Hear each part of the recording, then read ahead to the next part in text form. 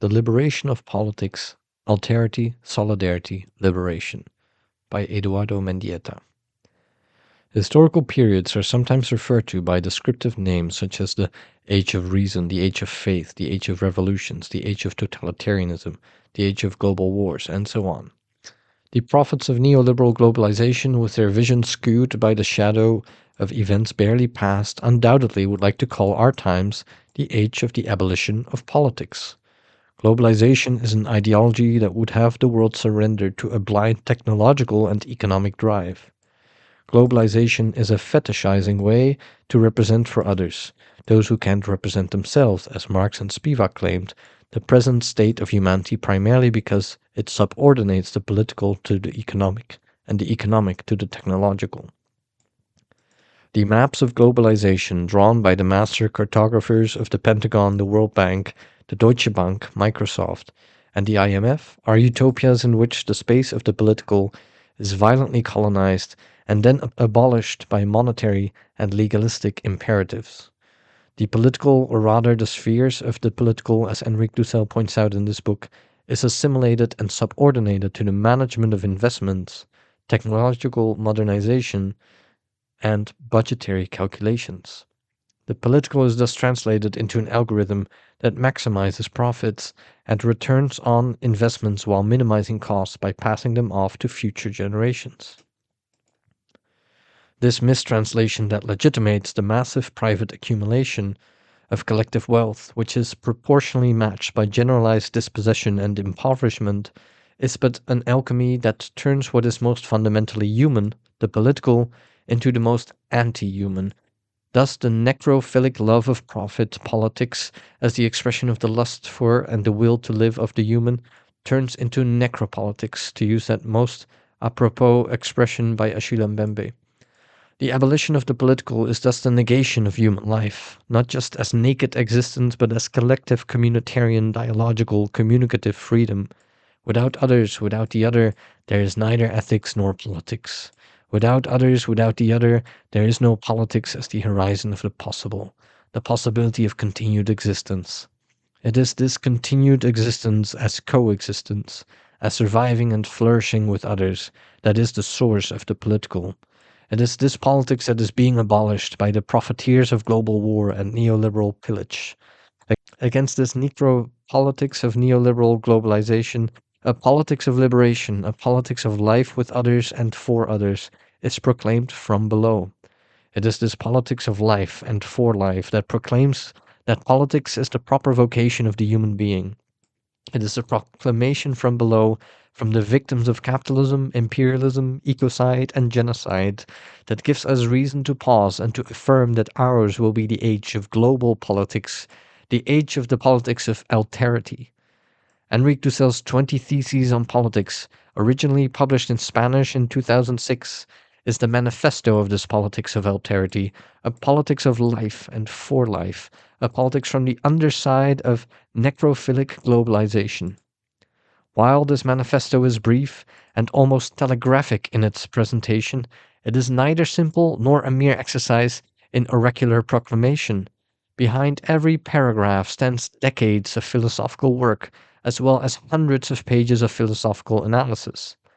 Dussel is unquestionably the best-known living philosopher from Latin America, and surely he is to have the most lasting effect on planetary thinking. His work, since its earliest formulations in the 1950s and 60s, was avowedly articulated as a philosophy of liberation. In 1975, he published Philosophy of Liberation, which summarized a decade of work on what at the time he called a deconstruction of ethics and an ethics of Latin American liberation.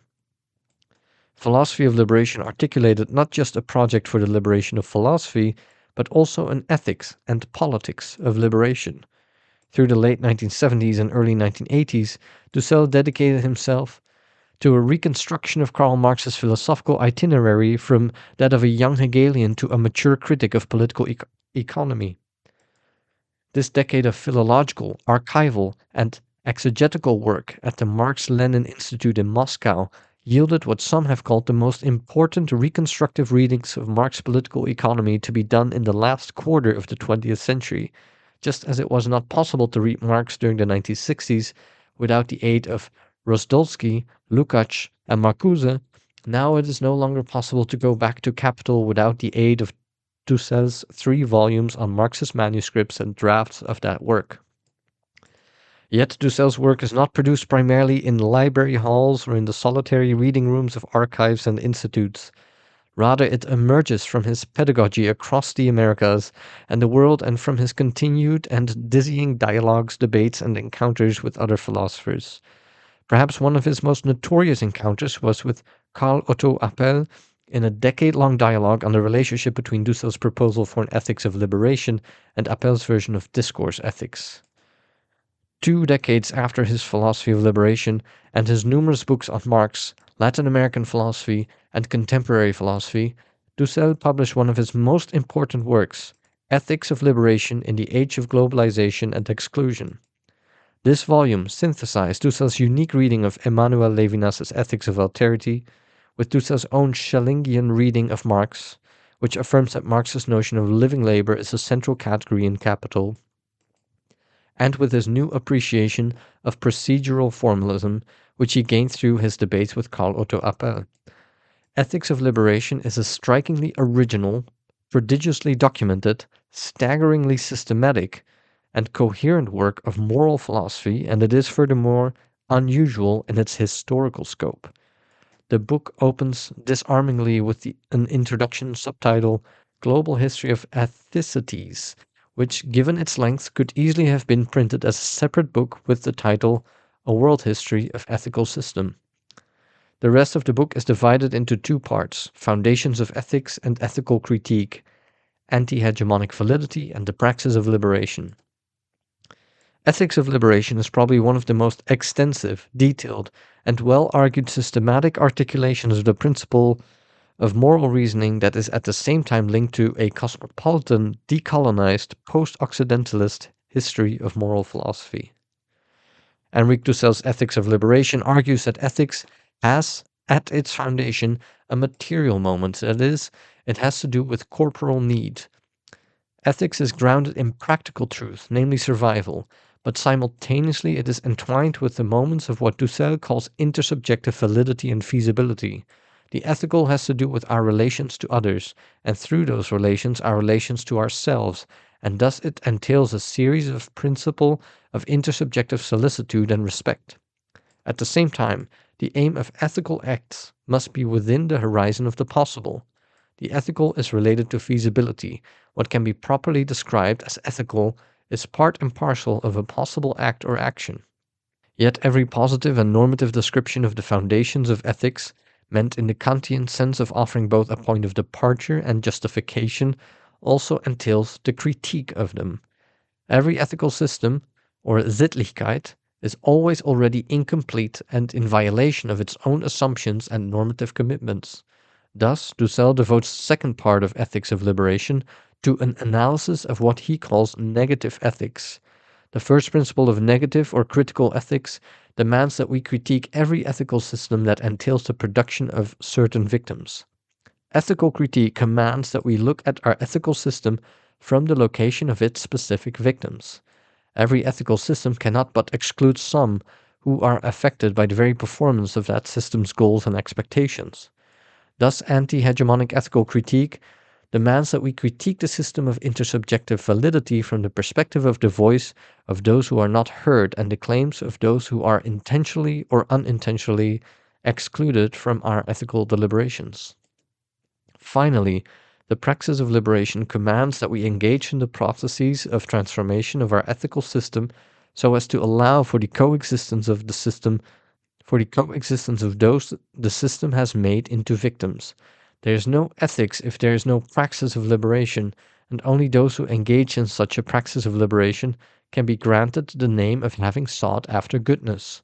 Thus, ethical goodness synergizes practical truth, intersubjective validity, and feasibility as enacted from the locus of the victims of each and every ethical system.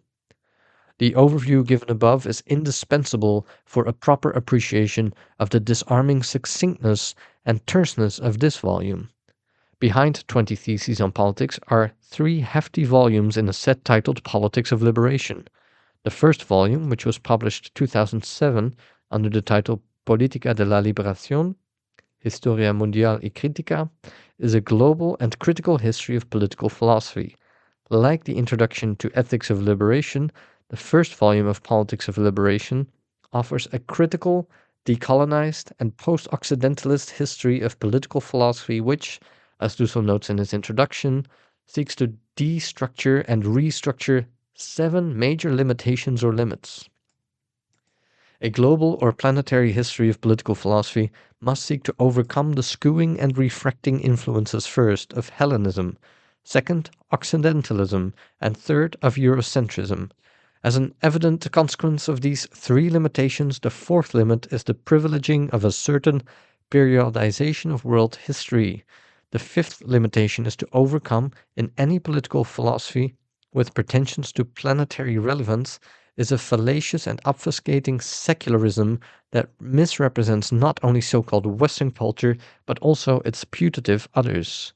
The 6th limitation to overcome is a hubristic theoretical and mental colonization that disowns and suppresses the political philosophical contributions of marginalized societies. 7th and finally, Dussel urges in this Politics of Liberation that a decolonizing, and planetary political philosophy must aim to denounce and correct the systematic exclusion of the Americas from the sociological, political, and philosophical narratives of the emergence of modernity. Volumes 2 and 3, respectively titled Politics of Liberation Architectonic and Politics of Liberation Critique, are scheduled for publication in 2008 and 2009, respectively. In addition to the first volume of Politics of Liberation, Dussel published in 2007 a collection of his essays entitled Hacia una filosofia politica critica. This compilation of some 20 essays produced since the publication of his Ethics of Liberation anticipates and elaborates aspects of the politics. Although 20 Theses on Politics is a synthesis and a summary of the 3 volumes of Politics of Liberation, it neither duplicates them nor offers their theoretical density and presentation as a monumental work of scholarly analysis and cosmopolitan scope. What 20 Theses on Politics does do, however, is to anticipate the general structure of the 3-volume Politics of Liberation. The first part of 20 Theses concerns the prevailing political order, for which Dussel lays out a positive description of the 3 normative principles of politics: the material principle, the formal or normative principle, and the principles of feasibility. Politics concerns the preservation, enhancement, and continuation of the life of the political community, the people. But it also concerns in an originary and simultaneous way the principles of communal recognition and political delegation, as well as the principles of political realization and actualization. The second part of 20 Theses is devoted to the development of the critical principles of a Politics of Liberation.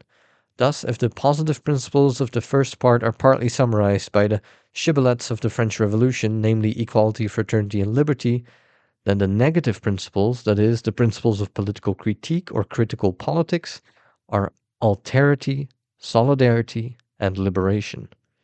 If the former begins with a positive and formal affirmation of the right to life of every political subject in fraternity and formal liberty that acknowledges those who are already treated as equals, then the latter begins from the negativity of the victims of any given political system. These victims could be those whose lives are made impossible by the ruling political system, or they may be victims because they are excluded from the processes of deliberation that endow representatives with political power, or they may be victims because their claims are ignored as either unrealistic, utopian, or unacceptable. 20 Theses on Politics also illustrates a major tenet of Dussel's philosophy, namely that there is no mere universality, but rather always a universal claim that is particularly and singly articulated. The abstract is not the most universal, and the concrete is the most universal.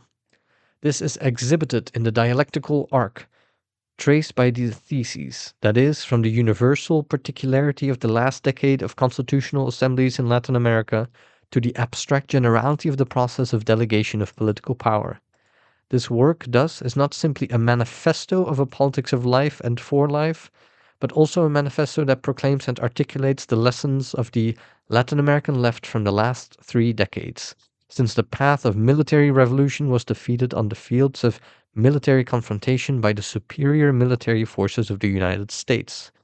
To the force of weapons, the left, that matured through the defeats of the 1980s and 1990s, has now learned to juxtapose the force of democratic elections and constitutional assemblies.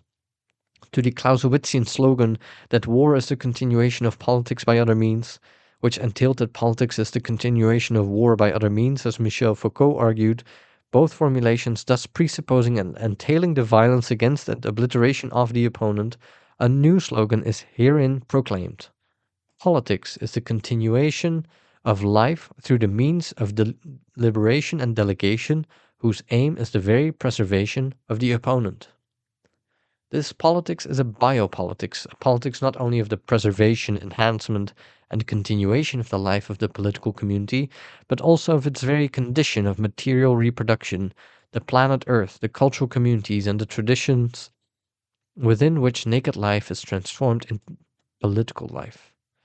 This book, then, is both a summary and an introduction to what will surely become Enrique Dussel's magnum opus.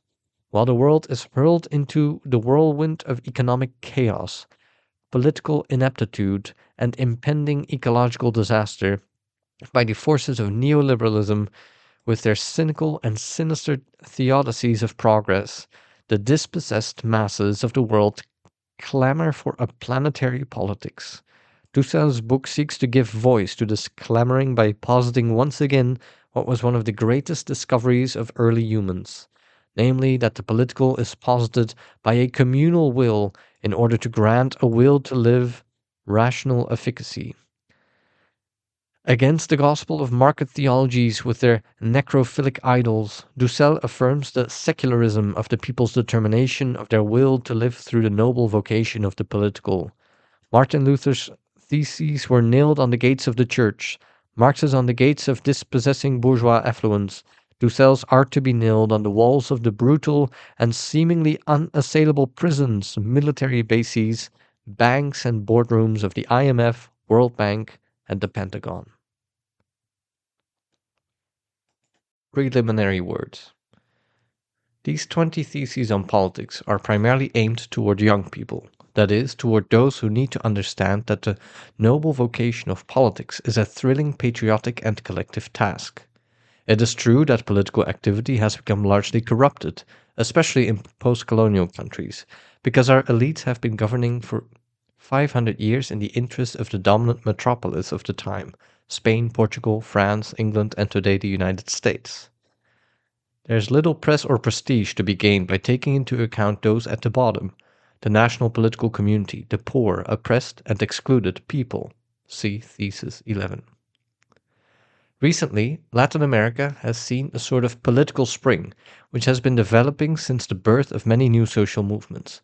The mothers of the Plaza de Mayo, the Argentinian piqueteros, the movements by the landless and by the coca farmers, the indigenous movements in Ecuador, Bolivia, Guatemala, and elsewhere, that have come together at the World Social Forum in Porto Alegre.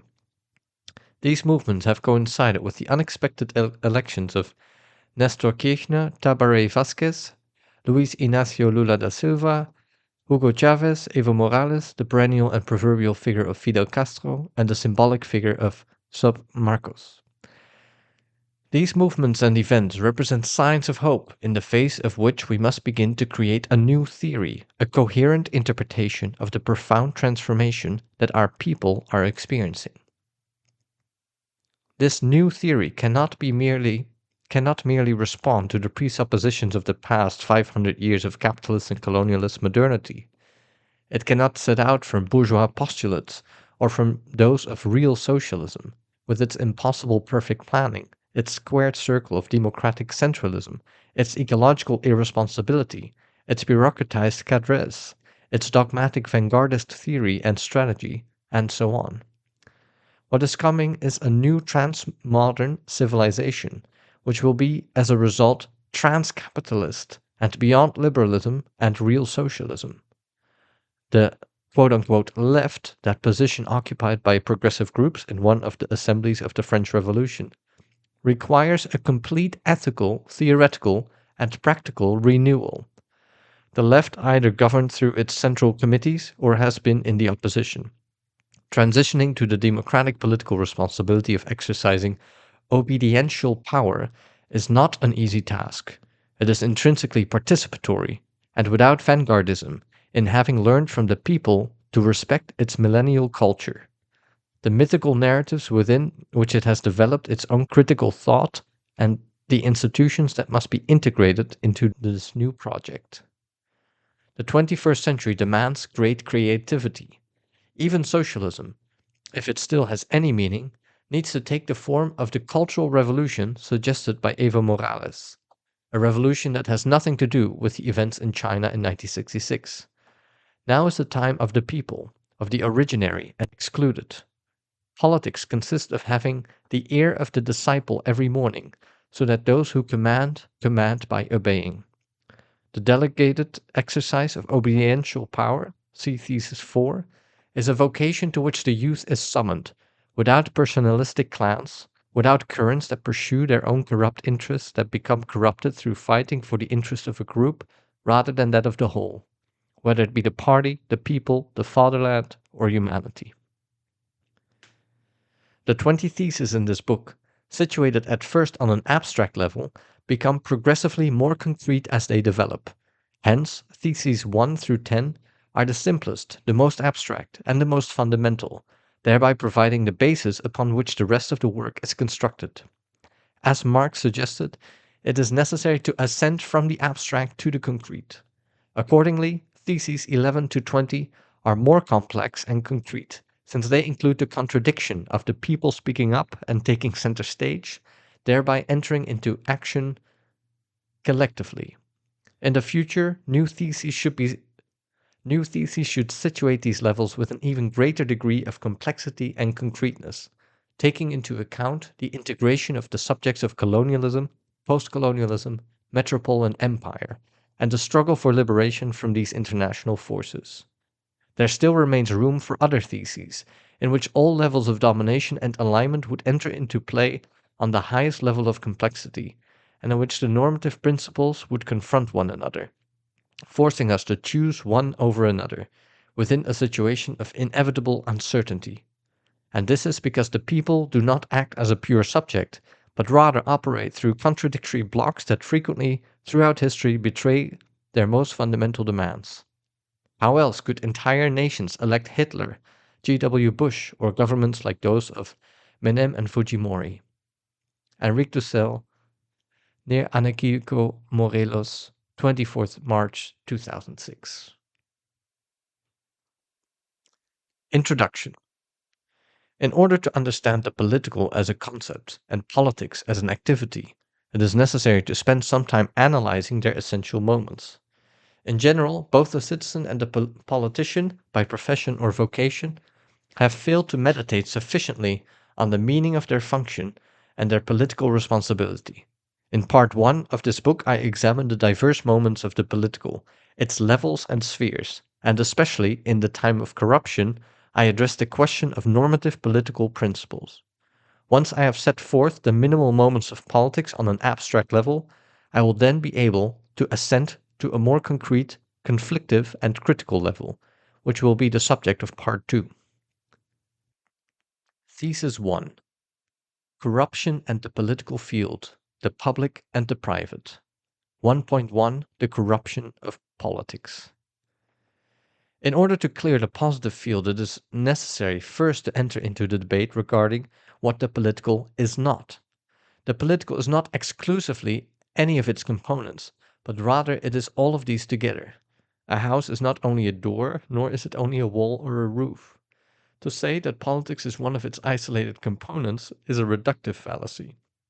We need to know how to describe it as a totality. When considered as a totality, we can see that there are bad houses, houses that do not allow one to live well, which are too small, which are useless, etc. The same goes for the political. The political as such is corrupted as a totality when its essential function is distorted or destroyed at its origin. In anticipating what I will explain later, I begin my reflection on the meaning of the political by first taking a detour that leads all political actions and institutions completely astray. This originary corruption of the political, which I will call the fetishism of power, consists of the moment in which the political actor, the members of the political community, whether citizens or representatives, believes that power affirms his or her subjectivity or the institution in which he or she functions, as a functionary, whether it be as president, representative, judge, governor, soldier, police officer, as the center or source of political power. This is how, for example, the state comes to be affirmed as the sovereign and as the power of last resort, and this represents the fetishism of the power of the state and the corruption of all those who seek to exercise state power defined in this way. If the members of a government, for example, believe that they exercise power through self-referential authority, that is, with reference to themselves, then their power has become corrupted. Why? Because all exercises of power through any institution, from that of the president to the police, or through any political function, when, for example, citizens meet in open town councils or elect a representative, have as their primary and ultimate reference point the power of the political community, or of the people in the strict sense. Failing to refer to this power, isolating oneself from it, or cutting the link between the delegated exercise of the determinate power of each political institution, arrow A in figure 2, and the political power of the community or the people, arrow B, results in the absolutization, the fetishization, and the corruption of the power of the representative fulfilling that function. This corruption, moreover, is double. It corrupts the governors who believe themselves to be the sovereign center of power, and it corrupts the political community that allows itself, consents, to become servile, rather than be an actor in the construction of the political. The corrupted representative can use fetishized power for the pleasure of exercising his or her will as ostentatious vainglory, as despotic high-handedness, as sadism towards his or her enemies, or towards the improper appropriation of goods and wealth. It does not matter what apparent benefits are granted to the corrupt governor, as what is worst is not wrongly acquired goods, but rather the diversion of his or her attention as a representative. From serving the community through the obediential exercise of power, the corrupt leader becomes the scourge of the people, their bloodsucker, their parasite, their moment of weakness, and even their death as political community. Any struggle for one's own interest, whether it be that of an individual, a dictator, a class, for example the bourgeoisie, an elite, for example Creoles, or a tribe, the heirs of old political compromises, represents the corruption of politics. 1.2. The political field. Every practical activity, events that are family related, economic, sporting, etc., also has as its respective field within which the actions, systems, and institutions appropriate to each of these activities are carried out. I will use the concept of a field approximately as it was used by Bourdieu. This category allows us to situate the various possible levels or spheres of political actions and institutions in which the subject operates as the actor with respect to a given function or as the participant in multiple practical horizons within which numerous systems and subsystems are structured, to use the terminology of Luhmann. These fields are carved out from the totality of the world of everyday life. Of most interest here are the practical fields.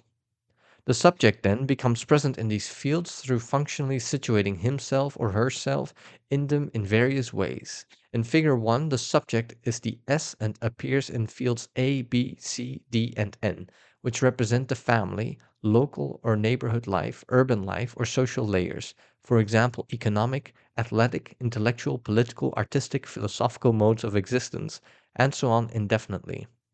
The everyday world is not the sum of all these fields, nor are the fields of the sum of their component systems.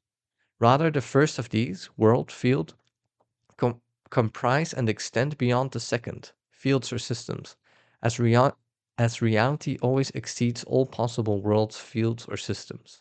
This is because in the end, all three modes are opened and constituted as dimensions of intersubjectivity, and also because subjects are always already immersed in intersubjective networks, that is, in multiple functional relationships in which they play the position of irreplaceable living material nodes.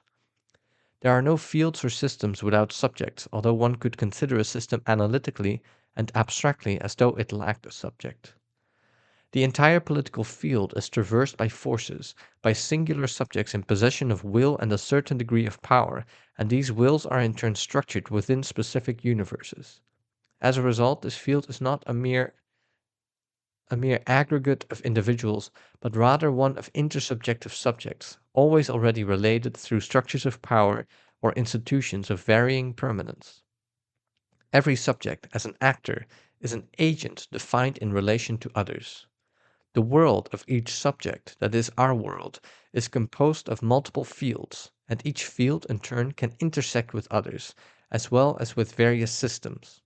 Subjects know how to behave in all of these fields and systems as each has cerebral maps that have provided a long apprenticeship in how to move about in these fields without committing practical mistakes. Notably, mistakes that make no sense within the hermeneutic horizon presupposed by each field. Each field has interest groups, hierarchies, and ways of maneuvering with respective symbolic, imaginary, and explanatory expressions. One could create then a topography or map of the location of these diverse forces with respect to which the subject knows how to act. See Table 1. But this field is not merely a text to be read, as Ricoeur would argue, nor is it a symbol to be decoded or an imaginary to be interpreted, since there equally exist set actions with specific purposes, which are then repeated in institutions and structured through consensus, alliances, and enmities. These fields, then, are practical structures of the power of will, as well as narratives to be understood through intersubjective practical reason. Fields are those political spaces characterized by cooperation, coincidence, and conflict. They are not, accordingly, passive structures, as in structuralism, but rather are spheres of interaction that can be not only distinguished from mechanical Cartesian, Newtonian, or Einsteinian logics, but also compared to the thermodynamic logic of complexity theory with its bifurcated or multifurcated and nonlinear social and political cause and effect relations. Every field is delimited. What falls outside the field is beyond its responsibility, and what falls inside the field is that which is defined as a component according to the rules that structure those practices permitted within the field. Its limits define the surface that determines the sphere of the normative fulfillment of its content, thus differentiating the possible from the impossible. As Karl von Clausewitz states, we are obliged to say that the political object of war is really situated outside the sphere of war. Unquote. Therefore, despite the fact that the fields of politics and war are distinct, the actor can cross from one to the other in an instant. Every field consists of various systems. The political field can be institutionalized through a liberal system, a system of real socialism, or a system of increasing participation, as is being attempted in the Bolivarian Revolution in Venezuela and in the process led by Evo Morales in Bolivia. Just as fields intersect, the economic field can intersect with the political field, so too do the systems present in each field the systems present in each field intersect with one another. The capitalist system can intersect with the liberal system or with a system of post-colonial elites educated in political dependency. The bourgeoisie in the English Revolution in the 17th century created a parliamentary political system that allowed the capitalist economic system to carry out the Industrial Revolution, a technological system materially subsumed within the capitalist system. As we can see, these distinctions are much more appropriate than Althusser's instance, which is the standard Marxist interpretation. 1.3. The private and the public. The distinction between private and public refers to various positions or modes of exercising intersubjectivity. Intersubjectivity is the context for existence and meaning where the objectivity of actions and institutions develops.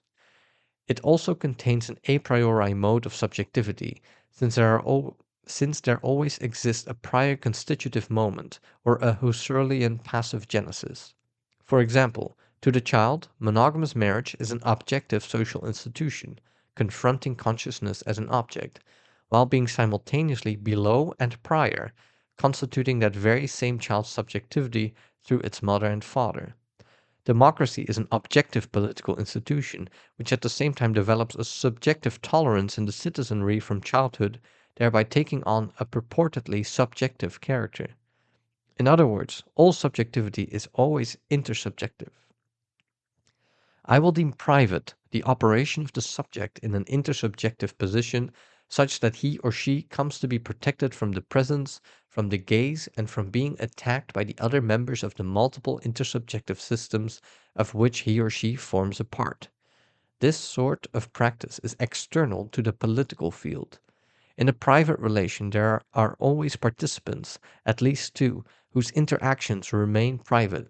These are participants in the sphere of those who are the closest to us, of relatives. This is why, on the systemic institutional level, one frequently speaks of the family or of those within the walls of the home, namely the walls that separate us from the foreign, the beyond, and the outside, and from the elements and those dangerous things that in primitive times terrorized human beings. The public sphere, on the other hand, is the mode that the subject adopts as an intersubjective position in a field with others, a mode that allows the subject to operate as an actor whose roles or actions are represented before the gaze of all other actors. These roles are in turn defined with reference to the foundational story or narrative, the whole libretto of a given political system. To enter the public sphere is to leave the private sphere, a privacy in which the theatrical set no longer exists and in which one ceases to be an actor and ceases role playing, although roles do exist in some sense in the private sphere. There are then limits, lines, and thresholds, which are continually being crossed and surpassed, either in fulfillment or in transgression of the rules. The public is the sphere of the ostensible, and as such the most public place imaginable is that of the representative political assembly, seen and observed responsibly by the represented, who rightfully judge whether or not their interests are correctly represented. Since the time of the Greek agora or the Great Council of Venice, politics has been synonymous with the public. That which is done by the politician, qua politician, in the obscurity of the non-public, but which videos can occasionally make public for all to see, is corruption, insofar as it conceals from the represented, from the community, acts that would be unjustifiable in the public light. Public opinion, on the other hand, is the means by which the political public sphere is nourished. Part 1. The prevailing political order. In part 1 of this book, I seek to describe the architectonic moments, the minimum necessary and sufficient conditions of all possible political orders. Everything I describe here will serve as a foundation that I then deconstruct in part 2, theses 11 to 20. Do not therefore think of me as being merely a conservative, passive, or non-conflictive thinker.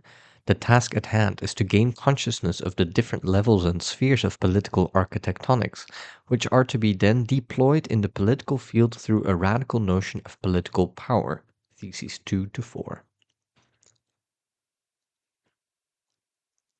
Thesis 2. The political power of the community as potentia. 2.1. The will to live. The human being is a living being. All living beings are herd animals, and the human being is a collective being by origin. Since human communities have always been threatened by their vulnerability to death and to extinction, such communities maintain an instinctive desire to remain alive. This desire to live of human beings in a community can be called a will. The will to live is the originary tendency of all human beings. And I offer this notion as a corrective to Schopenhauer's tragic formulation and the dominating tendency of the will to power of Nietzsche or Heidegger. In Eurocentric modernity, since the invasion and subsequent conquest of America in 1492, political thought has generally defined power as domination, a definition that is already present in Machiavelli, Hobbes, and many other classic writers, including Bakunin, Trotsky, Lenin, and Weber, each of whom, however, makes important conceptual distinctions. To the contrary, contemporary social movements require from the outset a positive understanding of political power, which nevertheless bears in mind that this power is frequently fetishized, corrupted, and denaturalized as domination. The will to live is that positive essence, that content as a force and as a capacity to move, to restrain, and to promote. At its most basic level, this will drives us to avoid death, to postpone it, and to remain within human life. Toward this end, the living being needs to grasp or to invent the means of survival to satisfy its needs. Such needs are negativities. Hunger is the lack of food, thirst is the lack of drink, cold is the lack of heat, ignorance is the lack of cultural knowledge, etc., which must be negated by the existence of basic goods. Nourishment negates hunger. Negation of the prior negation is an affirmation of human life. To be able to take hold of and use such goods to guarantee the means for survival is already power. One who is not able lacks the capacity or faculty to be able to reproduce or improve her or his life through the fulfillment of the necessary mediations. A slave does not have power in the sense that slaves are not able, through their own will, as they are neither free nor autonomous, to carry out actions or institutional functions in their own name and for their own good. In this sense, in terms of the content and motivation of power, the will to live of the members of a community or of the people is already the fundamental material determination of the definition of political power. That is, politics is an activity that organizes and promotes the production, reproduction, and enhancement of the lives of the members of that community.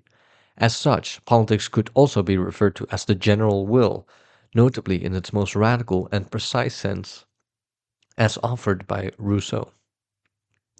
2.2 Rational Consensus. But the wills of each of the members of the community could also be directed toward the acquisition of their multiple and opposing private interests. And in this way, the potency or strength of the will of the individual can annul that of others, thereby resulting in impotence or a lack of power. On the other hand, if these wills were able to join together their objectives, their purposes, and their strategic ends, then they would achieve, by organically combining strength in a common will to live, a higher degree of power as potential, potentia. The possibility of uniting the blind force of will is the proper function of practical discursive reason. The community, as linguistic and communicative, is one in which its members can provide reasons to other members in order to arrive at agreements.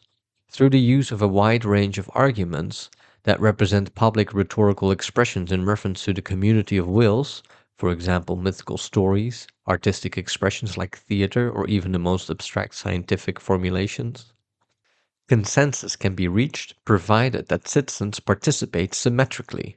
Such consensuses, which are occasionally unintentional but accepted by tradition and as such are no less valid, result in a convergence of wills toward a common good, and this is what we can properly term political power.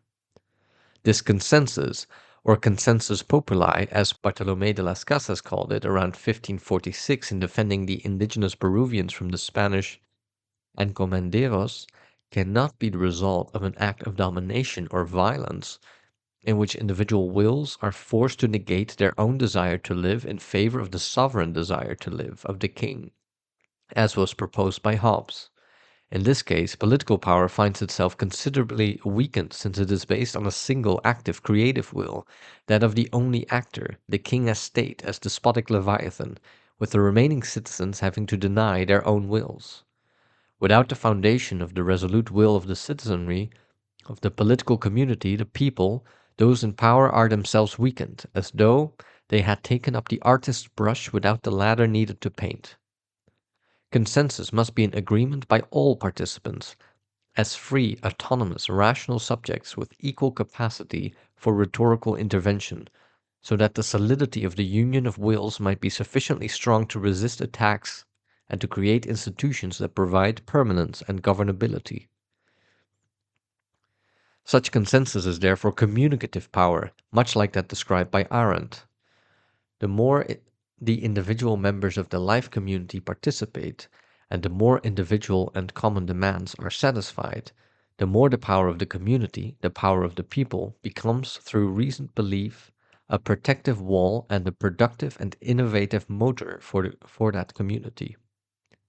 Liberalism affirms the priority of this formal moment of the autonomy and liberty of citizens, since Locke, and right-wing politics affirms the primacy of the will, of a more or less irrationalist vitalism, as in the case of Schmitt. What we need to do is to connect both determinations as mutually constitutive and as lacking any determination in the final instance. 2.3. The feasibility of power.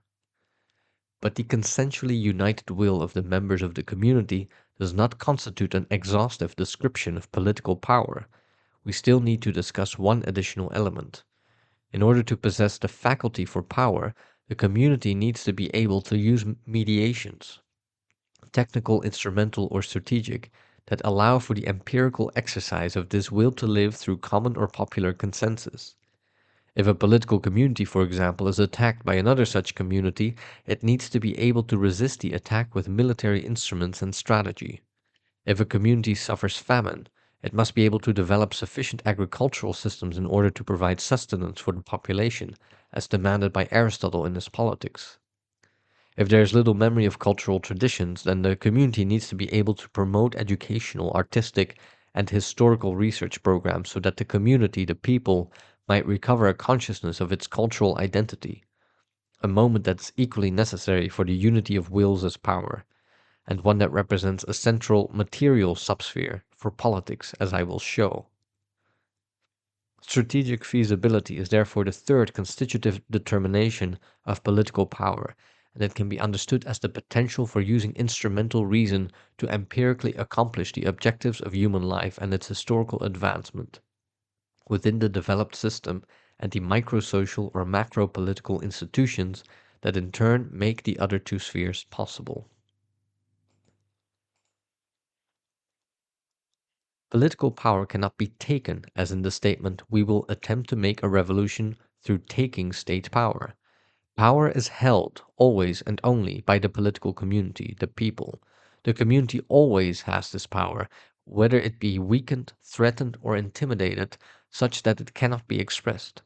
Those who possess pure force, violence, the exercise of openly despotic or ostensibly legitimate domination, as in Weber's description of power, have only a fetishized, denatured, and spurious power, which, despite being called power, consists instead of a violence that is destructive of the political itself. Totalitarianism is the exercise of power through non-political police or quasi-military means, which cannot awaken in the citizenry that strong consensual union of wills motivated by free reasoning and discussion that properly constitutes political power. I will therefore use the term potentia to refer to the power that is a faculty or capacity inherent in the people as the final instance of sovereignty, authority, governability, and the political. This power as potentia, which spreads like a network over the entire political field, and within which every political actor is a node, to use a category proposed by Castells, develops on various levels and in various spheres, thereby constituting the foundation and essence of all that is political. One might even say that the political is the development of political power in all its moments.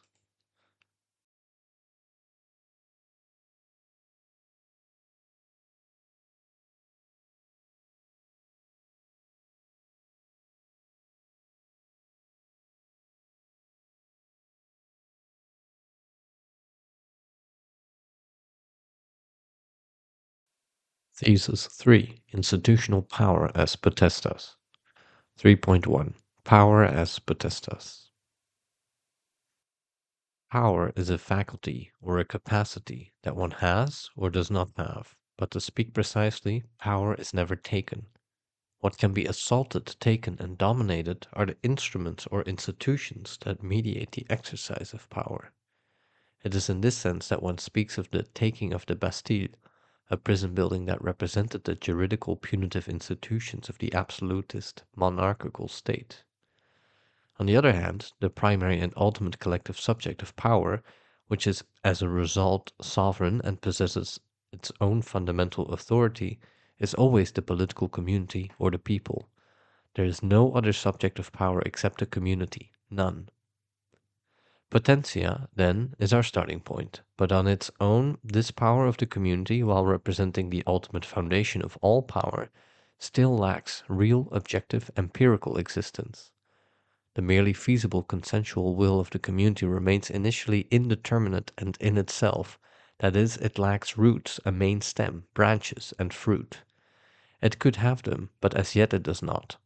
The seed is a tree in itself, prior to having manifested itself, realized itself, grown, and appeared in the light of day. In the same sense, power as potentia, in its double sense as strength and as future possibility, while serving as the foundation of all political power, if not actualized through political action involving power, or institutionalized through all those political mediations required to fulfill the functions of the political, remains merely potential, like a non-existent possibility. If potentia is power in itself, then potestas is power outside itself, but not necessarily for itself, as we will see. We have illustrated this originary ontological scission with arrow A on figure 2. The process of passing from a fundamental moment, potentia, to its constitution as an organized power, potestas, begins when the political community affirms itself as an instituting power, but not yet instituted, as Castoriadis suggests, thereby deciding to heterogeneously organize its functions in order to accomplish diverse ends. In the primitive clan, there could have been a certain degree of originary indifferentiation, but even then this was not complete. Everyone could fulfill all of the functions, because these did not require too much technical experience, and because there was little development. In the face of the political complexity of the Neolithic period, however, the appearance of cities required a massive number of occupations and professions, and as a result, politics gave rise to multiple institutions, that is, power as potestas appeared. The necessary institutionalization of the power of the community, of the people, constitutes what we term potestas. The institutionalized community is one that, having created the mediations that make possible the exercise of potestas, splits off from the merely undifferentiated community. This is a scission between potentia and potestas, in other words, between the power of the political community as central, original, and fundamental, the hidden ontological level, and the heterogeneous differentiations of functions through institutions that allow power to become real, empirical, and feasible, which allow it to appear as a phenomenon in the political field.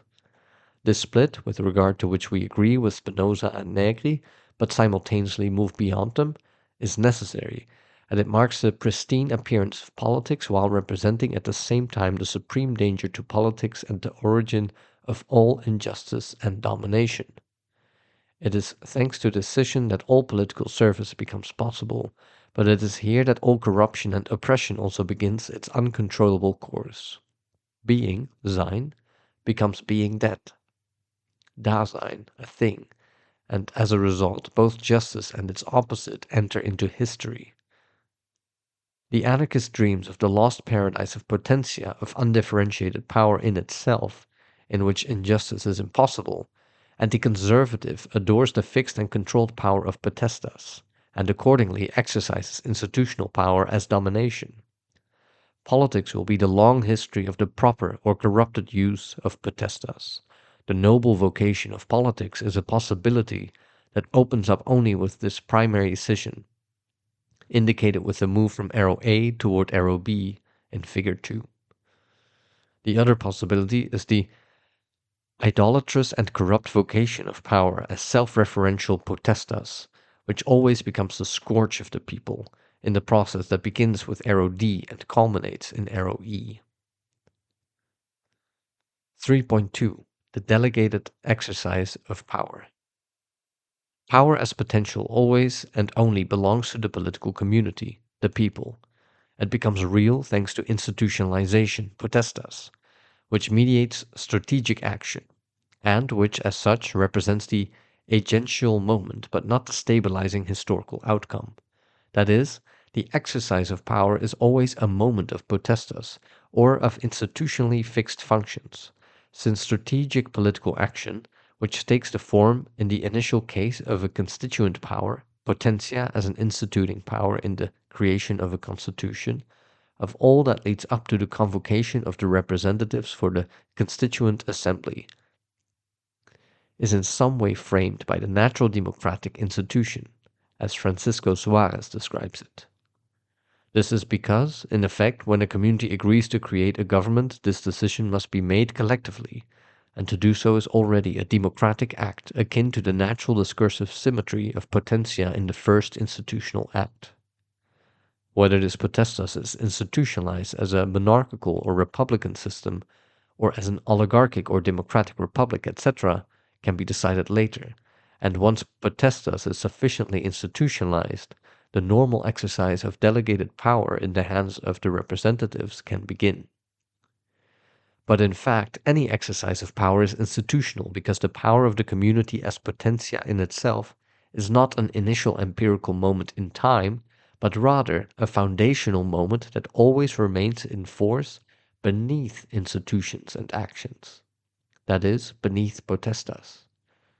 When one speaks then of the exercise of power, it means that this power is actualized as one of its institutional possibilities, and like all mediation, it is heterogeneously determined. The exercise of electoral power as a citizen is not the same as the exercise of presidential power as the head of government. Both, however, are an exercise or an actualization, that is, the phenomenal appearance of an action in the political field or an institution fulfilling a function through its operator. Institutional exercise, then, is not power as potentia. The community possesses the originary and ontological faculty of power, but any actualization of that power is institutional and thereby delegated. The slogan "All Power to the Soviets" draws us toward the direct and fully participative democracy of the community in possession of potentia. Regardless, while the Soviets already represented a certain minimal degree of institutionalization, they lacked some essential institutional levels. The Soviets were a potentia that did not want to become alienated as potestas, and as a result the effort failed categorically. With the birth of real or actually existing socialism in the Soviet Union in 1921, in which the Soviets remained in name only, potestas was excessively consolidated and passed from a situation of quasi-anarchism, in which potentia is always idealized, to a totalitarian organization of potestas. Neither the first position of lack nor the second of excess is adequate. That is, the community cannot permanently behave as a substantive and unanimous collective actor through direct democracy. This is the ideal moment of the postulate, but it remains empirically impossible, and since the community acts in a differentiated manner through each of its members. During the Paleolithic hunt, one member of the party would give the signal to begin the hunt, others frightened the prey, others brandished arms in appropriate places, others specialized in the use of traps, and still others distributed the catch proportionately among the hunters. This functional differentiation allowed them to achieve higher and more complex objectives, and the same can be said of the delegated exercise of political power. Delegation implies that one is to act in the name of all, universality, through a differentiated function, particularity, undertaken through individual attention, singularity. The singular, private exercise of an action is that which is carried out in one's own name. The delegated, public exercise of an action is carried out as a function of the whole, and the foundation of this exercise is the power of the community, as potentia. Those who exercise power in this way do so through others with regard to origin, as mediation with regard to content, and for the other with regard to purpose. Arrow C in Figure 2. 3.3. Potestas as objectification, alienation. In the economic field, the living labor of the worker is objectified in the value of the product. This objectification, through which, by being transformed into another thing, the labor becomes alienated, can be understood as similar to the coagulation of blood, since blood is the symbol of life in Semitic thought. Similarly, in the political field, the power of the people, potentia, is objectified and alienated in the system of political institutions produced historically throughout the millennia for the exercise of that power, as potestas. To speak of the objectification of a collective subjectivity like that of the political community necessarily implies a certain degree of estrangement, a loss of immediate identity, and a move toward mediated differentiation. Mediation is necessary since the reproduction of life is impossible without institutions and systems, e.g., agriculture and shepherding, since no legitimacy can be accepted without intersubjective agreements, and since political power is impossible without these prerequisites. But at the same time, this mediation remains opaque and non-transparent, as simultaneously necessary and ambiguous as representation, and indeed all institutions. Like all mediation, potestas as the sum of institutions is therefore ambiguous. Its normative meaning as justice or its cynical use as violent force exist in an originary state in which necessary discipline always represents a certain form of the compulsion of pleasure, and as such could be interpreted as repression. However, by its nature and in the first moment of its creation, the institutions of potestas generally respond to some popular demands.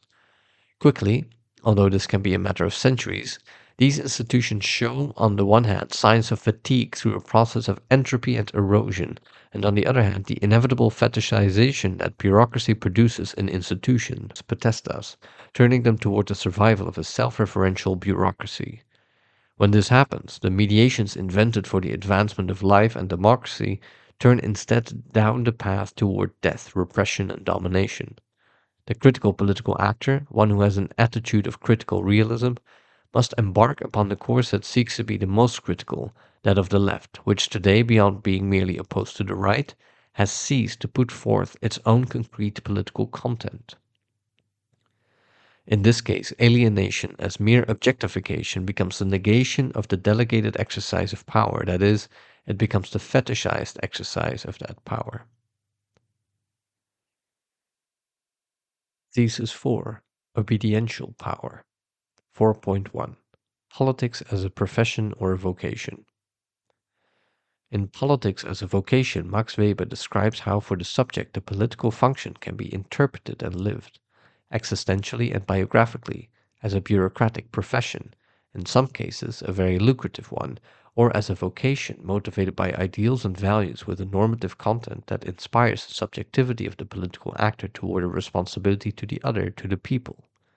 Today, at the beginning of the 21st century, politicians, representatives elected for the exercise of institutional power or potestas, represent elitist groups that have become progressively corrupted, notably in light of the enormous erosion of 20th century revolutions, the failure of many political movements encouraged by grand ideals, and the economic crisis, and in a context marked by the increasingly difficulty for young people to find fixed salary positions due to increasing structural unemployment.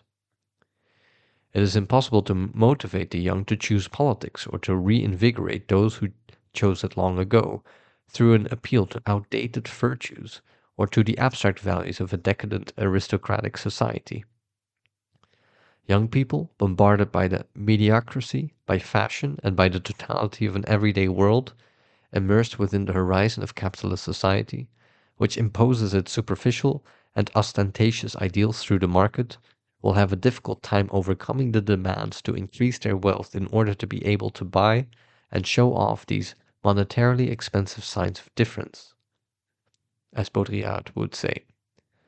It is not impossible then to imagine that those who choose the profession of politics might quickly accept the Faustian bargain and sell their soul to the devil of fetishization by using the exercise of power for their own individual or group purposes. This is the birth of politics as a profession and political parties as electoral machines that impose their bureaucratized candidates to benefit their own party.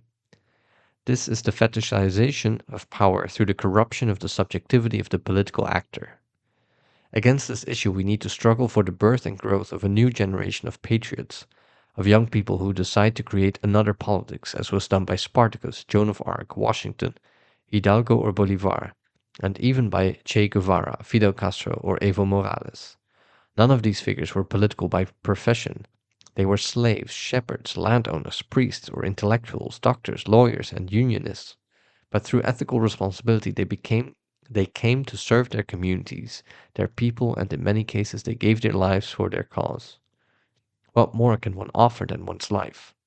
Those who survived demonstrated an incorruptible fidelity to the delegated exercise of power in favor of their people. They did not flaunt delegated authority in order to increase their prestige or wealth. Their glory, still greater for having been persecuted by the enemies of the people who they liberated, consists of their efforts to be faithful to the end in perseverance to their vocation. Vocation, from the Latin verb vocare, means to be called upon, to complete a mission. The one who calls is the community, the people, and the one who is called feels summoned to assume the responsibility of service. All happiness to those who faithfully fulfill their vocation. Cursed be those who betray it, because they will be judged either in their own time or by history. On September 11, 1973, Augusto Pinochet seemed to be an untouchable and demiurgic hero, and the humiliated democratic and popular leaders like Salvador Allende died in his armor-plated hands. In 2006, Pinochet was on trial, not just for being a dictator, but for robbing the people. Also on trial were his wife and children. Who would have suspected this at the time of the coup d'etat, when he was supported by Henry Kissinger and all of the powerful leaders of the West? Carlos Menem and Carlos Salinas de Gortari will enjoy the same luck. 4.2 Power as Obedience. Those who lead are representatives who must fulfill a function of potestas.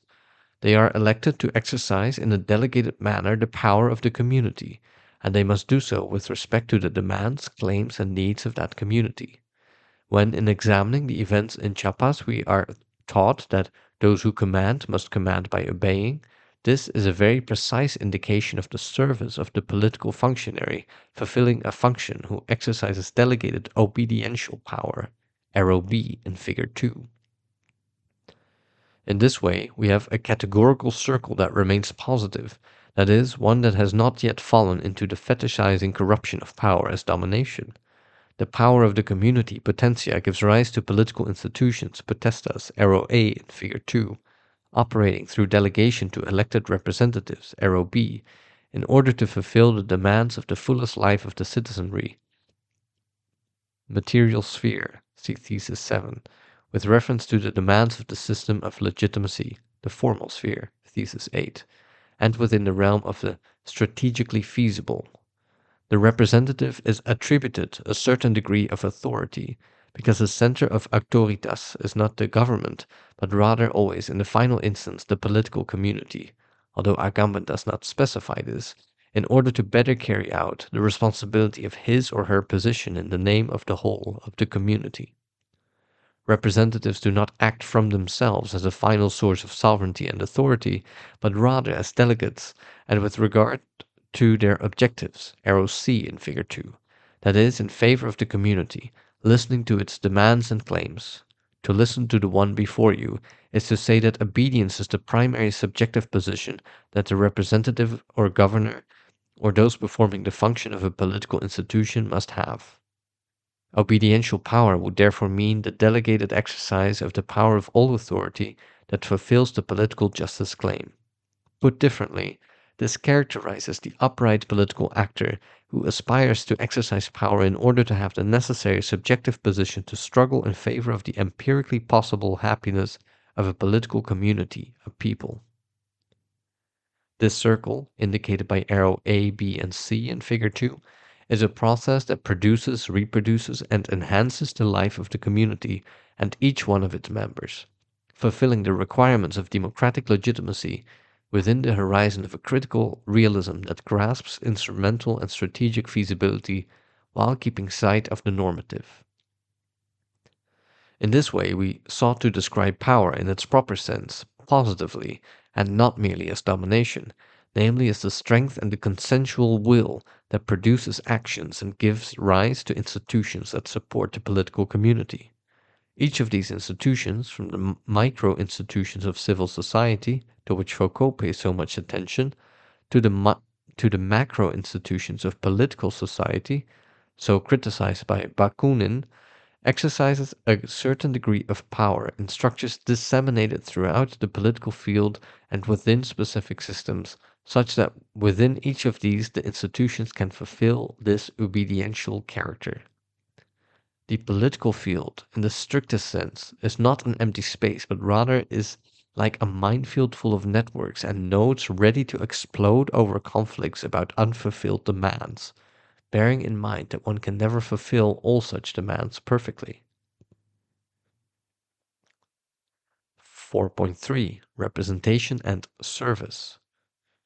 The representative, as the name indicates, represents the citizen qua member of the political community who, upon electing the representative, thereby constitutes his or herself as the represented.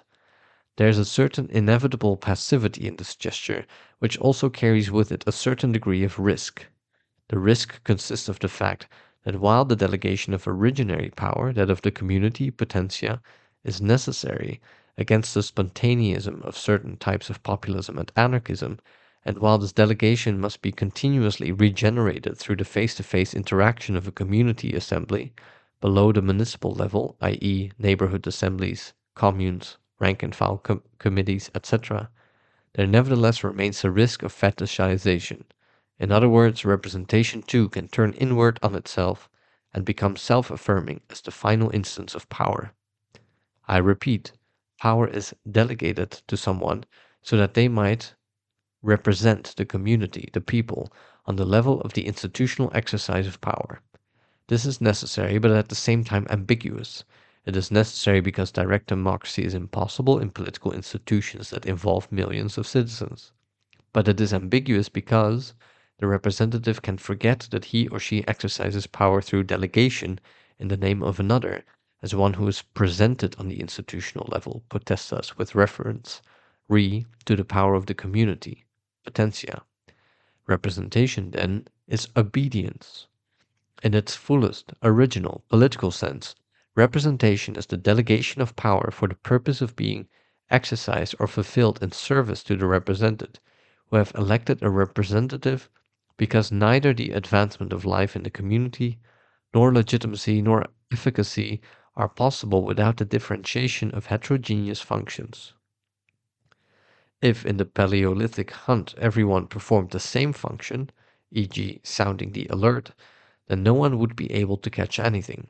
Or if each person merely performed the function that they preferred, the result would be chaos, and the hunters would never be able to capture the swift rabbit or the fierce lion.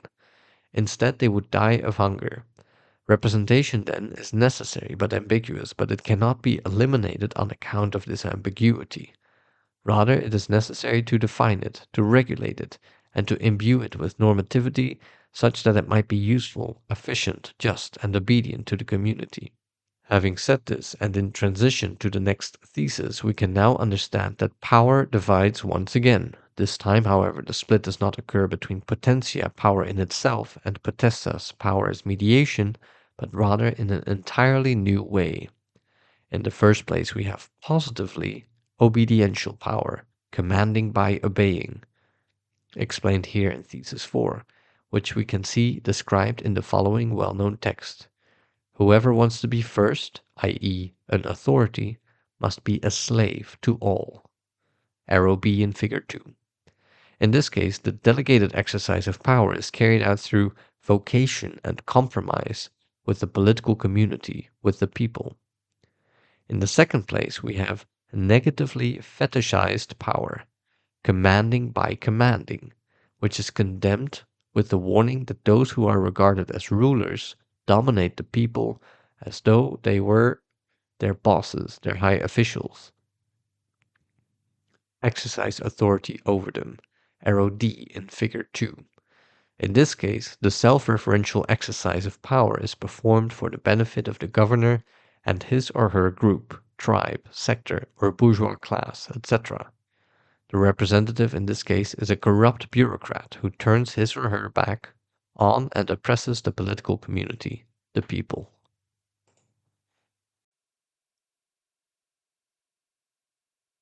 Thesis 5. The fetishization of power. Power as domination. 5.1. What is fetishism? The strange word fetishism comes from Portuguese, in which feitiço means done, in the sense that things made by the hands of man are idols. Fetishism is similar to idolatry, as both terms refer to the making of gods through the imaginative control of the human being. These gods are made, but then are worshipped as divine, as absolute, and as the origin of all else. And it was for this reason that the young Karl Marx, under the restricted press freedom of the despotic Prussian king, wrote this magnificent text, quote, "We will do what we like," says the government. Sic volo sic jubeo stat pro ratione voluntas. It is truly the language of a ruler, Herrschersprache.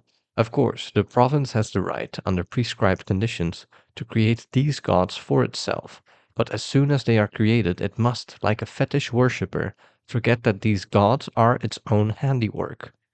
We are confronted here with the peculiar spectacle, due perhaps to the nature of the provincial assembly, of the province having to fight not so much through its representatives as against them."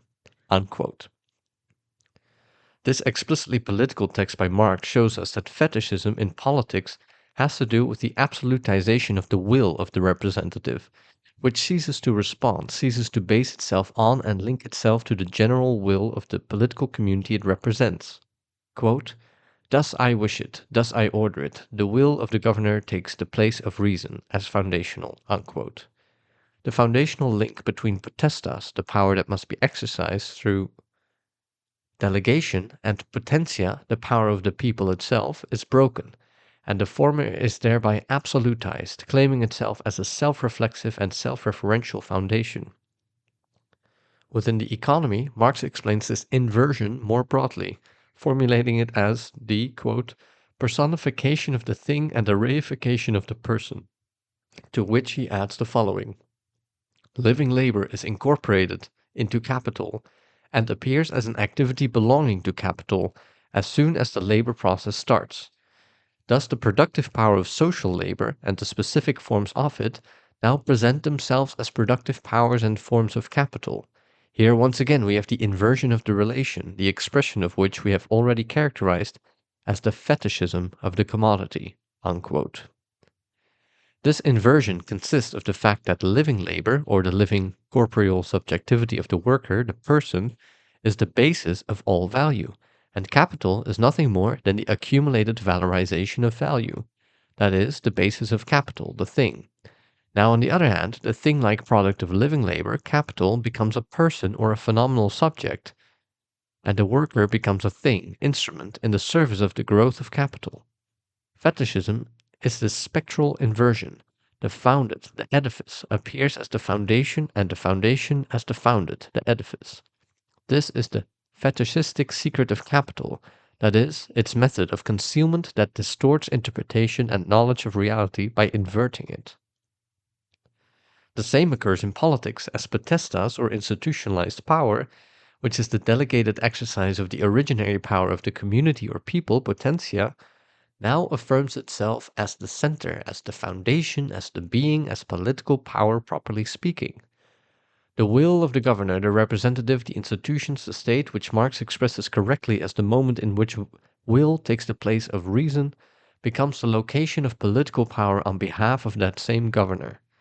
Quote, "Those who command, command by commanding, and they command the obedient, as required by Weber." Potentia has been depotentiated and has become a passive mass that receives orders from political power, dominant classes, powerful elites, political institutions, the state, the Leviathan. Potestas has been deified, separated from its origin, indicated by arrow A in figure 2, and self-referentially turned in upon itself. Arrows A, D, E illustrate this fetishist movement.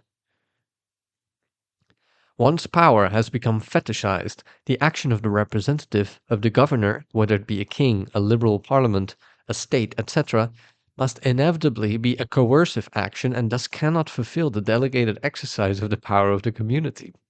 This, as I mentioned, represents the predominant understanding of power from the perspective of colonialist modernity and empire since Hobbes. However procedural the elections and however much institutions like the popular election of representatives appear to have been fulfilled, this is still only the self-referential exercise of despotic authority. Representation itself has become corrupted and election yields coercion. All of politics has been inverted or fetishized.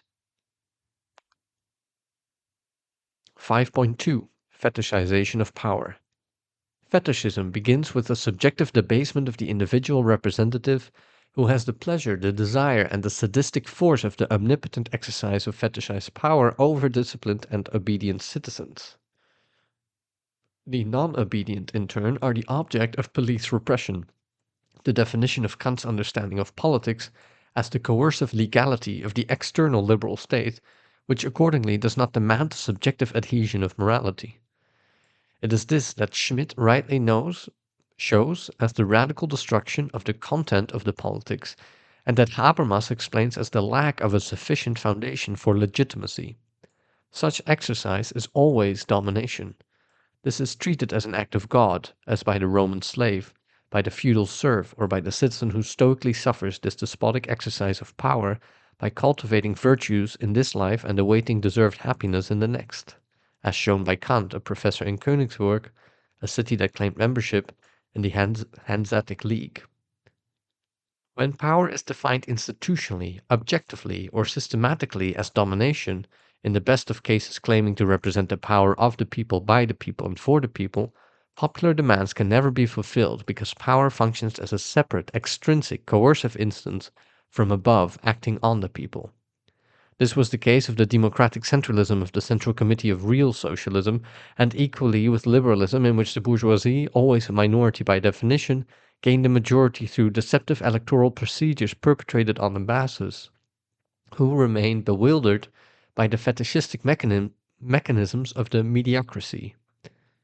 In effect, the originary power of the community, the people, potentia, is expropriated from it and proclaimed to serve it from without, from above, like an eagle, and also like a monster, like the Leviathan, leading the people to exclaim, "Have all the workers of iniquity no knowledge, who eat up my people as they eat bread?" Psalm 14:4, a passage to which Marx, who was from a family of Jewish rabbis from Trier, often turns. 5.3 Derivations of the fetishization of power. The fetishization of power, as we have seen, consists of a will to power as domination of the people, of the majority, of the weakest, of the poor. All other definitions must be rejected as idealistic, insufficiently realistic, moralistic, and ineffective. In this case, politics is the art of exercising power over antagonists who are subjected, at best hegemonically, to the will of fetishized institutions in favor of some particular members of the community or, in the case of post-colonial countries like those of Latin America, for the benefit of metropolitan states. This same fetishized power, since it cannot base itself on the strength of the people, must support itself through groups that violently subjugate that very same people, or must rely on metropolitan imperial powers when the dominant consensus has lost its effectiveness in producing the obedience of the masses, that is, when Weberian legitimacy is no longer accepted. Carlos Menem and Carlos Salinas de Gortari were both very highly regarded in the United States, also at the World Bank and at the IMF. They behave despotically toward those below and submissively toward those above. They are the viceroys or provincial governors, but not kings. In order to be able to exercise self-referential power, the fetishization of potestas, it is necessary to have previously and to continue to weaken the originary political power of the community, potentia. Potestas destroys potentia, arrow E in figure 2. That is, it divides the community, it impedes the construction of a consensus from below, and it sows conflict. As the fetishist adage states, divide and conquer. Self-referential power can only triumph if it destroys the originary and normative power of all politics, the power of the political community. This is why dictators, Hitler and Pinochet on one side, and Stalin on the other, bearing in mind the differences between the two, repressed the citizenry, civil society, the political community, the people. Nothing and no one could provide a foundation for anti-democratic action. Fetishized power is essentially anti-democratic, as we will see, because it is self-grounded on its own despotic will. Fetishized power expects compensation. In the feudal world, for example, publicly recognized honor was the fruit of the despotic exercise of the power of the feudal lord over the serfs and the cities. Their will to power was satisfied by political and religious power over the domain. In capitalist society, on the other hand, in which capital serves as the supreme value, triumph is measured according to the increasing wealth of the citizens. Wealth is the payment afforded to those who surrender their lives to the profession of politics, as a prominent member of a party or as a representative in Congress, when power has become corrupted and fetishized. And while salaries, however high, are never enough to the boundless avarice that gloats over the exercise of limitless power, the accumulation of wealth through illegitimate means quickly presents itself as a possibility. Furthermore, the subjective corruption resulting from the theft of public goods, through illegal enrichment such as the discovery of $60 million in a Swiss bank account on behalf of a nepotistic politician, corruption as robbing the people of Mexico, and the will to dominate that such corruption entails surreptitiously slides toward the sexual domination of the subaltern woman. I am speaking here of an unconscious subjective confusion in which the libido or pleasure at exercising despotic power over the other, the avarice of accumulating their goods, and the erotic domination of their bodies all intersect with one another. The political bureaucracies of parties become corrupted when they use those mediations necessary for the exercise of power toward their own ends. They cease to be representatives who act through delegation and instead become despots who demand that the people pay homage to their authority. The inversion is repeated. Instead of the people being served by the representative, they become its servant.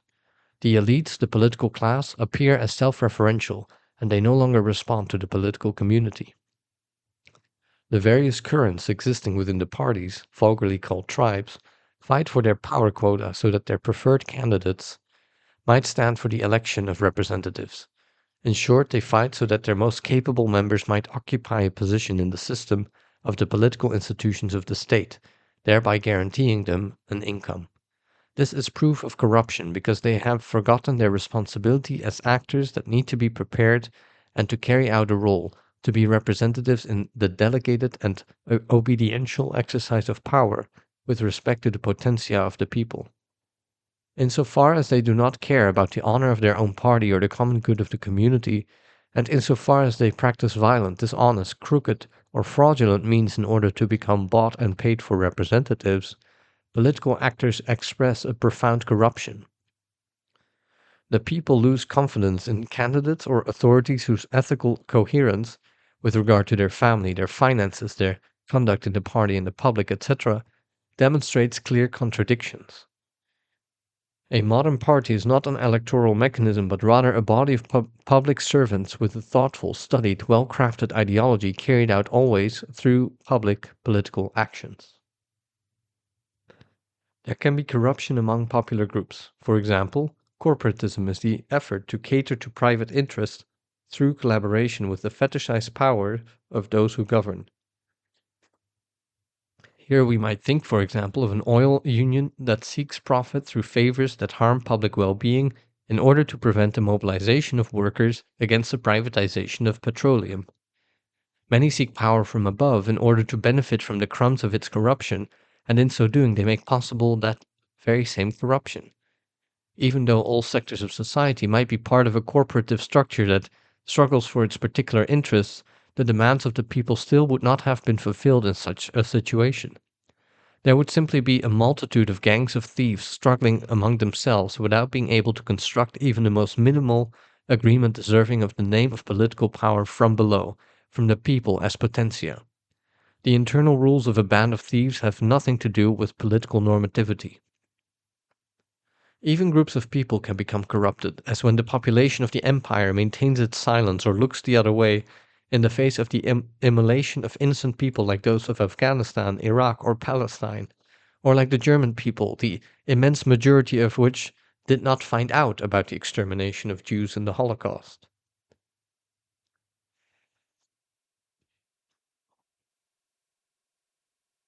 Thesis 6: Strategic Political Action.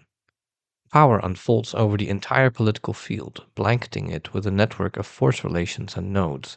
Each citizen, each representative, and each institution represents one of these knots. I would like to propose, for the sake of clarity, however, that there are three levels within which we can deal with all of the moments that constitute politics. See Figure 3. The first level, A, is that of strategic action. The second level, B, is that of the institutions that constitute a political order. The third level, C, which crosses the other two, represents the implicit normative principles of all prevailing political orders, as well as those on the verge of transformation. I will now proceed to indicate the contents of these three architectonic levels of politics. Levels B and C will each contain, in turn, three spheres. 6.1 Strategic Action. Political action, to which Machiavelli dedicated his book Il Principe, is the actuality of the political actor in the political field. By this action, the citizen makes himself or herself publicly present in the exercise of some moment of power. This action, moreover, represents par excellence the contingent and the uncertain. For Machiavelli, it was fortuna that expressed the unforeseeable character of what occurs in this sphere. Fortuna is like a torrential rain capable of destroying everything, and accordingly it is necessary to construct dikes in order to restrain and direct it, what Machiavelli would call virtu. The problem to be resolved, then, is to find some logic in action, that is, some way to bring that action to a positive conclusion, and to do so in an empirically efficient and possible way, since what is logically and ideally possible might very well be empirically impossible, and thus beyond the horizon of the political field, although some may stubbornly attempt it nevertheless. Political action is strategic and not merely instrumental, as is the case with technical action that transforms nature, since it is directed toward other human subjects that as actors occupy practical spaces, enter into hierarchies, and offer resistance or contribute to the action of others in a force field that constitutes what we have deemed power. Therefore, consensual will provides collective action with the strength, the unity, and the power necessary to achieve its goals. This strategic action requires the faculty of practical reason, which the ancient called prudence, phronesis. In China, as Sun Tzu explains in his treatise on war, the capable warrior looks for victory by studying strategic potential. It is the nature of logos and stones that they are inoffensive when on flat ground, but dangerous when on a slope. Hence, the strategic potential, shi, of a competent army is like that of an avalanche of stones rolling down from the top of the mountain. Unquote. Strategic potential is the practical structure that confronts the political actor as a matter of fact. It is the complex conjunctural situation of the strengths of all the actor's allies and antagonists that one needs to be able to assess in order to know how to utilize it toward the proposed objectives. It is often most effective to do nothing. For Max Weber, political action is in the final instance domination. Domination, Herrschaft, is the probability that a command with a given specific content will be obeyed by a given group of persons. As I have shown, power is the consensual will of the community or the people, which in its first moment demands the obedience of the authority. Weber has inverted the question, making the institution the seat of power as domination, which then demands the obedience of society. Carl Schmitt, in struggling against the formal and legalistic evacuation that characterizes liberal individualism, proposes that the essence of political action turns on the friend-enemy dialectic. He rightly distinguishes between a. A private enemy or rival, ekteros in Greek, b. The public enemy or antagonist, hostis in Latin, and c. The total enemy to whom death is given in war, enemy in the broad sense, polemos in Greek. What is determining is that the criterion of difference between enemy B and enemy C consists, in short, of a certain fraternity, as understood by Derrida, that brings together friends and political antagonists who are in the end all members of the same community or people, and separates them from others beyond the national and popular organization. However, again, if we place ourselves on the horizon of humanity, a horizon that Schmitt attempts to deny through its Eurocentric nationalism, there would be a universal fraternity, like that postulated by Kant, which might someday achieve perpetual peace. Such peace would demonstrate that political action is based more upon fraternity, a positive value, than on pure enmity, which, while existing, needs to be disciplined in order to arrive at a political relationship. And indeed, the political element of the action is precisely that which promotes the friendship of citizens rather than destructive opposition. 6.2 Hegemonic action. Properly political action is not by nature violent or coercive, because this would destroy the essence of political power and would weaken potestas by removing its foundation. But neither can political action attempt to fulfill a perpetually unanimous direct democracy. Such political action is, in the best of cases, hegemonic, that is, it is based on the consensus of the determinant majority. Consensus, which unites wills and binds power as a joint force, can be achieved, but it cannot do so in a perfect manner, since perfect agreements would be, again, unanimity. The question, therefore, is how can a political community, a people, achieve a sufficient consensus in order to make possible the exercise of power and citizen participation? The actions of each social sector, be they of civil society or even of the purely social sphere, refer to particular demands. Feminism struggles for the respect of the rights of women in the face of masculinist patriarchy. Anti-racist movements make an effort to eliminate discrimination against non-whites. And movements of the elderly are equally mobilized on the basis of their demands, as are marginal and informal workers, the traditional working class, the peasantry, indigenous people, ecologists, etc. All of these differential movements within a country, which come together on the global scale at the World Social Forum in Porto Alegre, cannot remain in the pure opposition of contradictory or incommunicable claims. A hegemonic demand, or a coherently structured group of demands, is one that manages to unify all claims, or at least those most urgent for everyone, within a broader proposal. Struggles over demands constitute political actions, and if these actions achieve the level of unity, we can say that they have become hegemonic. This does not mean that there are no antagonistic groups opposing minorities whose claims will need to be dealt with in the future. The fact is that political action needs to be extremely attentive in observing, respecting, and including, if possible, the interests of all groups, sectors, and movements. When an action becomes hegemonic, it begins to mobilize the power of the community or the people as potentia, and the actions of representatives flow toward their objective with the support of the strength and motivation of all, or at least the most significant sectors. Hegemonic action is the fully delegated exercise of power, potestas, and it relies on consensus, fraternity, and the people as the foundation of power. In 20th century Latin America, leaders like Vargas in Brazil, 1930 to 1954, Cardenas in Mexico, 1934 to 1940, Perón in Argentina, 1946 to 1955, and many other leaders deemed populists were examples of this type of hegemonic action. In accordance with this understanding of hegemony, Hannah Arendt reminds us that power is always, as we would say, a power potential, and not an unchangeable, measurable, and reliable entity like force or physical strength. While strength is the natural quality of an individual seen in isolation, power springs up between men when they act together and vanishes the moment they disperse. Unquote. Only hegemonic action, which exists between violence and politically impossible unanimity, the latter of which is, however, technically feasible under totalitarianism, allows the essence of political power to appear phenomenally in the political field. Other types of action represent its negation. 6.3 Collective action, the historical block in power. As Antonio Gramsci, writing from prison, states with the utmost clarity, if the ruling classes has lost consensus, that is, if it no longer leads but only rules, it possesses sheer coercive power, forza coercitiva. This actually means that the great masses have become detached from traditional ideologies. They no longer believe what they previously used to believe. Unquote. The great Italian thinker expresses in these short lines the entirety of the problem I hope to propose. In a given historical moment, there exists a certain social organization of sectors, classes, and groups that, once allied, become a historic block in power. We should think through each component of this phrase.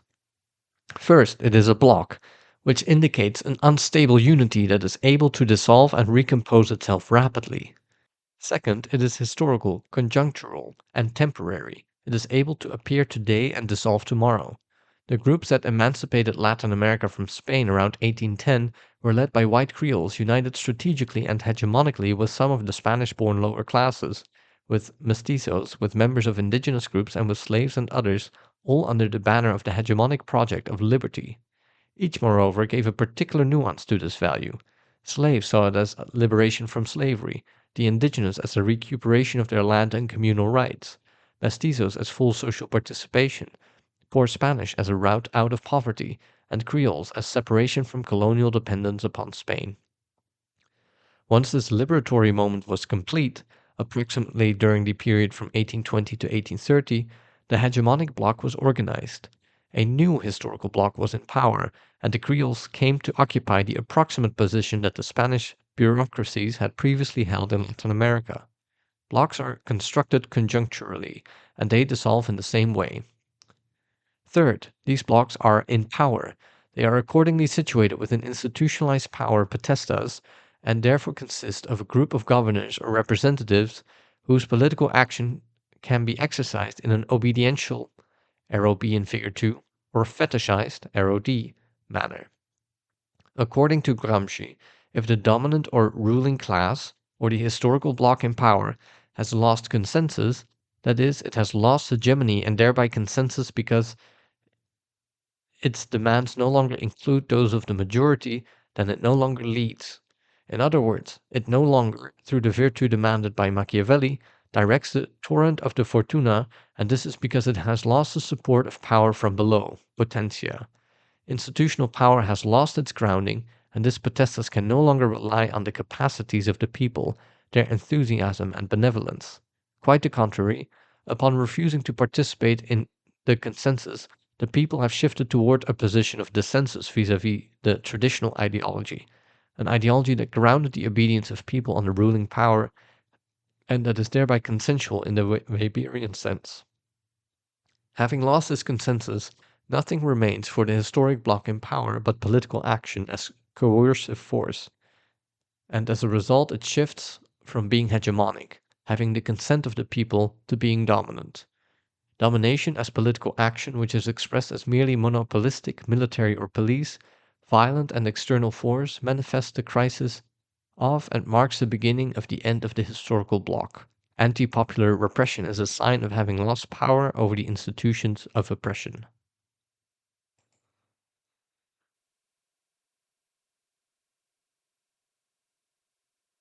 Thesis 7.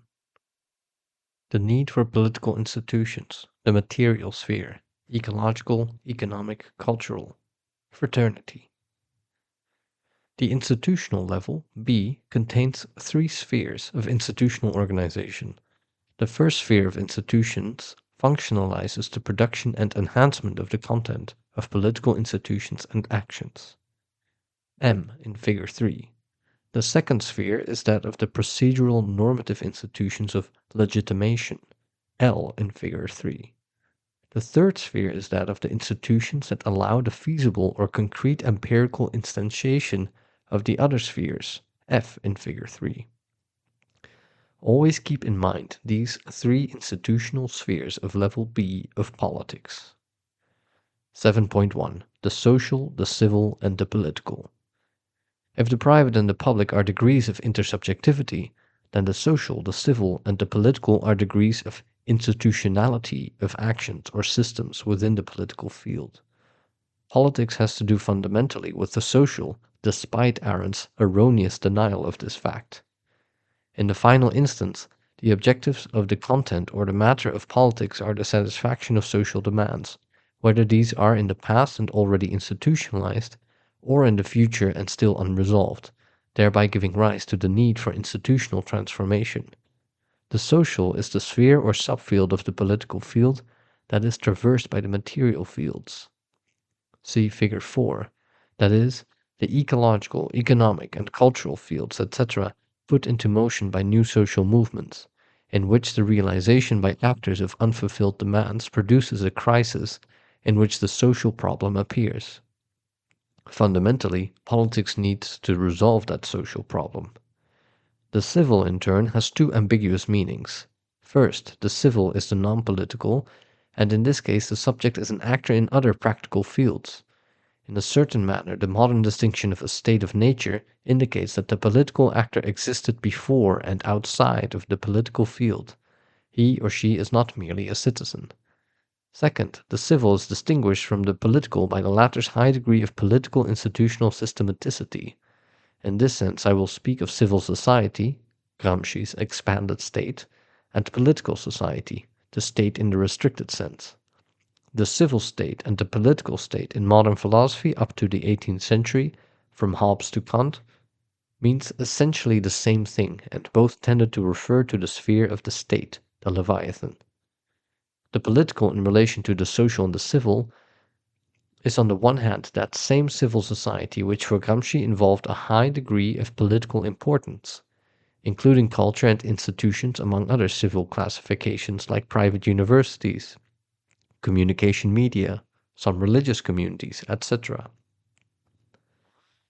In this sense, every citizen is a political actor, but in the restricted sense, the political can be reserved for the highest institutional level of potestas, thanks to those whose mediations, political society or the state, its government and its bureaucracies, elected representatives can exercise delegated power. 7.2. Political institutions in general. In a certain sense, political action is precise, contingent, and perishable moment. Through repetition in time and the systematization of the political field, such actions become deposited and coagulated in institutions whose totality we have deemed potestas, in distinction from the state. These institutions both accumulate the achievements of past strategic actions and serve as the condition for future actions. Institutions are conditioned and conditioning conditions, as Marx said of production in the Grundrisse. For the extreme anarchist, every institution always represents repression, oppression, and injustice. For the conservative, all institutions are everlasting and untouchable. For a critical and realistic politics, institutions are necessary despite their imperfection. They are entropic, and as such there always arises a moment in which they need to be transformed, changed, or destroyed. There exists something like a diachrony of institutions with respect to the degrees of fulfillment of their functions. A. At birth, institutions respond to neglected demands, and they organize through these demands the enhancement of life and legitimacy. They serve to discipline or limit all effective action, like Machiavelli's dikes. B. In their classical period, that of equilibrium, institutions perform their function adequately, but they also begin to produce an inert weight that tends to perpetuate itself in a non-functional way. C. In the period of institutional crisis, the institution becomes bureaucratic, self-referential, oppressive, and non-functional. It becomes necessary to transform or abolish it. Institutional fetishism becomes attached to the institution as if it were an end in itself. Freud believed that culture is the postponement of desire, in the sense that the desire to sleep, for example, of a farm worker, needs to be disciplined, interrupted, and postponed in order for that worker to be able to wake up early to work the field. But the pain of early rising is preferable to the hunger of the hunter-gatherer. The discipline of the farmer entails a certain degree of pain, but the hunger pains of those who are forced to look for food all day without any certainty is even greater. The institution of agriculture postpones the desire to eat all the seeds, leaving some to plant next year's crop, and the same can be said of the desire to sleep longer, the desire to wander the plains as a nomad, etc. But this discipline, which Foucault would seem to condemn, is useful for life and necessary for its qualitative improvement. This is moment A of the institution. But when the pain produced by that institution reaches such a degree, especially when this pain takes the form of domination or repression, as in the case of the liberal state that forces workers under capitalism to respect a legal system that limits or oppresses them in order to fulfill the pleasure of others, when the suffering it causes is such that the satisfaction it produces is not sufficient to compensate, this means that the moment of transformation has arrived. There exist at least three spheres of political institutions. First is the sphere leading to the production, reproduction, and enhancement of the lives of the citizenry. This is the content of all political action, and therefore I call it material. In this case, the political field intersects with the ecological, economic, and cultural fields, etc. Second is the sphere of institutions that guarantee the legitimacy of the actions and institutions of the rest of the political system. This is the formal or procedural normative sphere, and it represents the intersection of the systems of law, the military, the police, the prisons, etc. Third is the sphere of political feasibility, in which institutions allow for the execution of the content through reference to the sphere of legitimacy. This is, in the final instance, the state administration, but it also includes many other institutions of civil society and the social. 7.3. The political institutions of the material sphere. Fraternity. Under liberalism, politics does not look after the economic, it is laissez-faire, because this field possesses such a complex logic that it is better for human hands not to interfere with it. The divine invisible hand is sufficient to produce the necessary market equilibrium. The minimal state proposed by, for example, Nozick also reduces politics to a minimum, and thereby represents a sort of right-wing anarchism. This is the fulfillment of individual economic freedom, the postulated ideal of modernity. For standard Marxism, in contrast, the economic realm should be completely planned through political organs, thereby achieving a full rationalization of the economy in advance without a market. Such rationalization represents another postulated ideal of modernity. The planning state results in the elimination of politics, since the sphere of democratic legitimacy disappears along with the disappearance of the autonomous and free intervention of the citizens, in a reasonable discussion of options to arrive at agreements that subjectively obligate adhesion to a shared consensus. The effort toward total planning reduces politics to administration, to instrumental reason, and destroys the institution of the marker, which, while it never produces equilibrium, and therefore a certain degree of minimal intelligent strategic intervention remains necessary in the guise of democratic planning, is necessary nevertheless. The political field and its systems always intersect with the ecological field and its systems. Until very recently, politics had not discovered its ecological responsibilities, but in reality this is its essential function from the very beginning. Politics is an activity that serves the production, reproduction, and enhancement of the life of its citizens, an enhancement that is above all qualitative. Today, it is principally the economic system, on its technological level, that is putting the possibility of mere bare life into crisis, to change the meaning of Agamben's phrase nuda vita. Assuring the permanence of the life of the population of every nation of humanity on planet Earth is the first and fundamental function of politics, and this criterion of survival must be imposed as the essential criterion of all else. The extinguishing of humanity would obviously annihilate the political field and all of its possible systems. Survival is the absolute condition of the rest, and yet there's little normative understanding of the gravity of the situation. We need to create pertinent institutions. The political field always intersects with the economic field and its systems.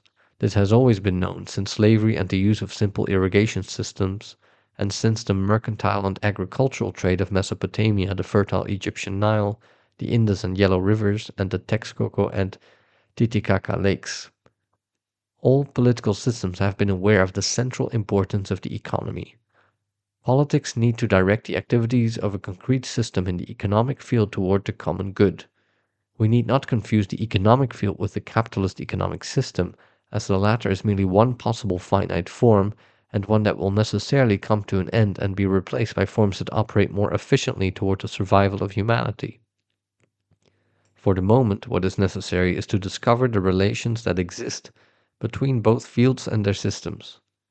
The liberal political system was born as a necessary condition for the capitalist system in England, as we have already indicated. Other systems are possible in both fields, and these become necessary upon discovering the catastrophic and unintentional negative effects of the present economic system.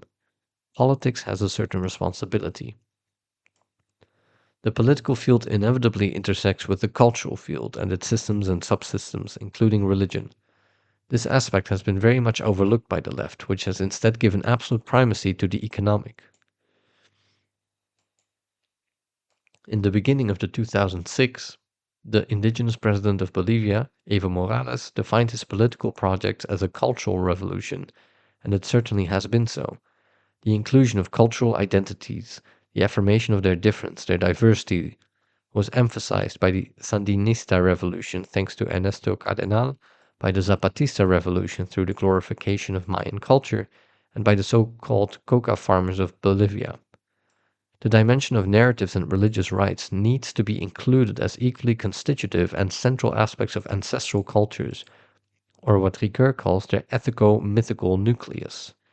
At the same time, the old critique of ideology has been taken up as a critique of teleology, as suggested by Schmidt but carried out in Latin America principally by Hinckelamert, bearing in mind the importance of the theology of the narrative that provides a basis for the praxis of the people in Latin America. Political institutions need to know how to respond to the claims of these material fields, and they are responsible for providing a certain degree of management and ordering within them.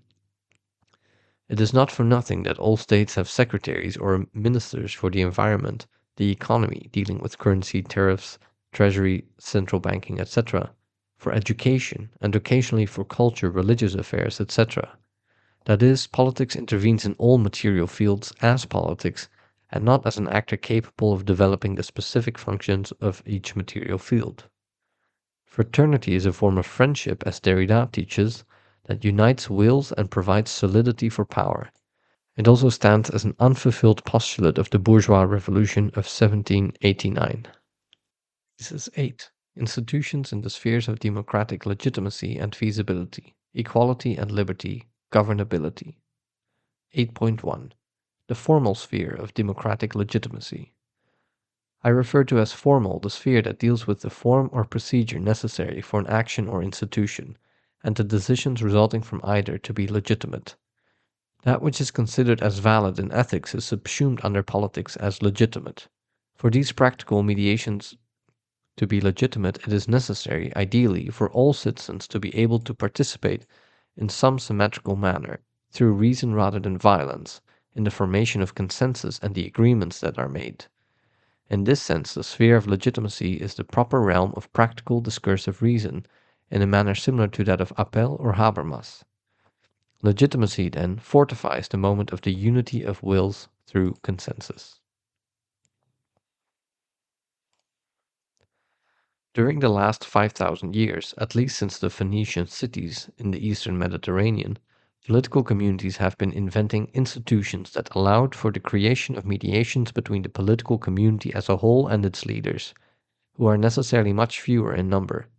Institutional systems of legitimation came about slowly through factors including representation, discussion according to rules, with voting and other instruments, in organs that decide and decree laws, the appearance of codes in which definite behaviors begin to be stipulated as worthy of reward or punishment, the formation of quasi-political bodies to apprehend offenders, the oversight of judges with the authority to pass judgment, and overcoming the barbarous and savage law of an eye for an eye, which predated all law and was based on vengeance and taking justice into one's own hands. From among the diverse systems of government, monarchies and republics, democracy came to emerge as the only feasible form for the achievement of legitimacy. Today, the task is to assess and improve upon the various types of democracy: republican, liberal, social democratic, welfare state, post-colonial populist, etc. Existing empirical democratic systems are always concrete, inimitable in their entirety by other states, and always open for improvement. Democracy is a perpetually unfinished system. Democracy is not merely a procedural system, a simple form for arriving at consensus, but instead also is normative. The fact of always seeking an increased symmetry and participation among citizens, never perfect, always perfectible, is not merely an external or legal conduct, as might derive from some of Kant's texts or those of Bobbio. It is, to the contrary, a subjective obligation on the part of the citizen who has promulgated certain laws in a community to determine behavior, laws that then require obedience given the citizen's participation in their promulgation. Pacta servanda sunt. Pacts should be fulfilled. Those having made a pact are, by definition, those who must fulfill it, and it will be a performative contradiction to provide laws for others that do not apply to those who create them. Obedience to the law is not external, purely legal or procedural, but rather subjective and normative, because the political actor who is sovereign to decree the law must also be obedient in its fulfillment. The delegated exercise of obediential power, in turn, also fulfills the law, but with an even firmer obligation to obey the community as its representative. 8.2. The legal system and government by law, equality. The system of political legitimacy has as its central reference point the legal system in the broadest sense. See the position of this system in Figure 5. When undifferentiated power, potentia, decides to organize itself institutionally, the delegated exercise of power is determined, arrow A in Figure 5, first as instituted power, potestas, which then, with respect to a possible constitution, becomes a constituent power, which is concretized as a constituent assembly, arrow B.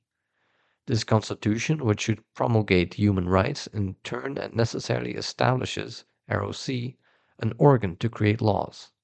It is this way that legislative power is born, which permanently promulgates and actualizes, arrow D, the legal system in a constitutional manner. Judicial power, in turn, interprets the legal system and applies it in concrete cases, resolving conflicts that had appeared in the political community, arrow F. All of these levels, which become a stable, consensual, and ultimately normative habitual practice within the political community, create a government by law. That same executive power, which will enter into the sphere of feasibility, acts legitimately and administratively within the legal frame. Electoral power, in turn, prepares the registers and lists of candidates, and judges the legitimacy of the electoral processes of all the other powers and institutions, political and civil, if the latter are required. Citizen power is the last instance of control over all other powers and institutions, and it should be the culmination of an entire permanent process of participation by the members of the community from their base. These complex relationships require a more detailed discussion that I will complete in due course.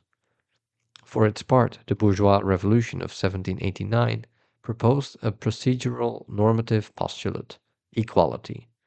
However, this postulate would prove empirically impossible to implement. This was not only due to the intrinsic impossibility of all postulates, but moreover because the revolution rested on a capitalist system in the economic field. Instead of situating the citizenry according to an increasing degree of symmetry, throughout the 2 centuries since its formulation, these social asymmetries have grown immensely. Since this equality was not achieved, this failure calls into question the very legitimacy of modern liberal bourgeois democracy. 8.3. The institutions of political feasibility, civil and political society, freedom and governability. Institutions as such are mediations of feasibility. They make possible, feasible, the use of appropriate means to accomplish assigned ends, and as such they could be considered an exercise of instrumental or strategic power as formulated by Weber or Horkheimer.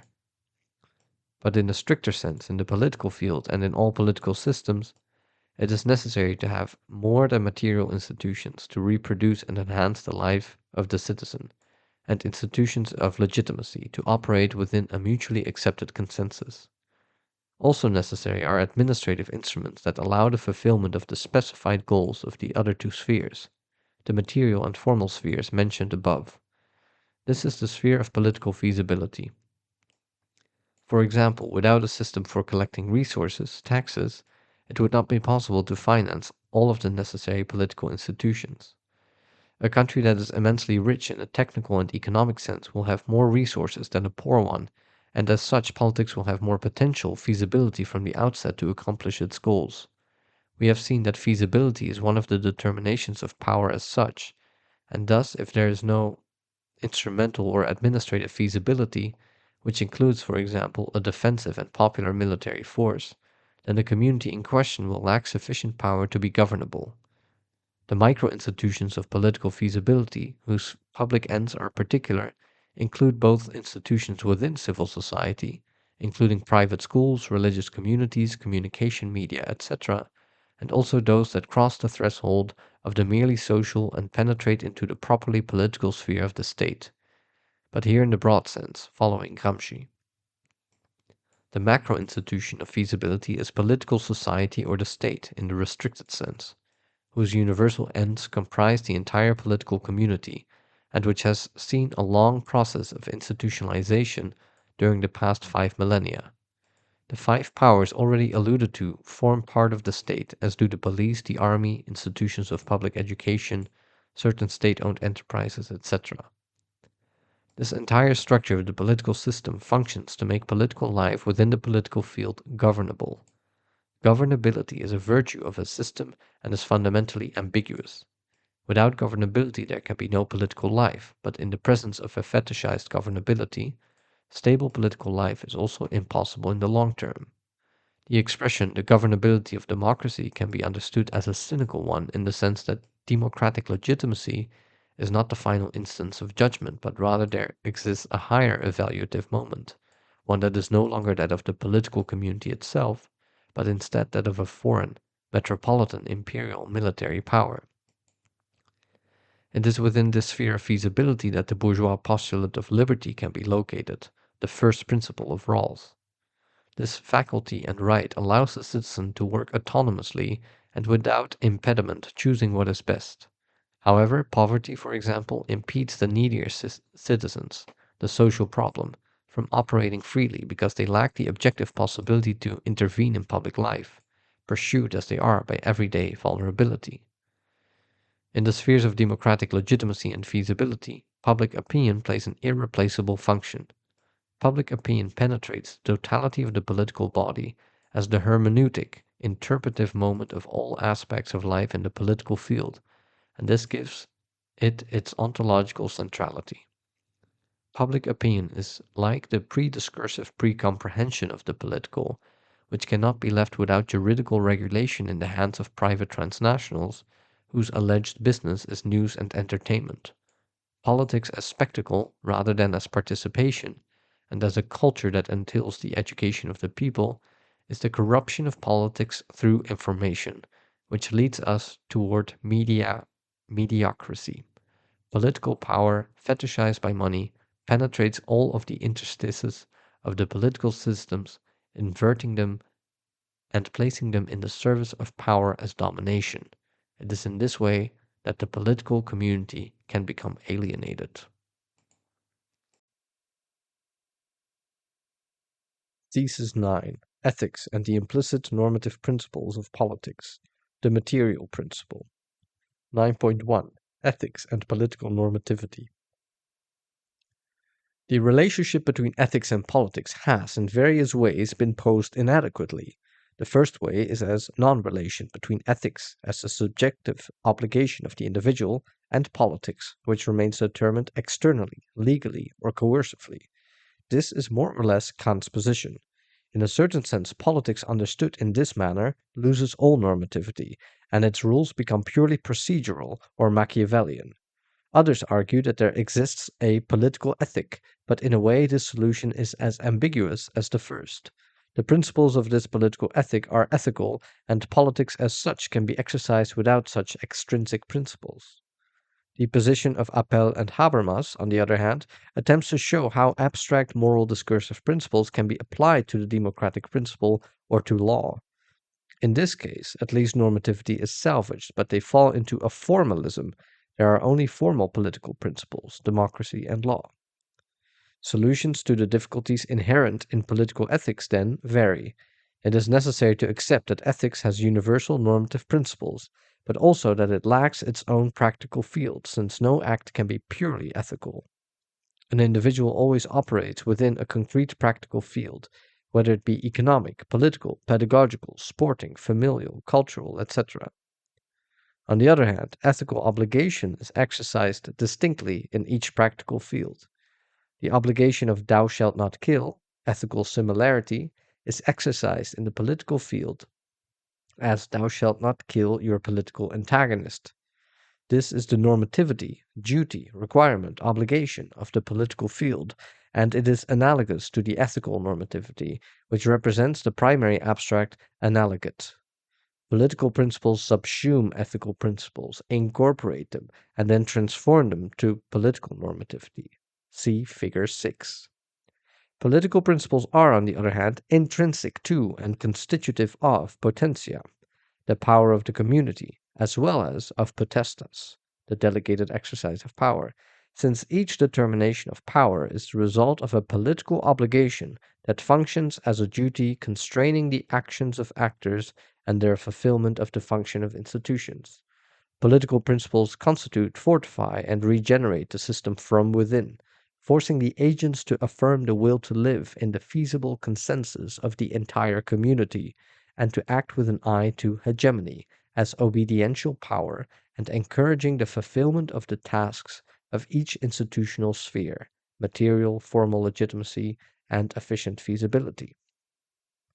A political actor who fails to fulfill the normative principles of politics is not only subjectively unjust, but also contributes to the weakening and rotting of power and of the actions and institutions through which he or she seeks to govern.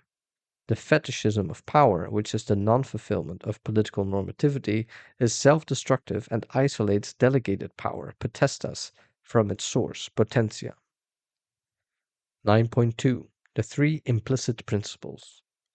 Political principles operate implicitly, like the grammatical rules that a mother teaches her child despite knowing little about grammar, for example, by correcting the child with regard to the rules of concordance between the genders of nouns and adjectives. In the same way, all political actors in the realm of politics are implicitly aware of its principles. However, it is a good idea to specify these in order to improve normative consciousness, to be able to teach them more clearly, and to be able to provide them with a foundation. There are at least three essential normative principles of politics. The material principle, M in Figure 7, operates with regard to the lives of the citizenry. The formal democratic principle, L, determines the duty to always act in accordance with the principles proper to democratic legitimacy, and the principle of feasibility, F, similarly implies that the actor only work toward the possible beyond conservative possibility, but not quite so far as anarchist possibility. These principles, lacking a final instance, are mutually determined, with each serving as the conditioning conditioned condition of the others. In the standard Marxist tradition, the material economic principle is the last instance. In the liberal tradition, the formal democratic principle is the last instance. In the cynicism of a politics without principle, feasibility operates without any restriction. Here I hope to overcome these reductive positions. Arrow A in Figure 7 indicates the formal determination of the democratic legitimacy of all economic, ecological, and cultural actions and institutions. Arrow F, on the other hand, indicates the material determination of democratic actions and institutions, and so on. We are dealing then with complex mutual co-determination, which lacks a final instance. 9.3. The politico-material principle. All modern European political philosophy has always presupposed the material principle that I hope to point out here. Hobbes explains in the Leviathan, 1642, that in the state of nature, individuals establish a continuous state of war, and some kill others. For life to be possible, then, it is necessary to establish a pact, and with it the civil state, to ensure survival. This reasoning lies equally behind the arguments of Spinoza, Locke, and Rousseau, and it presupposes that political institutions are premised on the possibility of the stable production, reproduction, and enhancement of the lives of the citizens of a political community, potestas. Here, material does not mean something physical, but refers instead to content, as when one says, the content or material that I explained in this book is politics. In this sense, the content or the material of all politics, of its actions, institutions, etc., is in the last instance human life, the concrete lives of each person, or a sort of bare life that is more concrete than Agamben's nuda vita. All political actions or institutions have as their content some reference to life. Agriculture produces nourishment for life. Roads shorten the distance we must cross to fulfill functions that always refer in the end to some dimension of human life. Politics deals with creating the conditions of possibility for and advancement of the life of the community and each of its members. A possible life, a qualitatively better life. As Johann Fichte writes, the of all human political activity is to live, and all those who nature has brought to life have the same right to this possibility of living. For this reason, it is necessary to make the division above all so that all have access to the means sufficient to their survival. Live and let live. Unquote. So, a minimal description of this material principle could be enunciated as follows. We should always operate so that the norms or maxims guiding all our actions, all organizations or institutions, micro or macro, all delegated exercise of obediential power, have as their purpose the production, maintenance, and enhancement of the immediate lives of the citizens of the political community, in the last instance, all of humanity, being also responsible for these objectives in the medium and long term, the next few millennia. As such, political action and institutions can have a political claim toward practical truth, which would take the form in the ecological subsphere of the maintenance and augmentation of the general life of the planet, in the economic subsphere of the permanence and development of production, distribution, and exchange of material goods, and in the cultural subsphere of the conservation of identity and growth of the linguistic, aesthetic, religious, theoretical, and practical content of the corresponding cultural traditions. The satisfaction of the needs of the living corporeality of the citizenry in ecological, economic, and cultural terms will prove as an empirical fact the achievements of the governor's political justice claim. This is a principle with a universal claim, whose only limits are the planet Earth and humanity as a whole, at present and even into the distant future. Politics is above all that action that aspires toward the advancement of the life of the community, of the people, of humanity. Thesis 10. The formal democratic and feasibility principles of politics. Table 2 depicts the complexity of the structural order of the three architectonic levels suggested above, from the point of view of normative principles, of political postulates, of political utopias, of concrete political systems, of political projects as the ends of action, and so on. All 13 of these distinctions will need to be described not only in this volume, but also in my works forthcoming.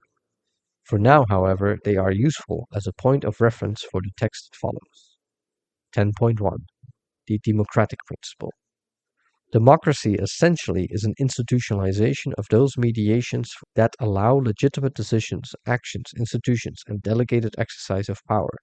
These are implemented through systems of empirical institutions that are invented, tested, and corrected by humanity throughout the millennia in order to achieve a strong measure of approval by the citizenry. The purpose of this is the forging of a legitimate consensus. This entire institutional system is constituted and encouraged from within by a normative principle which subsumes the universal validity principle of ethics in the political field.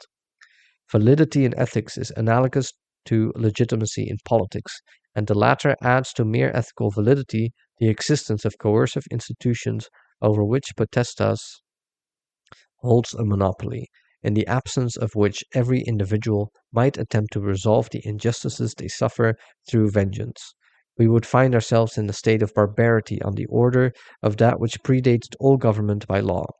The democratic principle is frequently present in the work of the modern philosophers, but this alone does not prevent them from falling into certain ambiguities. For example, Rousseau writes in The Social Contract that it is necessary to, quote, find a form of association which may defend and protect with the whole force of the community the person and the property of every associate, and by means of which each coalescing with all may nevertheless obey only himself and remain as free as before. Unquote. This formulation contains many ambiguities. First, this form of association, the procedural form, needs not only to defend every person, but must also primarily defend the entire community, because the point of departure is not isolated individuals, but rather always already presupposed historical communities. As Robinson Crusoe, who does not become lost but is instead always already isolated, could not even be born. This is a contradiction. One could not even develop into a human in solitude. How, for example, would one learn how to speak? The community always exists as a point of departure. Second, and as a result, when the citizen participates symmetrically, reaching consensus through giving reasons, he or she does indeed coalesce with all, while nevertheless obeying only himself, since laws are freely decided upon and therefore entail an obligation as a result of self legislation. But in this case, citizens do not remain as free as before, because now they are bound by an obligation of citizenship that constitutes them as free but does so within a juridical order of fraternity that prevents unrestrained spontaneity. Freedom is negative, and it can be exercised legitimately if it obeys self dictated law, provided symmetrical participation in the institutionalization of that law. Democracy is fundamentally a normative principle, item 3 in Table 2, a sort of obligation that applies within the space of the always intersubjective subjectivity of every citizen and that stimulates from within all architectonic moments of politics. A minimal description of this is presented below. We should always operate politically in such a way that all decisions regarding all action, all organization, or all structures of a micro or macro institution on the material level in the formal legal system, like the passing of a law, or in the realm of juridical application, that is, in the delegated exercise of obediential power, be the result of a process of agreement by consensus in which the affected can participate in the fullest way possible, insofar as we are aware. Moreover, this agreement must be decided through reasonable discussion without violence, with the highest possible degree of symmetry among participants, taking place publicly and according to the democratic institutional structure agreed upon beforehand. A decision thus taken is imposed upon the community and upon each member as a political duty, which legitimately obligates the citizen in a normative and practical way, thereby subsuming formal moral principles as political. This principle is operative from the very first moment in which the community decides to institutionalize itself, even prior to there being a constitution, and it should be fulfilled without exception in every moment of the unfolding and development of all political processes. Democratic centralism, a contradictory squared circle, the governability of imperial democracy, or governing as a minority through tricking the majority with apparent legitimacy, be it Weberian or liberal, these notions must all be rejected and overcome through continuous attention to the realization of this normative principle. From behind closed doors, that is, in the non public realm, of the elite practice of bourgeois power, in the State Department or the Central Committee, legitimate and democratic agreements can never be reached. This is the greatest lesson of the misfortunes of real existing socialism. 10.2 Implementation of the democratic principle. All principles must be applied empirically. The ancients referred to practical wisdom as prudence, phronesis in Greek, which inclined the citizen to know how to apply universal principles correctly to concrete cases. The universality of a principle does not eliminate, but rather only clarifies, the inevitable uncertainty of all political decisions, and as a result it is always fallible. At present, without rejecting that position, we must integrate it intersubjectively, by which I mean that application to the concrete case be collective according to the democratic principle through symmetrical participation by the affected who give reasons in order to arrive at agreements. But communities can never, or only in exceptional cases, arrive at unanimity, and as a result there will always be minorities in disagreement and in dissensus. Here we need to be conscious of the various instruments used to apply the principle, none of which is democratic in itself if not internally animated by the normative principle qua normative, that is, as a subjective obligation for the citizens. No decision is perfect, as this would require infinite intelligence, pure fraternity, and unlimited time. that are impossible in light of human finitude. All decisions which constrain actions and found institutions are accordingly not perfect, that is, they are imperfect, and as such will always result in some unintentional negative effects. Item 12 and 13 in Table 2. For the most part, it is the minorities or the opposition who grasp these negative effects, since they are the ones who suffer from them, and it is in the resolution of these negative effects that we find the future, the transformation, and the qualitative progress of life. To respect the minority is to respect the future. It is to accept the possibility of inevitable mistakes and then be able to correct such mistakes through the same normative principles discussed above. All votes to close a discussion are by definition an interruption of an unfinished process. As a result, any decision adopted by voting does not represent the practical truth, but rather only an agreement reached up to a certain point, and such decisions are thereby imperfect and contain inevitable negative effects. Voting is simply an instrument of human finitude in light of progress toward a future of better decisions. Therefore, against Habermas, the monological prudence of the singular always has importance because, in the end, agreement is the organic sum of monological decisions decided by individual prudence. Moreover, the dissident, who could be correct and a source of future progress, believes in her or his proposal not due to agreement, because the position is one of a dissident, but rather through her or his singular evaluation of the case in question, in which judgment is therefore prudential. In sum, communal discursive democratic principle does not result in an avoidance of the singular responsibility of all citizens, who should have the courage to express their dissidence when they believe it to be well founded, as a result of each individual's singular political conscience. The same can be said of representation. Given the impossibility of direct democracy, it is necessary to elect representatives. The free and secret election of representatives is an institution that was invented long ago.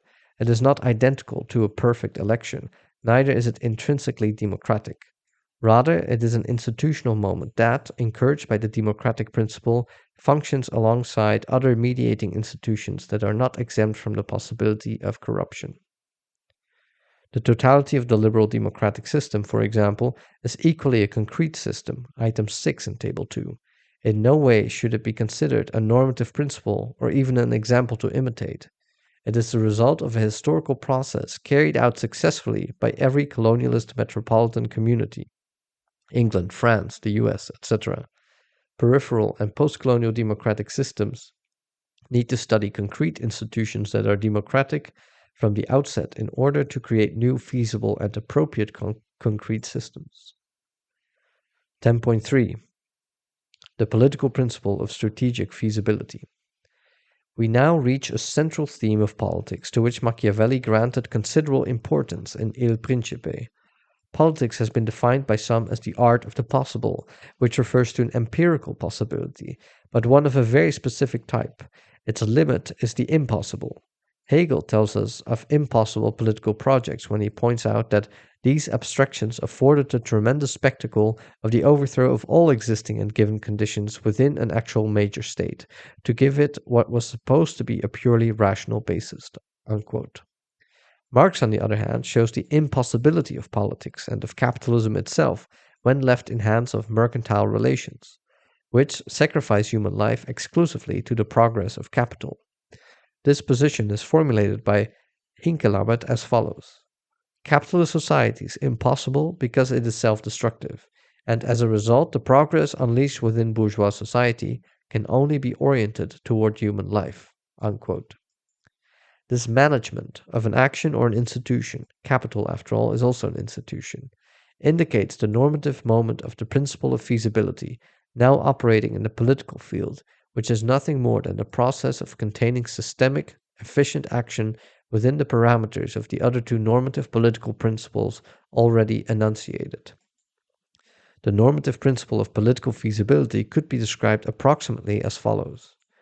We should operate strategically, bearing in mind that political actions and institutions must always be considered as feasible possibilities which are beyond mere conservative possibility, item 1 in Table 3, but fall short of the impossible possibility of the extreme anarchist. item 3 in table 3.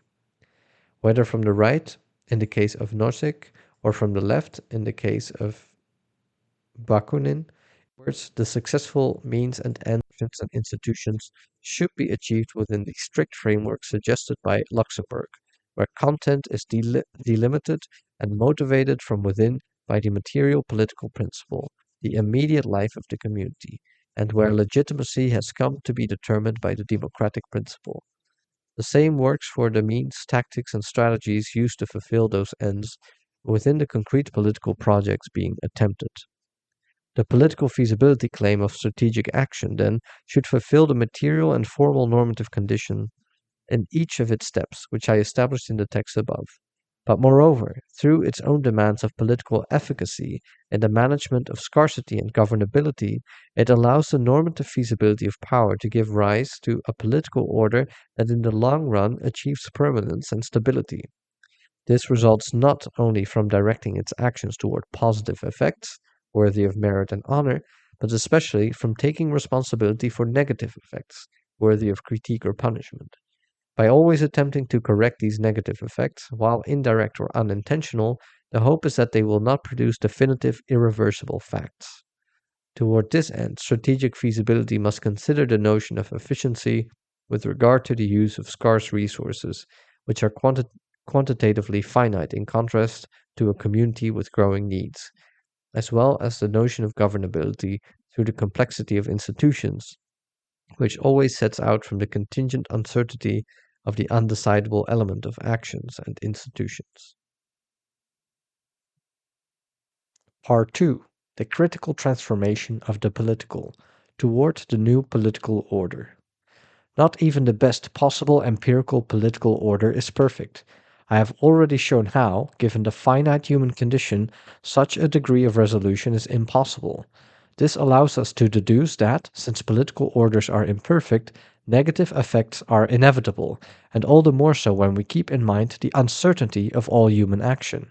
Those suffering these negative effects are the victims, and they are political victims. Because victims cannot live at a level relative to the historical development of humanity, they in some way find themselves participating only asymmetrically in the system, or even are fully excluded from it. In some, because the political order is unable to distribute the benefits of the current order to everyone, it manifests its ineffectiveness in its victims by the simple fact of their existence as victims. When suffering becomes unacceptable and intolerable from the perspective of the victims, oppositional social movements emerge within the empirical political field, alongside which critical theories emerge that are organically linked with them. The political philosophy I discuss in Part 2 arrives at a point of critique of the prevailing system, thereby beginning a deconstruction of the philosophy laid out in Part 1. The central theme of this deconstructive task will be the political victims, who are oppressed, repressed, and excluded, if not also tortured and murdered, by all of the dirty wars of recent history. Thesis 11. The People, the Popular Sector, and Populism. 11.1. Social Movements and Hegemonic Demands. The intersubjective referent of the prevailing political order described in Part 1 is what I have deemed the political community. The notion of community, going beyond the metaphysical individualism of liberalism, but falling short of the substantive collectivism of real existing socialism, indicates the originary intersubjective insertion of the singular subjectivity of every citizen. We are born within a political community, which is always already presupposed phylogenetically as a human species and ontogenetically as a singularity. From a political point of view, however, this is still an abstraction lacking the contradictions and conflicts that always traverse that community. We ascend then from the simple to the complex, from the abstract to the concrete. We now move from the political community to the people.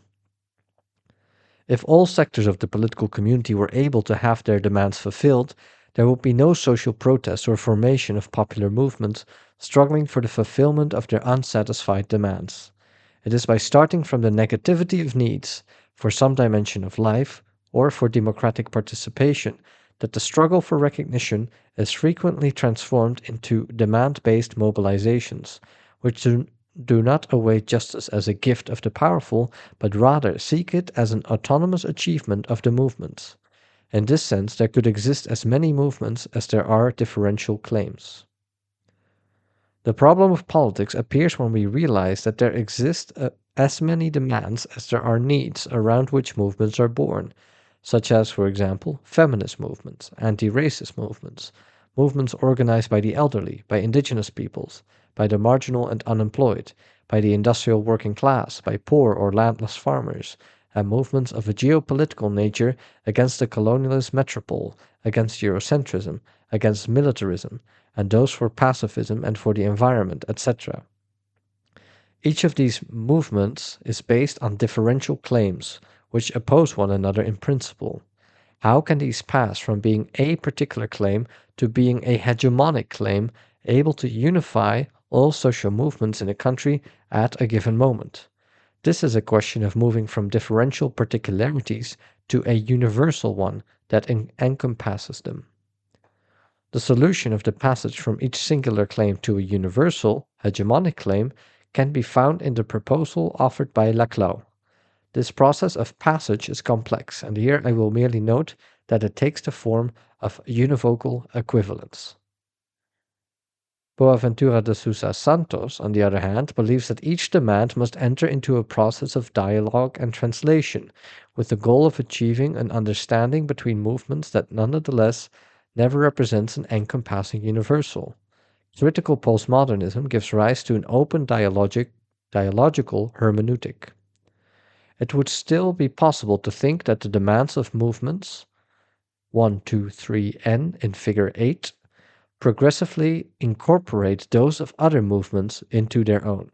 Feminism discovers that women of color are treated worst, that female workers receive lower salaries, that female citizens do not occupy positions of representation, that women in peripheral countries suffer even more discrimination, etc. Similarly, the indigenous person discovers the exploitation of the community under capitalism within the dominant Western culture in subtle but nevertheless prevalent racism, etc. That is, through mutual information, dialogue, translation of proposals, and shared militant praxis, these movements slowly and progressively constitute an analogical hegemon, which to some degree includes all demands, but might, according to Laclau, prioritize some. In the process of emancipation from Spain in 1810, liberty was given an indisputable primacy as a demand that unified all groups into the patriotic bloc of Latin America. The arrows in Figure 8 show out this process of analogical incorporation, which maintains the distinctiveness of each movement. These movements, alongside the critical sectors of the political community, which can include the petty bourgeoisie suffering an unemployment crisis, and the national bourgeoisie destroyed by transnational competition, construct a bloc that comes from below, with an increasingly developed national and popular consciousness of the unfulfilled needs and claims that are assumed, with a clear understanding of the demands they entail. 11.2. The plebs and the populace. In the process of creating a hegemonic bloc, the need arises for a category that can encompass the unity of all the movements, classes, sectors, etc. in political struggle. And so the people is that strictly political category, since it is not properly sociological or economic, that appears as absolutely essential, despite its ambiguity, and indeed this ambiguity does not result from misunderstanding, but rather from inevitable complexity. In a famous speech, Fidel Castro addresses the question of the people when we speak of struggle, that is, when we use the concept of the people within the horizon of politics, strategy, and tactics. Quote, "When we speak of struggle and we mention the people, we mean the vast unredeemed masses, those who long for great and wise changes in all aspects of their lives, the people who, to attain those changes, are ready to give even the very last breath they have when they believe in something or in someone, especially when they believe in themselves. In terms of struggle, when we talk about the people, we're talking about the 600,000 Cubans without work, the 500,000 farm laborers who live in miserable shacks, the 400,000 industrial workers and laborers, whose salaries pass from the hands of the boss to those of the moneylender, The 100,000 small farmers who live and die working land that is not theirs, looking at it with the sadness of Moses gazing at the promised land. The 30,000 teachers and professors, the 20,000 small businessmen weighed down by the debts, the 10,000 young professional people anxious to work and full of hope. These are the people, the ones who know misfortune and therefore are capable of fighting with limitless courage. Unquote. In later texts, Castro includes abandoned children, women in patriarchal society, the elderly, etc. In countries like Bolivia, Peru, the home of Matriategui, who was accused by dogmatic Marxists of being a populist, Guatemala, and Mexico, we need to add indigenous ethnic groups. Moreover, as a result of urbanization processes, we should not forget the marginalized masses, the poor and recently arrived immigrants, those who have been expelled politically to the exteriority of the state, etc. The Aztec term Altepetl and the Mayan term Amac refer to the community or the pueblo, and even vividly to the we that has been forgotten by modern Western experience. As a result, in Latin America, through the indigenous influence that permeates the continent, the word pueblo means something more profoundly than merely the people in Romance languages.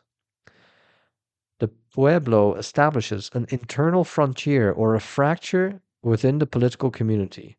There can be citizens and members of a state who are nevertheless, according to their relation to the bloc in power, distinguished from the pueblo, as is the case with those whose needs remain unsatisfied by oppression or exclusion.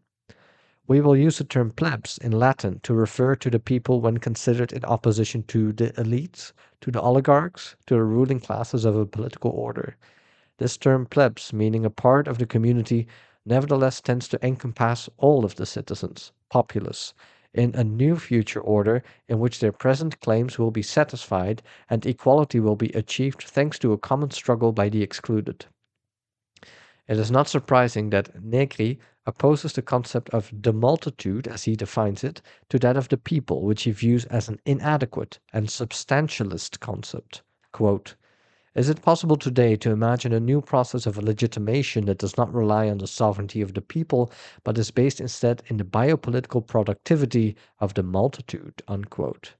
In my opinion, the answer is no, but regardless, I agree that it is necessary to understand the people in an entirely new way. 11.3. The social bloc of the oppressed, the popular sector, and populism. In this reformulation, the people is transformed into a collective political actor rather than being merely a substantial and fetishized historical subject. The people appears in critical political conjunctures when it achieves explicit consciousness as the analogical hegemon of all demands, from which it defines strategy and tactics, thereby becoming an actor and constructing history on the basis of a new foundation. As many social movements note, power is constructed from below. Gramsci, in order to avoid the substantialization of the working class as a historical subject in standard Marxism, employs the concept of block. A block is not hard like a stone, but instead represents a whole that can be both integrated and disintegrated.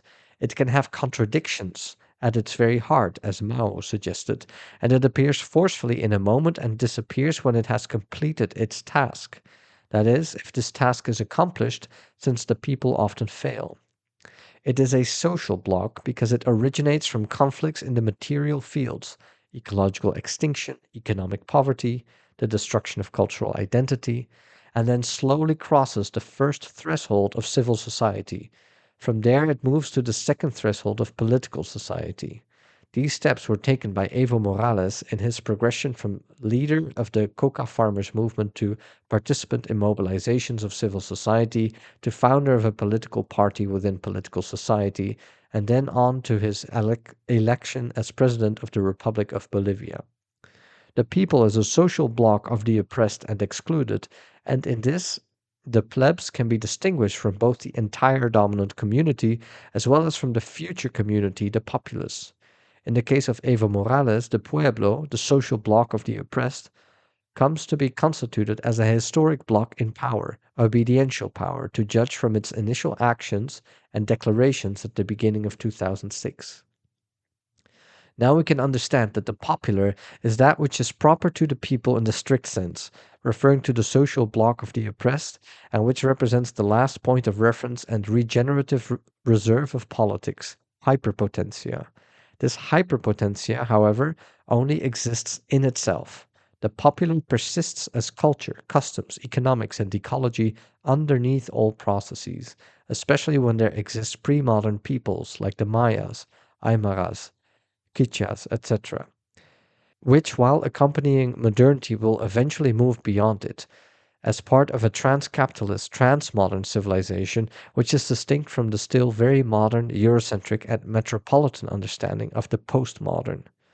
When the people gives rise to institutions, protestas, for example, during the approximate period from 1930 to 1954 in Latin America, it can only organize populist regimes. I am therefore dealing with the move to a historical bloc in power that attempts, in the Latin American cases in question, a limited bourgeois project of emancipation from the metropolitan bourgeoisie or the geopolitical core and of social integration through the strengthening of a protected national market, which was possible between the two world wars. The quasi-revolutions of Vargas, Cardenas, and Perón were the events of the 20th century that managed to achieve the greatest degree of hegemony, but they remained within the capitalist horizon of a social pact with the nascent industrial working class and traditional peasantry. Up to the end of the century, populism as a mode of institutionalization had been the most effective in terms of fulfilling popular demands. Today, in contrast, Donald Rumsfeld uses the word populist as an insult with a meaning along the lines of demagogic, fascistic, and pertaining to the far right. This careless definition will not persist very long because it has no basis in theory. It is the superficial, rhetorical denigration of an opponent. Thesis 12. Liberatory power as hyperpotentia and the state of rebellion. 12.1. The will to live of the excluded, totality and exteriority. The victims of the prevailing political system cannot live fully. This is why they are victims. Their will to live has been negated by the will to power of the powerful. This will to live against all adversity, pain, and imminent death is transformed into an infinite source for the creation of the new. The will of the singular subjects that comprise movements and the people come to acquire an ethos of courage, daring, and creativity. The first determination of power, as potentia, is will, and this is what the people recover in conjunctural moments of great transformation. The political system, the existing order, finally closes in on itself as a totality. Emmanuel Levinas, in his work Totality and Infinity, an essay on exteriority, describes this process of totalitarian totalization as the exclusion of the other, B in figure 9, which Marx completes by adding those oppressed by the system, A in figure 9. The people therefore maintain a complex position. On the one hand, they are the social bloc of the oppressed within the system A, for example, the working class, but they simultaneously comprise the excluded B, for example, the marginalized, the indigenous people who survive through self-sufficient production and consumption, etc. The conatio vitae conservandi, life-conserving drive, becomes an extraordinary vital impulse. It tears down the walls of totality and opens a space at the limits of the system through which exteriority bursts into history. Those who are outside, like specters, ignored, invisible, do not exist for political economy, but only for other eyes, as the man as a mere workman, who may therefore daily fall from his filled nothing into absolute nothingness. Unquote.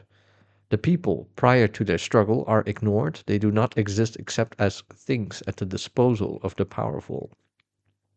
This conatio, this will, is the first determination of a moment in the development of the concept of power. Mere potentia is transformed into something new and distinct that springs from the oppressed, from the excluded, from exteriority. 12.2. The critical consensus of the negated. But liberatory power is something more. It requires the unifying force of consensus. The people united will never be defeated, cried the people of Nicaragua. Coercive power is grounded in a political community when it was hegemonic had been unified by consensus. When the oppressed and excluded achieve consciousness of the situation, they become dissidents, and this dissidence leads the hegemonic power to lose its consensus, and without obedience this power becomes fetishized, coercive, repressive. In this way, the movements, sectors, and communities that constitute the people gain an increased degree of consciousness of the domination of the prevailing system. If ethical validity and political legitimacy are based on the symmetrical participation of the affected toward the accomplishment of agreements by giving reasons, then we already know that said validity and legitimacy cannot be perfect. Neither perfect symmetry nor perfect participation of all affected parties is possible. Necessarily, given the finitude of the human condition, all legitimacy is relative, imperfect, and fallible. The excluded, in turn, could not by definition have participated in the agreement that excludes them, but they can form a new community within their movement, their sector, their class, or in the people more broadly. Feminists gain consciousness of masculinist patriarchy even within and against the prevailing patriarchal culture. Their critical consciousness creates a critical consensus within their oppressed community, which now stands opposed to the dominant consensus from a position of dissidence. I am referring here to a crisis of legitimacy and a crisis of hegemony, the moment of chaos that emerges prior to and in anticipation of the creation of a new order. This critical consensus of the people could not have been discovered either by the first Frankfurt School or by Appel and Habermas. For this reason, these thinkers were unable to link critical theory with historical political actors to which they no longer had access given the disappearance of the Jewish community in the Holocaust and the integration of the working class into the German miracle. We, on the other hand, must link up with this collective actor called the people, this block that is born and can disappear depending on the conjuncture, or at the very least with new and vital social movements whose goal is to construct power from below. The people, then, gains consciousness for itself. It recovers the memory of its moments, its forgotten deeds, and those hidden by the history of the victors, as Walter Benjamin teaches us. This is no longer working class consciousness, but it does not merely oppose it. It integrates the working class. It is the consciousness of the peasant class, of the indigenous people, of feminists, anti-racists, and the marginalized. Of all those ghosts that wander in the exteriority of the system, it is the consciousness of being a people. 12.3. The effectiveness of the weak, the hyperpotentia of the victims in a state of rebellion. We now have A, the will to live, and B, the critical consensus of the situation in which these subjects are found, their motives of struggle, and the project of their new order, because another world is possible. If to these we add the discovery in the course of struggle itself of C, the feasibility of liberation, of achieving a new hegemony, of transforming Veränderung in Marx's thesis on Feuerbach, the existing political order either partially or radically, and in the latter we could speak of revolution, we have then formulated the three determinations of the power of the people of hyperpotentia. If potentia is a capacity belonging to the political community, which now in a position of dominance has organized potestas in favor of its interests and against the emergent people, then hyperpotentia is the power of the people, its sovereignty and authority, which Hart and Negri simply eliminate rather than situating it in its proper place. That emerges in creative moments of history to inaugurate great transformations or radical revolutions. This is Benjamin's messianic now time. The enemies of the system, the emergent people, are now the friends, the organic intellectuals of those who are gambling for their liberation. And their old friends, the family of the Pharaoh in the case of Moses, become their enemies and persecute them. The persecution of the righteous innocent, from Hidalgo in Mexico to those whose heads are brutally cut off and displayed in public as a sign of humiliation and punishment, is a theme developed by Levinas in his work Otherwise Than Being, or Beyond Essence, in which the political actor responsible for the liberation of the people is taken hostage in substitution for the other, for the people. These are themes of the politics of liberation that need to be further developed. This anti-power in the face of the power of domination, this hyperpotentia, confronting potentia, effectively carries out the transformation of potestas, now in the service of the people. Arrow B. The effectiveness of the weak is greater than many suppose. Napoleon's armies were defeated by the Spanish people in arms, and in 2006 the Iraqi people are in the process of defeating the most developed military power in human history. The people are invincible, or rather, it is necessary to kill all of them when they possess this sort of strategically and tactically consensual and effective will to live, when they exercise the ethos of courage. Such a situation arises with the phenomenal appearance in the light of day of hyperpotentia as a state of rebellion beyond the government by law and state of exception, against liberalism's fetishism of the government by law over and above the lives of the excluded. Schmidt proposes the case of the state of exception to show the constituent will that exists behind the law. Agamben continues this line of argument, and so too we hope to develop it to its ultimate conclusion. We need to show how the people can suspend the state of exception through what I will call the state of rebellion.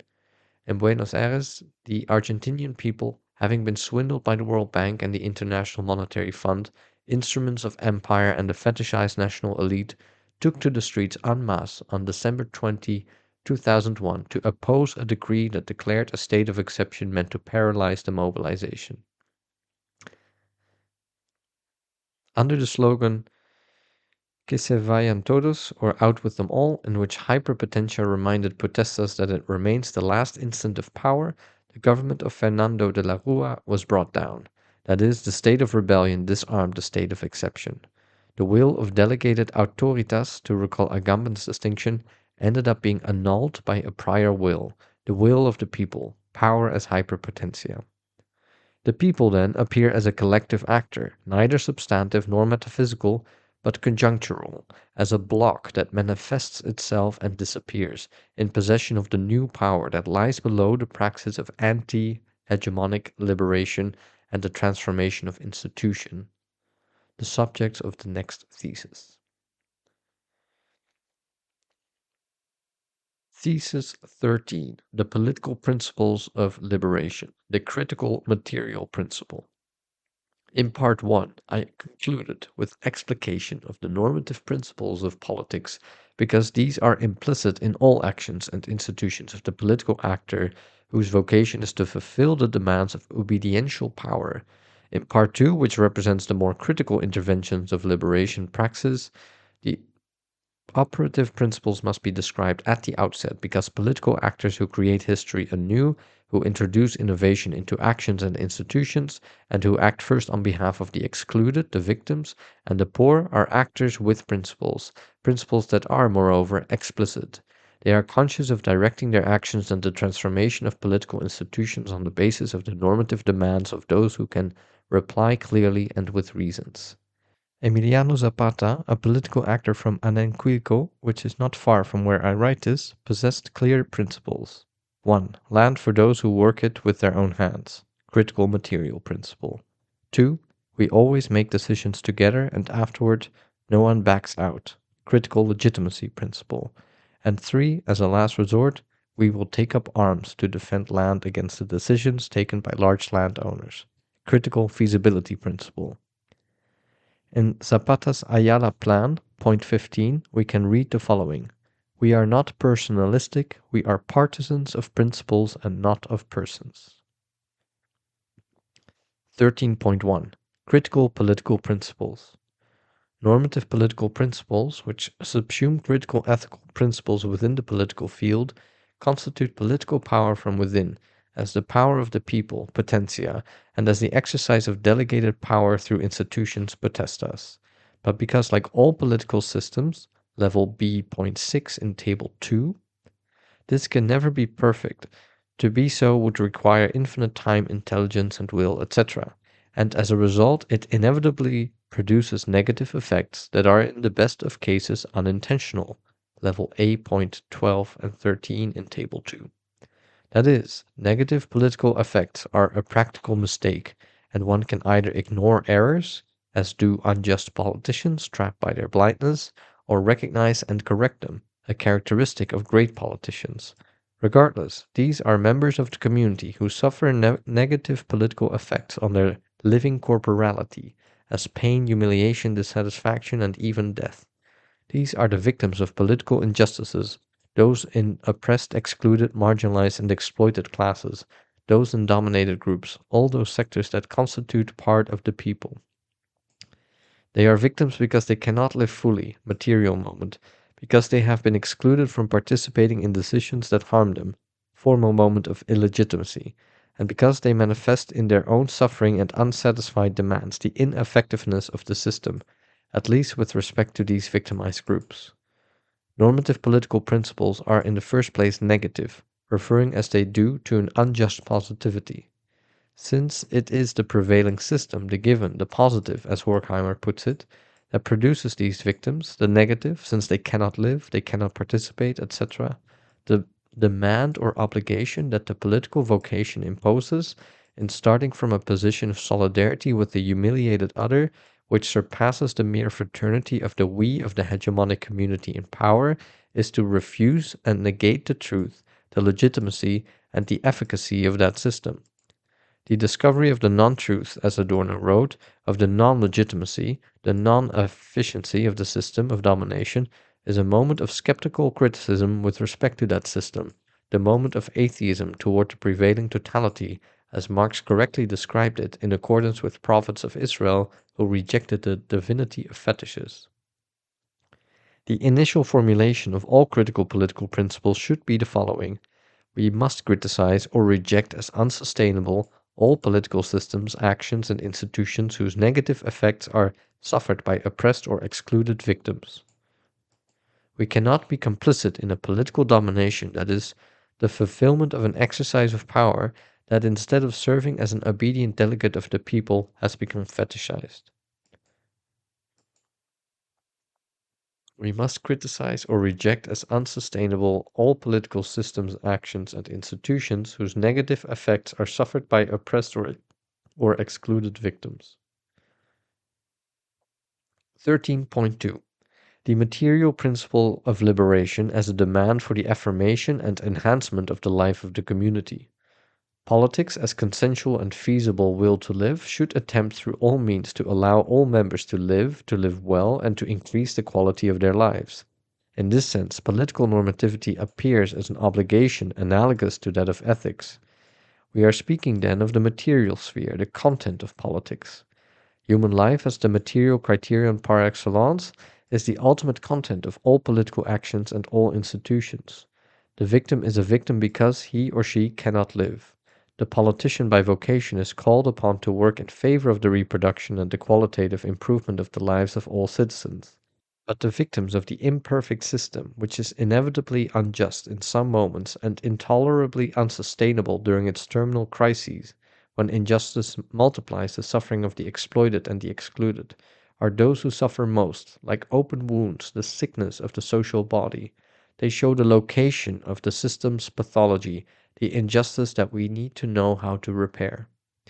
The affirmation of the life of the victim who cannot live as a result of the injustice of the system is at the same time that which allows the fulfillment of the demand for improving the life of the community or of the new institution system that must be created.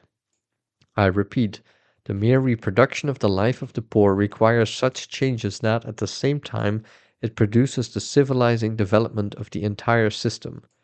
The affirmation of the life of the victim is at the same time the historical improvement of the entire community. It has been largely through solving the dissatisfaction of the oppressed, the last, that historical systems have progressed. The general critical principle now in its affirmative moment should be expressed as the following. We must produce and reproduce the lives of the oppressed and excluded, the victims, discovering the causes of their negativity and adequately transforming institutions to suit them, which will as a result improve the life of the community as a whole. It has often been forgotten that it is the role and obligation of the political actor as representative to develop the lives of all citizens, and in the first place those who have been denied the possibility of fulfilling their own needs from the most basic to the most advanced. Politics, in its noblest obediential form, is this responsibility for life, with a special attention to the lives of the poorest, and this fundamental normative demand constitutes the creative moment of politics as liberation. Those communities that have known well enough to give rise to exemplary political leaders have been able to overcome the difficulties that history has had in store. Those with corrupt, egoistic politicians constrained by petty horizons have suffered some bitter moments of defeat, even to the point of disappearing. The fetishization of power by leaders weakens the community and leaves it defenseless against its enemies. 13.3. The ecological, economic, and cultural dimensions of the critical material principle of politics. The political field traverses the material fields par excellence, which include at the very least the ecological, economic, and the cultural fields. These fields determine the material sphere of politics, and within each the critical material principle of politics gives rise to the particular demands, all of which have to do with the lives of the citizens but operate distinctly in the various dimensions that make up this sphere. In the ecological subsphere of politics, human life finds itself in direct danger of total extinction. What had never before been foreseeable is today a possibility. From the atomic bomb to the increasing contamination and pollution of planet Earth, the disappearance of life is an imminent prospect. Departing from this absolute limit, we can also see that contamination shortens lives, prevents a sufficient level of health in the population, and generally degrades the conditions for the living corporeality of the citizenry. The material political principle presents itself as an obligation that did not restrict political actors in the same manner that it did in other historical periods, when the earth was imagined to possess an infinite supply of air, water, and non-renewable goods. The earth has shrunk, become finite, and run out of resources. Human beings are responsible for the death of life on our small planet, and this begins to produce a feeling of claustrophobia. The critical ecological principle of politics could be expressed as follows. We must behave in all ways such that life on planet Earth might be a perpetual life. This, moreover, constitutes a postulate. Non-renewable goods are wholly, irreplaceable, and immensely scarce. We need to go to great lengths to conserve them for future generations. This is perhaps the single most important normative demand of this new politics. In the economic subsphere of politics, the capitalist system has become supremely dangerous, both ecologically and socially. This system, whose only rational basis is the criterion of an increasing profit rate, gives rise to the technological destruction of life on Earth. And it produces as an effect, through the tendency to reduce salaries to a minimum, an immense degree of poverty, unemployment, and misery. The normative economic principle of politics could be expressed as follows. We must imagine new economic systems and institutions that allow for the reproduction and growth of human life instead of capital. Such alternatives need to be crafted on all institutional levels and with the assistance of the entire people. We must train our sights on new popular experiences with alternative social economies. In the cultural subsphere of politics, it is necessary to overcome the Eurocentrism of colonial modernity through the affirmation of multiculturalism within the population of the national political system. This principle could be put as follows. We must support the cultural identity of all communities included within the political system and defend cultural difference against efforts to homogenize the cultures and languages of a population through the dominance of some, modern European Creoles or mestizos, and the exclusion of others. We need to embark upon a cultural revolution. This is the principle proposed to us from Bolivia by Evo Morales. Thesis 14. The Critical Democratic and Strategic Transformation Principles. 14.1. The Critical Democratic Principle. The fulfillment of the normative democratic principle allows for legitimate actions and for the organization of new legitimizing institutions. The prevailing system inevitably produces negative effects, and it becomes slowly transformed by the entropy of institutions through time into a coercive fetish. The hegemonic historical bloc has consistently produced victims, namely, groups of the excluded who are constituted in the new social movements, themselves serving as constituent moments of the people. These communities or movements of the oppressed and excluded become organized and gain consciousness of their oppression, their exclusion, and their unsatisfied needs. And bit by bit, they create a consensus about their intolerable situation, the cause of their negativity, and the need for struggle. This consensus is a critical one that now creates dissensus vis-à-vis the old prevailing agreement that constituted these same oppressed and excluded groups within the obedient mass subservient to power as legitimate domination, in Weber's definition, which was in reality fetishized power, with only apparent legitimacy. The consensus of the dominated marks the moment of birth of a critical democratic exercise. The principle of critical legitimacy or liberatory democracy, which must be completely distinguished from liberal democracy, could be expressed thus. We must achieve a critical consensus, first through the real and symmetrical participation of the oppressed and excluded, of the victims of the political system, because they are the most affected by the institutional decisions that were made in the past. Democracy was always an institutional system, and it is also a normative principle that always seeks to overcome the limits of the previously determined definition of who represented effective members of the community. The excluded always exerted pressure for participation in the creation of consensus, even in the Greek demos, seeking to arrive at isonomia, or equal right, and this struggle for the recognition of their rights required a transformation of the existing democratic system to open it up both to a higher degree of legitimacy and to participation, that is, to democracy. The excluded should not be merely included in the old system, as this would be to introduce the other into the same, but rather ought to participate as equals in a new institutional moment, the new political order. This is a struggle not for inclusion but for transformation, and here I disagree with Iris Young, Habermas, and countless others who speak so often of inclusion. Because the people are the principal actors, critical, liberatory, or popular democracy calls into question the previous degree of achieved democratization, since democracy is a system to be perennially reinvented.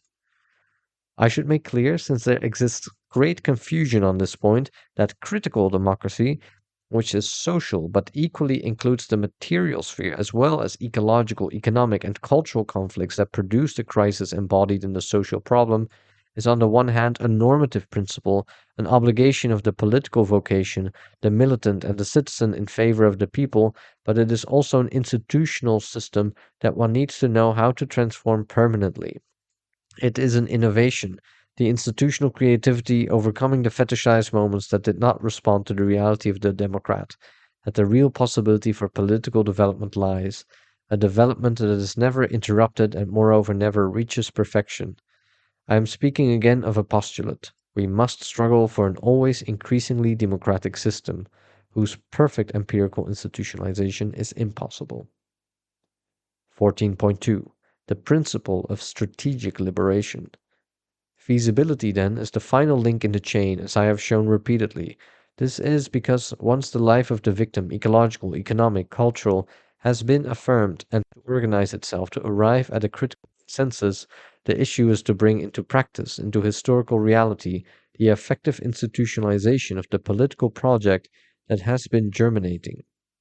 This is where the political actor by vocation, the critical politician or the participatory citizen, encounter many pitfalls and difficulties to be avoided. The actions and institutions that are to be actualized must also be possible, as opposed to the politics of a prevailing system with its traditions, tendencies, and established institutions. Those who transform an existing and unjust system are confronted with much more difficult strategic decisions. Machiavelli did not pen his brief treatise Il Principe for a traditional politician exercising power, but rather for a new governor who hopes to begin a new political era. In this case, the possibility of making one's objectives a reality is a much more difficult prospect. That is, it has a lesser degree of feasibility.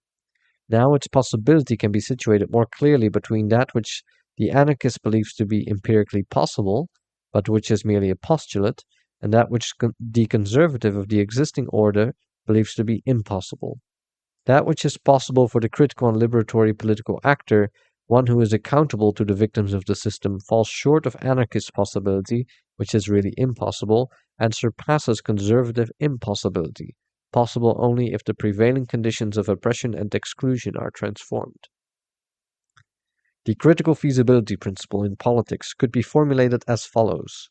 We must do the maximum possible, thereby appearing reformist to the anarchist and suicidal to the conservative, and having as criterion of possibility in institutional creation, transformation, the liberation of the victims of the current system, the people. Only triumphant social movements or an exceptional political leader who in reality proceeds by assessing the transformative capacity or hyperpotentia of the people itself know what is feasible or infeasible or how to stretch the rope of transformation to the maximum without breaking it.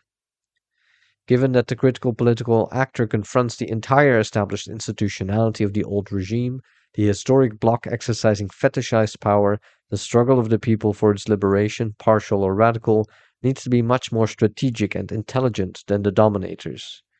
An error of calculation could break a cat's claw, but it could cost a mouse its life. The critical normative political principle promotes creativity, fraternity, and the emergence of the hyperpotentia of the people. A people whose mind is made up, and who thereby exist in a state of rebellion, can be defeated neither definitively nor militarily, as Clausewitz commented on observing Napoleon's disastrous Spanish campaign, a situation repeated by the United States in Vietnam and today in Iraq. 14.3 The Noble Vocation of Politics. Simply because a politician exercises obediential power does not mean that he or she is immune to making mistakes. Indeed, a Semitic saying reminds us that a just person commits 7 sins a day, and a popular saying teaches us that to err is human, to pardon is divine. One might ask, how many sins does it take to make one unjust? The answer is none, because the unjust person is precisely one who never takes conscious responsibility for the negative effects of his or her actions. As the unjust person always carries out corrupt actions and attempts to hide these, he or she cannot differentiate inevitable and unintentional negative effects from those that are willingly corrupt. All acts become suspect. In this attempt to avoid the blame for all of the negative effects of one's acts, we find instead injustice and corruption. As a result, the honest politician cannot be perfectly just. Perfection is only proper to gods, and it is impossible for the human condition. Given this impossibility for extreme perfection, what is demanded normatively of the politician by vocation is that he or she honestly fulfills in the most serious manner possible the conditions for a just act. This is what can be deemed the political justice claim. In other words, the political actor, like all finite human beings, cannot be deemed bad for having committed political mistakes. Human finitude cannot avoid erroneous acts, but instead can only attempt seriously and with good will to fulfill the conditions for being just. Those who honestly attempt to fulfill these conditions can be said to possess the justice claim. To be precise, this word claim indicates that those engaging in an action can justify it by giving reasons and by showing that the action is an attempt to affirm life feasibly and through the consensus of those affected. The three critical principles laid out above are the conditions for this political justice claim. But there is more. These stated normative principles are also what allows us to determine when someone commits political mistakes through not fulfilling one of these, and moreover, the way to correct those mistakes depends on the same 3 critical principles: the material, the formal, and the feasible. These critical normative principles are, then, principles that constitute and illuminate liberatory actions and the transformation of institutions, which allow us to discover mistakes, and finally, which function as criteria for the correction of the injustices committed. Without principles, the political actor who attempts to adopt a critical stance finds himself or herself in the position of the ship captain caught in the middle of a storm without a compass, that is, lost. On the other hand, those with access to critical normative principles, which never negate but rather only subsume the procedural creativity of actions, institutions, administration, etc., find themselves able to confront profound crises, devastating political struggles, and even handle contempt, partial defeat, and patient work on long-range projects. This extends finally to the limit case involving death itself, as with Miguel Hidalgo y Costilla, since those who know how to face death incorruptibly are only feared by oppressors. This represents the maximum possible degree of feasibility when the very life of the people is offered in order to save itself. Heroes necessarily confront unforeseeable events, but they always improve upon each action by remaining inspired by clear and effective critical normative political principles. When the political actor exercises obediential power through delegation, when he or she has an honest critical political aspiration toward justice, we can say that he or she fulfills the noble vocation of politics. To serve the people through militant obedience produces in the subjectivity of the citizen and the politician a sort of joy similar to that of Marx when, as an 18-year-old student, he wrote the following. But the chief guide which must direct us in the choice of a profession is the welfare of mankind. History calls those men the greatest who have ennobled themselves by working for the common good. Experience acclaims as happiest the man who has made the greatest number of people happy. Religion itself teaches us that the ideal being whom all strive to copy sacrificed himself for the sake of mankind. Unquote.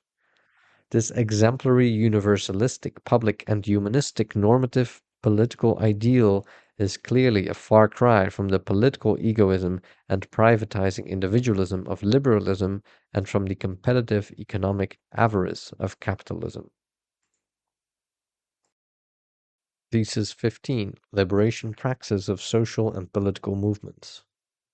Praxis indicates the actuality of the subject in the world, and political praxis implies its presence in the political field. But the praxis of liberation, arrows A and B in Figure 10, calls into question the hegemonic structures of the political system, potestas. Institutional transformations, arrow B, partially or totally change the structure of mediations in the delegated exercise of power.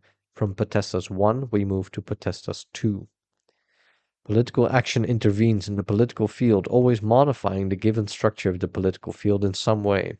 All subjects, upon becoming actors, and especially when representing a movement or people, become the motor, the force, the power that makes history. When this is a practical critical activity, I will refer to it as liberation praxis, Befreiungspraxis in Marx and Horkheimer.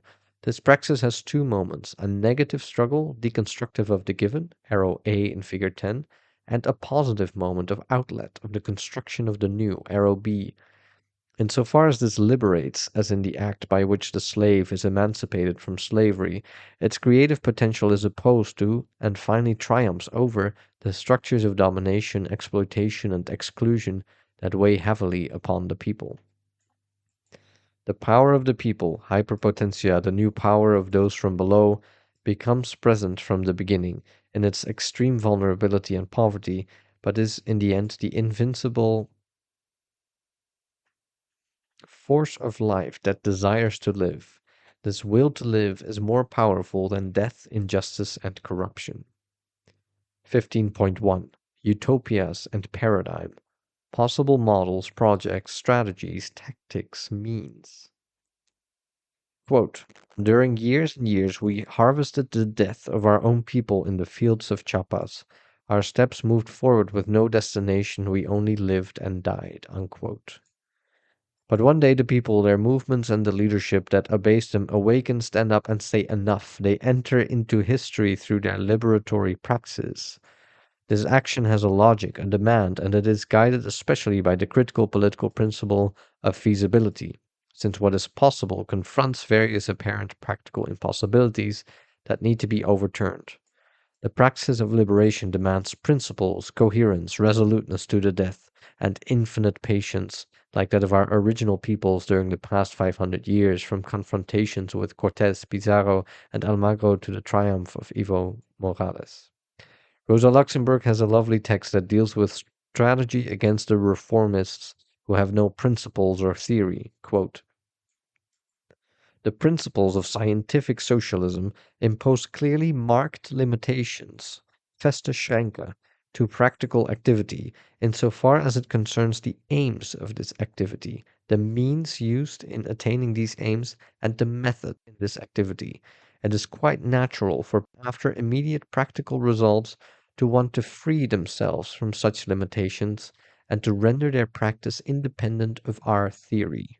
Read Principles. Unquote. We therefore need to keep various levels in mind during critical anti-hegemonic praxis which develops out of many prior moments and confronts the historical block in power. Level 8.11 in Table 2, Thesis 10. First, there is the most distant horizon, which we could refer to as utopian, which we descriptively imagine in which we descriptively imagine a state of affairs. Such a horizon is more accurately understood as a political postulate, such as those of the World Social Forum that state, another world is possible, or a world in which many worlds fit. Such postulates might seem too empty, but they are the condition of possibility for all the rest, since without the hope for a world that we need to make possible, so closely studied by Ernst Bloch, there cannot exist a critical liberation praxis.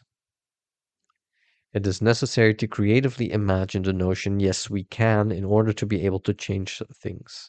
In other words, we need to always keep potestas tu, the future institutional structures that will be at the service of the people, and which indicates the utopian pole affirmatively in our minds. This is level C, 4 and 5 in Table 2.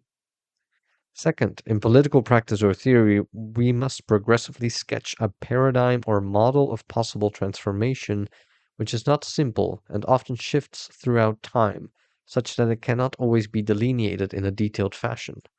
Against liberal democracy, the welfare state, or Keynesian economics, structures that are located in various fields, and against the transitional democracies of Latin America since 1983 that generate a frequently corrupt political class, we must move forward with the formulation of a new paradigm or model. Such a model would entail broad participation, popular hegemony, national identity, especially in post-colonial or peripheral countries, the defense of the economic interest of the weakest, impossible to fulfill through neoliberal capitalism and its globalizing strategy of the domination and exploitation of the subaltern nations, and a renewed administrative effectiveness grounded in a new social pact, and moreover in new constitutions that give rise to new structures within a transformed state. Third, on an even more concrete level, we need to work toward a project for feasible transformations, level 8.7 in Table 2, in which the concrete goals of liberatory action in all spheres, material legitimacy, state administration, are made explicit. These would be properly political but simultaneously critical, and they would operate by way of critical, liberatory, and progressive political parties, as well as through teams of scientists, political scientists, economists, educators, doctors, union leaders, representatives of social movements, etc. This project could be expressed in the short term through criteria and concrete theses for efficient feasible realization within a government cycle of 4 to 6 years, but it must also be accompanied by medium term, about 25 years, and long term projects that for popular participation, especially with regard to ecological and trans-capitalist economic questions. Fourth, political leaders need to have a strategic clarity, level 8.8 in Table 2, in their transformative action. On this level, projects need to be administratively and conjuncturally implemented with an eye to the transformation of the institutions. This level depends on the practical wisdom, prudence of political actors operating within a democratic system to produce consensual decisions in a team through participation from below, from popular movements, the people, neighborhoods, rural communities, etc. This strategy should be elaborated democratically and as a whole on all levels. Fifth, it is necessary to formulate efficient tactics, level 8.9 in Table 2, which constitute mediations for carrying out the strategies that have been elaborated theoretically in the practice of forming cadres, in the election of the candidates as representatives, in propaganda itself, in the ideological and normative orientation of said informational process, in the mode of action, etc. Sixth, appropriate means must be selected for all of the aspects mentioned above, level 8.10 in Table 2, but only among those that are possible given the demands that structure all of the described levels, fulfilling principles, postulates, models, etc. A purely Machiavellian tactical approach, one not ascribed to by Machiavelli, in which the ends justify any means, is always destructive in the end, both for the actor as well as for the people. This is this is because feasible means, and here Horkheimer's critique of instrumental reason is worth considering, that appears to be more efficient may end up losing sight of the principles, as Luxemburg tells us. As a result, one loses the clearly marked limitations that create coherence, positive effects in the long run, and clarity of action, thanks to which confidence in the people is mutually crafted. As Fidel Castro puts it, when the people believe in the people, that is the point at which the political actor and the citizen awake this faith from the top down as obediential power and from the bottom up as faith in honest, principled action, which is the condition of just, normative, and effective leadership of the delegate governor. Machiavelli de virtu, by which politicians construct dikes to constrain the impetuous and destructive force of fortuna, the chaotic and unforeseeable events of everyday politics that need to be resolved in the same manner, but without losing sight of serving the people as the obediential exercise of power.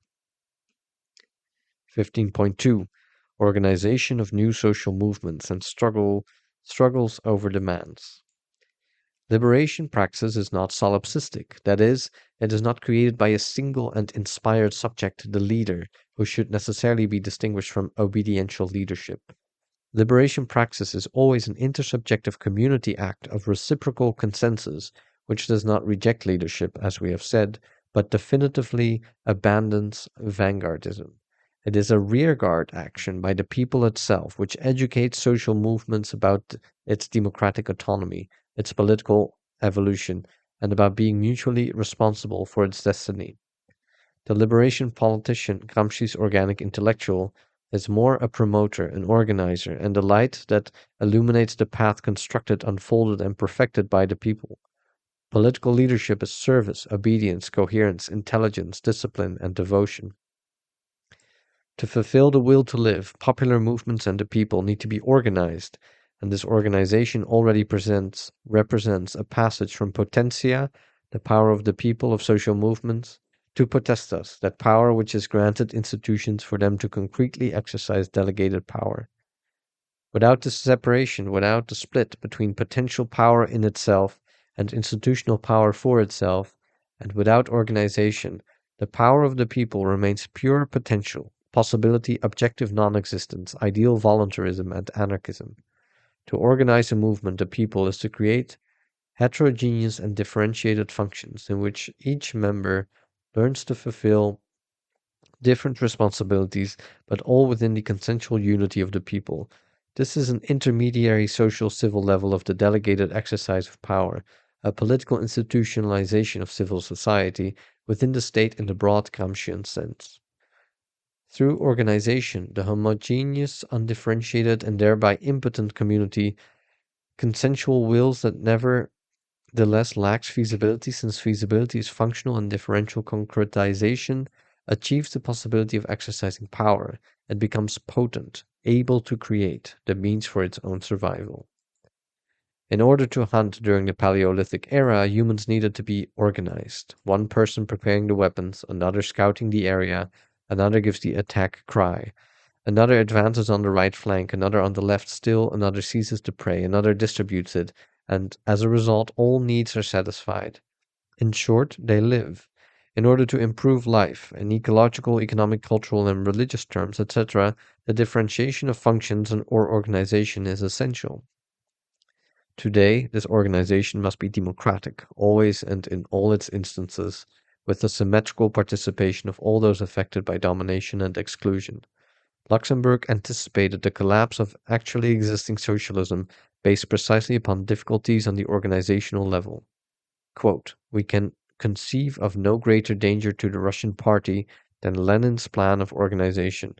Nothing will more surely enslave a young labor movement to an intellectual elite hungry for power than this bureaucratic straitjacket, which will immobilize the movement and turn it into an automaton manipulated by a central committee. The game of bourgeois demagogues will be made easier if at the present stage the spontaneous action, initiative, and political sense of the advanced sections of the working class are hindered in their development and restricted by the protectorate of an authoritarian central committee." Unquote. Even in the Sandinista movement, there was a tendency to send down orders from the Sandinista masses. Only with the Zapatismo has vanguardism been definitively overcome. Democracy is not a slogan, but rather a necessary moment in the subjectivity of the political actor, an institution to be practiced on all levels of the organization of popular movements, within movements, among different movements, and as a demand put forward to progressive, critical, and liberatory political parties. 15.3. The organization of progressive political parties. Progressive, critical, liberatory political parties should function like the mythical Mayan tree of life that sinks its roots into terra mater, the people, raises its trunk over the terrestrial surface, and unfolds its foliage and fruits in the sky of society, the state in the restricted sense. The party, therefore, is the location where the representative can regenerate his or her delegation of power constructed from below. The member base of the party must be able to demand explanation, to reprimand, and to criticize its partner in faith, the representative, when these individuals betray their principles or fail to fulfill their promises. The party is where political theory is discussed and produced, where utopias are sketched, and where concrete projects and the strategies to achieve proposed goals and other levels of liberation praxis are formulated. It is where candidates for elections are decided upon democratically. It is where a well thought out, discussed, and grounded opinion of a type of future society, a concrete model, is developed, bearing in mind the historical development of the political, geopolitical, national, and global present. Unfortunately, the Latin American political parties that have existed since the installation of transitional democracies in 1983 have fetishized the political class that exercises power monopolistically. These parties are in need of profound transformation as they are often little more than electoral machines, which is like antediluvian fossils begin to move when they make out on the horizon an election for paid functionaries. The temptation for payment, the perverse pleasure of the fetishized exercise of power, plunges groups, sectors, and internal movements into proportional distribution in proportion to their corruption, clearly, to get carried away with possible candidacies in the face of the scandalous and very public presence of the people which they claim to represent and serve. The party as electoral machine is rotten. It is useless for the critique, transformation, or liberation demanded by popular movements. Useless for the oppressed and excluded people. It is a scandal. To democratize a party and impede the subsidies to which it feels entitled as the representative of the monopolistic political class means to universalize its cadres, to dissolve its internal divisions, and to allow the movement of opinion in theoretical discussions, projects, and concrete proposals, but not only nor even principally in the election of candidates. Perhaps a party youth contingent, not summoned by internal groupings, but rather by the party as a whole, might be able in the medium term to provide a bodily spirit to those parties that arise from particularistic, personalistic, corporative, and local strongman alliances, and that lack an ideology sufficient for the demands of the people, and especially the poor. Party corruption results from a loss of ideological clarity regarding the paradigm being struggled for, the non-existence of research and discussion projects, and a lack of ethical coherence among party cadres. Parties must be regenerated through both subjective and objective ideological discipline, thanks to which the daily conduct of the politician might relate more coherently to party principles. To do so would mean to operate according to a shared responsibility toward the exploited and the poor, with the goal of creating conditions of respect for symmetry in the democratic participation, with the compromise of those who roll up their sleeves, take off their shoes, and get dirty, getting blistered hands alongside the people. We need a new generation of politicians, perhaps a younger one, who will enthusiastically assume the noble vocation of politics. Party organization must reflect the demands of the times in impoverished peripheral countries. The winds that arrive from the south, from Nestor Kirchner, Tabare Vasquez, Luis Inacio, Lula da Silva, Evo Morales, Hugo Chavez, Fidel Castro, and so many others, show us that things can be changed. The people must reclaim sovereignty. The elections of popular leaders and candidates, the production of foundational documents, projects for educative, industrial, and ecological policies, and concrete proposals, these all must be the fruit of democratic procedures with a symmetrical horizontalism involving the participation of all members and especially the representation within political parties of neighborhood communities, base committees, and open popular councils in which direct democracy teaches the humble citizen how to truly participate in popular politics.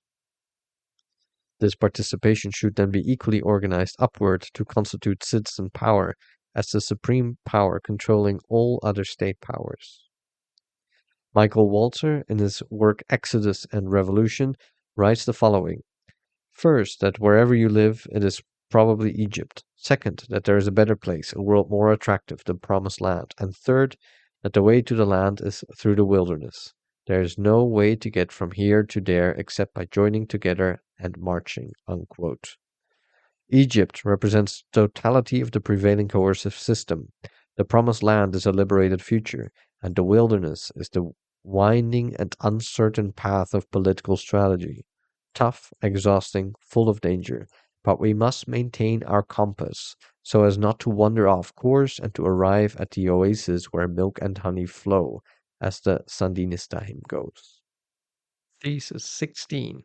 Anti-hegemonic praxis and construction of a new hegemony. 16.1. Hegemonic crisis. The existing empirical institutional political system exercises power hegemonically when the political community accepts it with a sufficient consensus, which means that the demands of various social sectors have been satisfied. But when the situation enters into a crisis, when the interests of the oppressed and excluded are not fulfilled, members of this group become conscious of their dissatisfaction and suffering, which, upon becoming intolerable, and intolerability is relative to understanding the degree of satisfaction achieved by other social groups, produce the eruption of a collective critical consciousness that then breaks the existing consensus and appears as social dissensus. The hegemony of the leading class, as Gramsci puts it, becomes coercive, and this represents a crisis of hegemony, a crisis of the legitimacy of the prevailing political system. The praxis of liberation is critical during its initial anti-hegemonic phase. It ruptures the hegemony of the class in power. It is a praxis whose effectiveness increases in proportion to the decreasing hegemonic legitimacy of the system. There is then an increase on the one hand in the praxis of liberation and a decrease on the other. A consensual legitimacy gives way to greater domination against a simultaneously increasing dissensus, which like a spiral support one another. The greater the repression and violence, the higher the degree of consciousness and eagerness to work toward freedom. This praxis reveals the feet of clay of the existing institutions. The system can have massive armies, intelligence services, and perfectly organized police, but the repressive apparatus, the armor-plated body of the statue, as the expression of a despotic exercise of power, a fetishized potestas, ceases to have strength. It loses its support from the power of the people below, the potentia, and as a result it falls to pieces from its own contradictions in the face of infinitely inferior forces from an instrumental and quantitative perspective, but not in terms of effective qualitative power. Social movements, as well as liberatory critical progressive parties, must be able to learn how to operate from a position of inferior force in physical, mechanical, coercive terms, relying on the power that surges up from below, from the people. It is essential that liberation praxis sets out from the people, thereby remaining in its element and mobilizing from within and from below the collective historical actor that is the people, as the plebs who will constitute a future populace. Only Gramsci has been able to describe adequately how the class in power, when confronted with the destruction of consensus by popular dissensus, moves from hegemonic to coercive.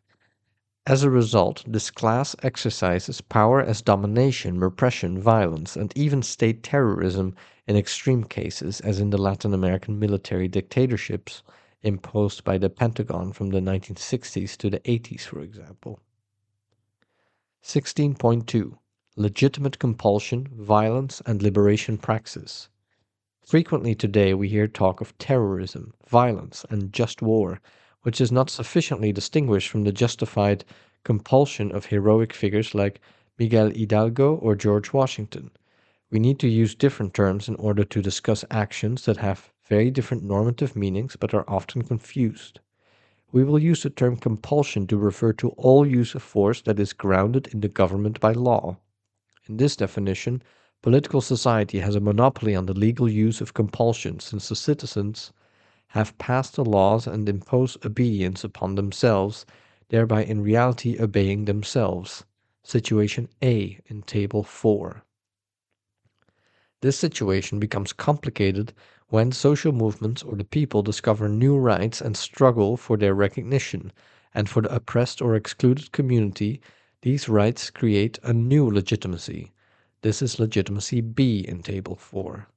In this moment, legitimate compulsion, in 1.a, within the old legal system, for example, Spain's laws of the Indies, becomes illegitimate for those opposed to that system, e.g., the patriots led by Hidalgo, and now appears to them as violence. Situation 2.a(c). Action that is purely violent, in 2b(d), on the other hand, is that which does not involve an entire people struggling for its demands, but which instead is composed of a self-appointed anti-institutional vanguard, which does not rely on the consensual, collective, and critical support of the new system of legitimacy. B. Violence is also the use of force against the right of another, whether justifiable and legitimate institutions or the actor involved in liberation praxis, and this is always a crime. Hidalgo, when he used even armed force, illegal for the laws of the Indies but legitimate from the point of view of the popular patriotic community. B. Did not exercise violence but rather legitimate, liberatory compulsion. The death of the attacking enemy in a defensive patriotic struggle is justifiable by political normativity and does not stand in opposition to the material principle of life, since on a higher and more concrete level of complexity, in which principles conflict with one another, it is necessary to discern priorities.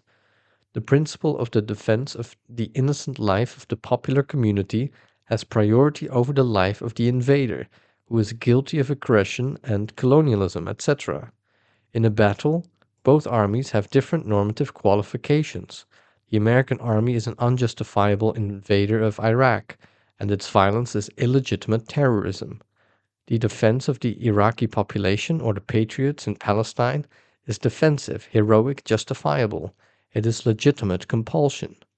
Clearly, I am speaking of limit cases, but these can help us to clarify the concrete applications of our principles rather than falling into a facile acceptance of the conceptual chaos created by the current imperial and economic military powers. 16.3. Construction of a new hegemony. Popular movements, the people, need to construct power from below, as is frequently said in the meetings in Porto Alegre. The power of the people, as a critical hyperpotentia, is constructed below, and not merely from below, and has as its center the people itself. What is constructed, not taken, is the accumulation of strength, unity, the institutions and subjective normativity of the agents, and only afterward comes the delegated exercise of power, potestas. In effect, liberation praxis is this very construction, as it is the action of subjects who have become the actors who built the new structure of politics on the basis of a new political culture. Having begun as an anti-hegemonic struggle by the Coca Farmers Union, when Evo Morales was elected president of Bolivia in December 2005, the transformation of the state began as a praxis of constructing hegemony. From the critical opposition, always somewhat destructive, dangerous, and negative, we now move to the positive exercise of delegated power. The purely negative liberation praxis of the slaves in Egypt, which Tupac Amaru often mentioned during the Andean Rebellion, arrives at the River Jordan at the end of the desert. After Moses the liberator dies and Joshua the ambiguous constructor of the new order begins to exercise delegated power, This process becomes a praxis that needs a hegemonic project based on the majority, which also includes the best of the old regime because one cannot govern in the minority, despotically and anti-democratically. Liberation praxis becomes creative, imaginative, and innovative of the new order, the fruit of the transformation, which it now needs to be able to administer effectively. This task is much more difficult, complicated, and concrete than mere opposition. It is responsibility of feasible governance. Social movements and progressive critical political parties must devote themselves to the task of translating the demands of all sectors, their differential identities, through mutual understanding, dialogue, and the inclusion of other demands in their own. This allows them to move forward with the construction of an analogical hegemon supported by all, which is transformed into a new proposal as a result of the praxis of popular liberation. The postulate: a world in which all worlds fit. Thesis 17: Transformation of political institutions. Reform, transformation, revolution. Political postulates.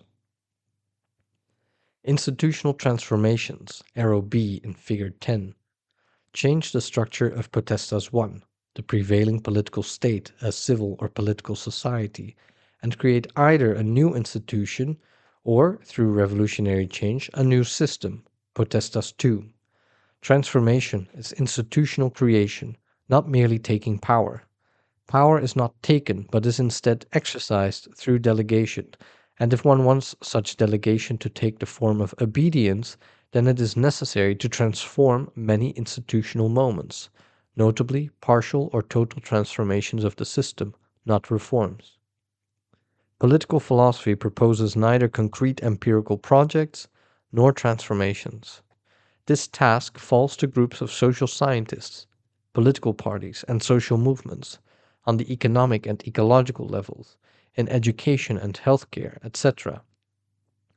Here we can only hope to explain principles, the fundamental criteria for transformation in the medium term, 50 years for example, that will see the overcoming of the old authoritarian or totalitarian Latin American model, as well as the recent neoliberal model applied during the last decades of the 20th century.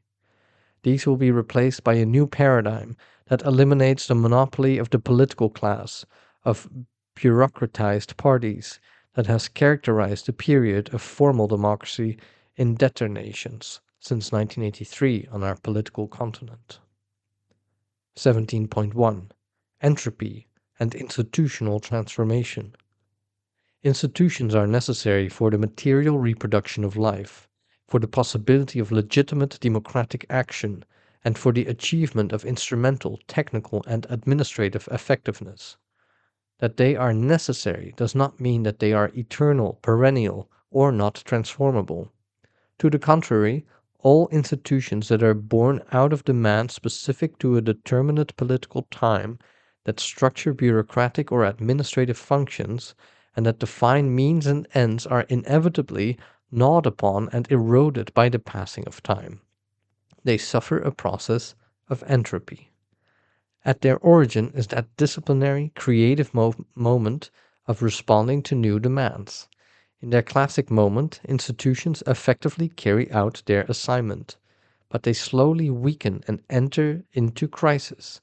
The strength necessary to maintain them becomes greater than their benefits, and the bureaucracy they initially created becomes self-referential, defending its own interests over those of the citizens they claim to serve. An institution created for the sake of life begins to operate as an occasion for coercion, exclusion, and even death, and as a result it becomes time to modify it, improve it, abolish it, or replace it with another institution made necessary by the changing times. All institutions, all institutional systems will need to be transformed in the short, medium, or long term. There is no such thing as an everlasting institutional arrangement.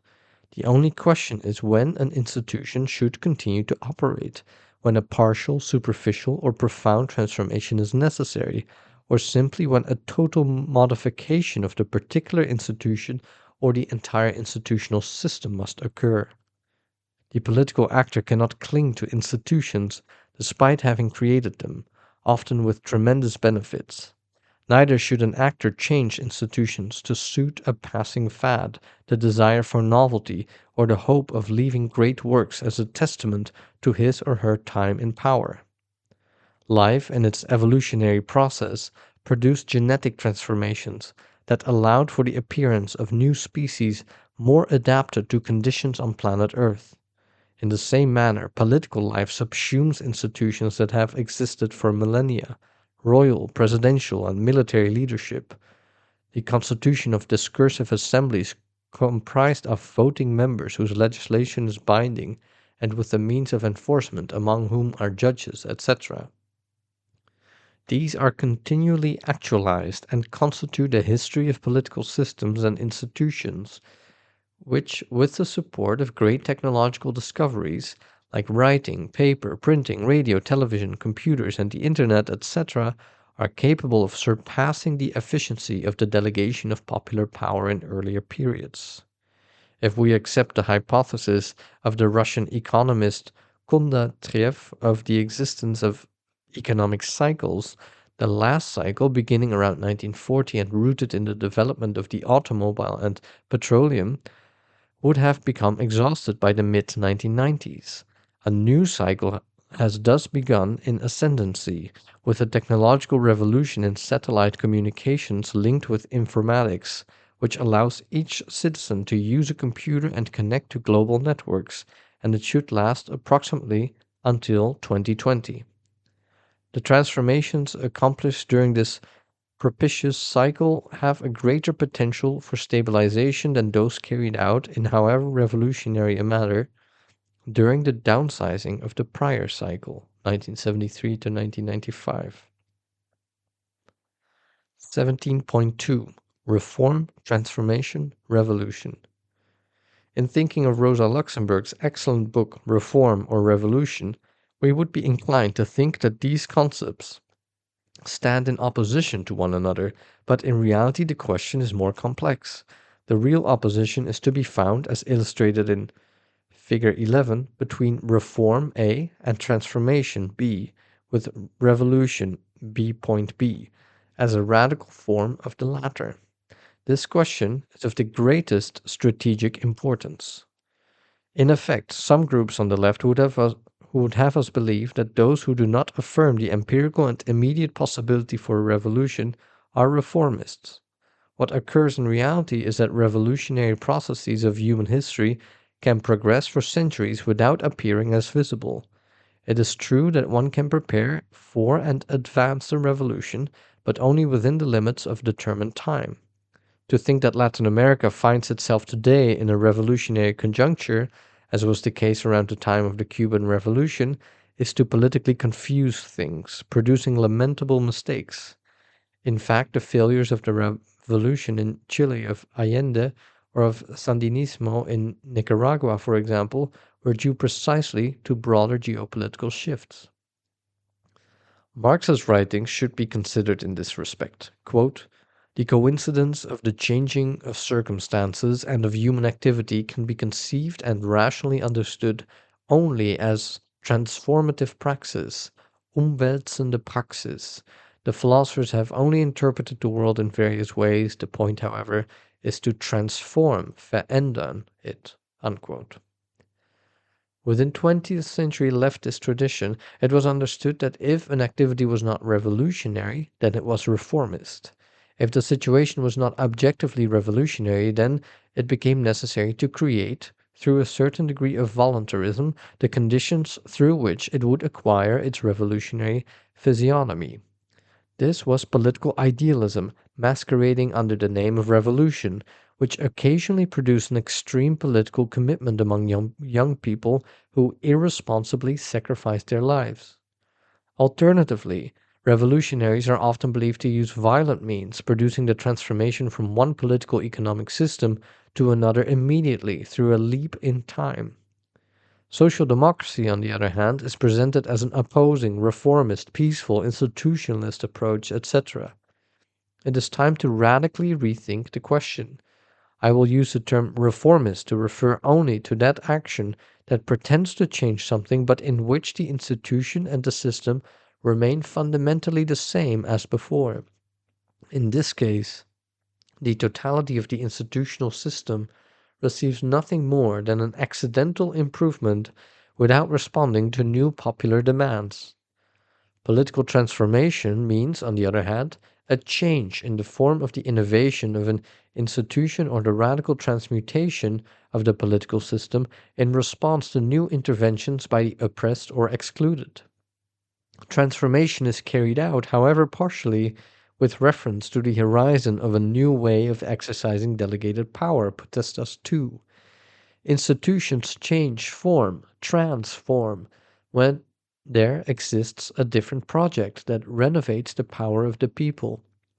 In the case of a transformation of the entire institutional system, the bourgeois English Revolution of the 17th century, the Socialist Revolution in China in the mid 20th century, or the 1959 Cuban Revolution, we can speak of revolution, which is always possible a priori, since no system is perpetual, but whose empirical feasibility often develops only during the course of centuries.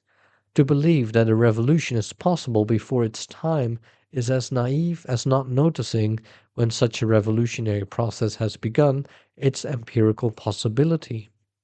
History matures with an objective rhythm that does not necessarily enter into personal biographies, no matter how voluntaristically we might wish. 17.3 Political postulates as criteria for orienting transformation. The subject of political postulates is of the utmost importance at present, since many confuse logical possibility, that which could be thought without contradiction, with empirical possibility, that which could effectively be accomplished. Moreover, we must necessarily add to this the notion of regulative ideas, which operate as criteria to orient action. Chinese navigators took their bearings at night by gazing at the North Star. This was a criterion for orientation, but no navigator sought to arrive empirically at the star, because to do so was empirically impossible.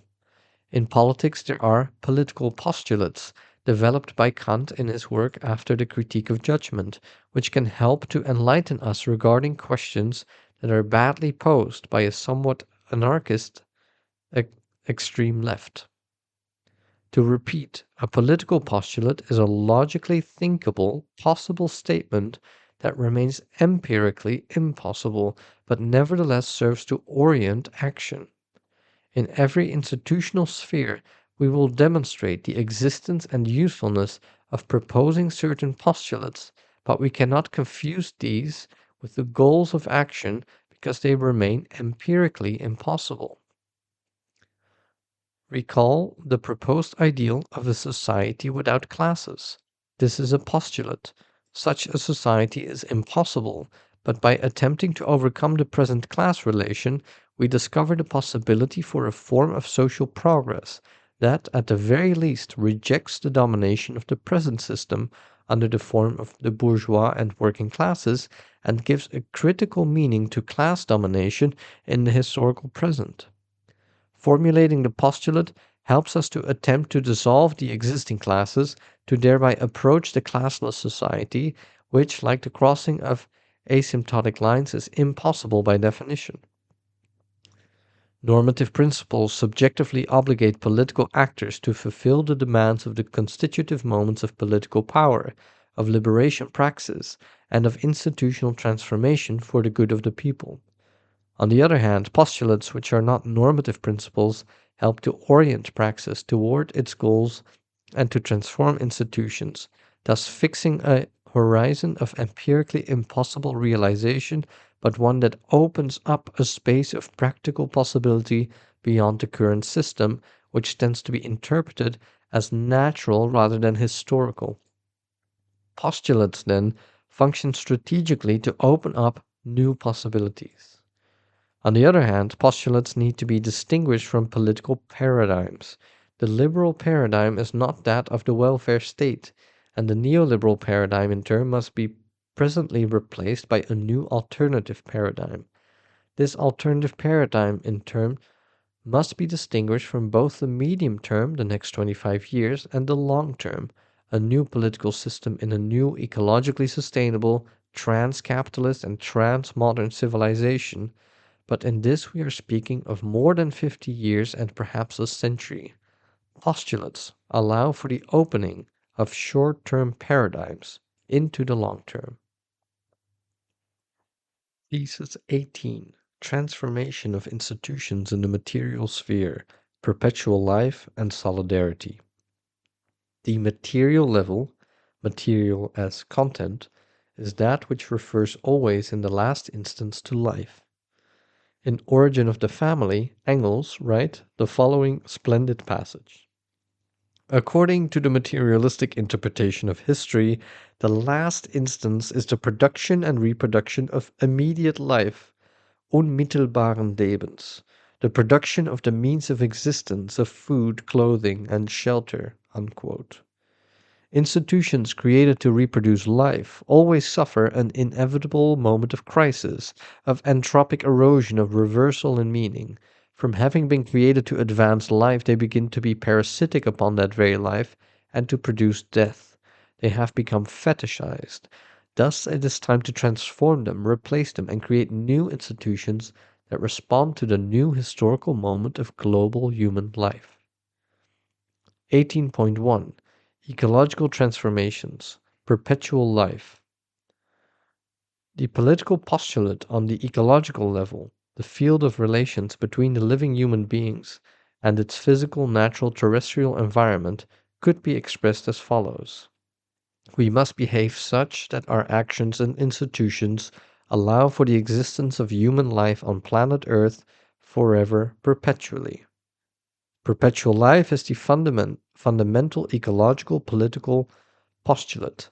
Given that this is empirically impossible, since while it might be a matter of millions of years, Earth will at some point cease to support life as a result of the cooling of the solar system, we are dealing with a criterion for political orientation that allows the following: that in all relations with the Terra Mater, the Pachamama of Quechua Incas, renewable resources be used before non-renewable ones, like petroleum, gas, and all metals.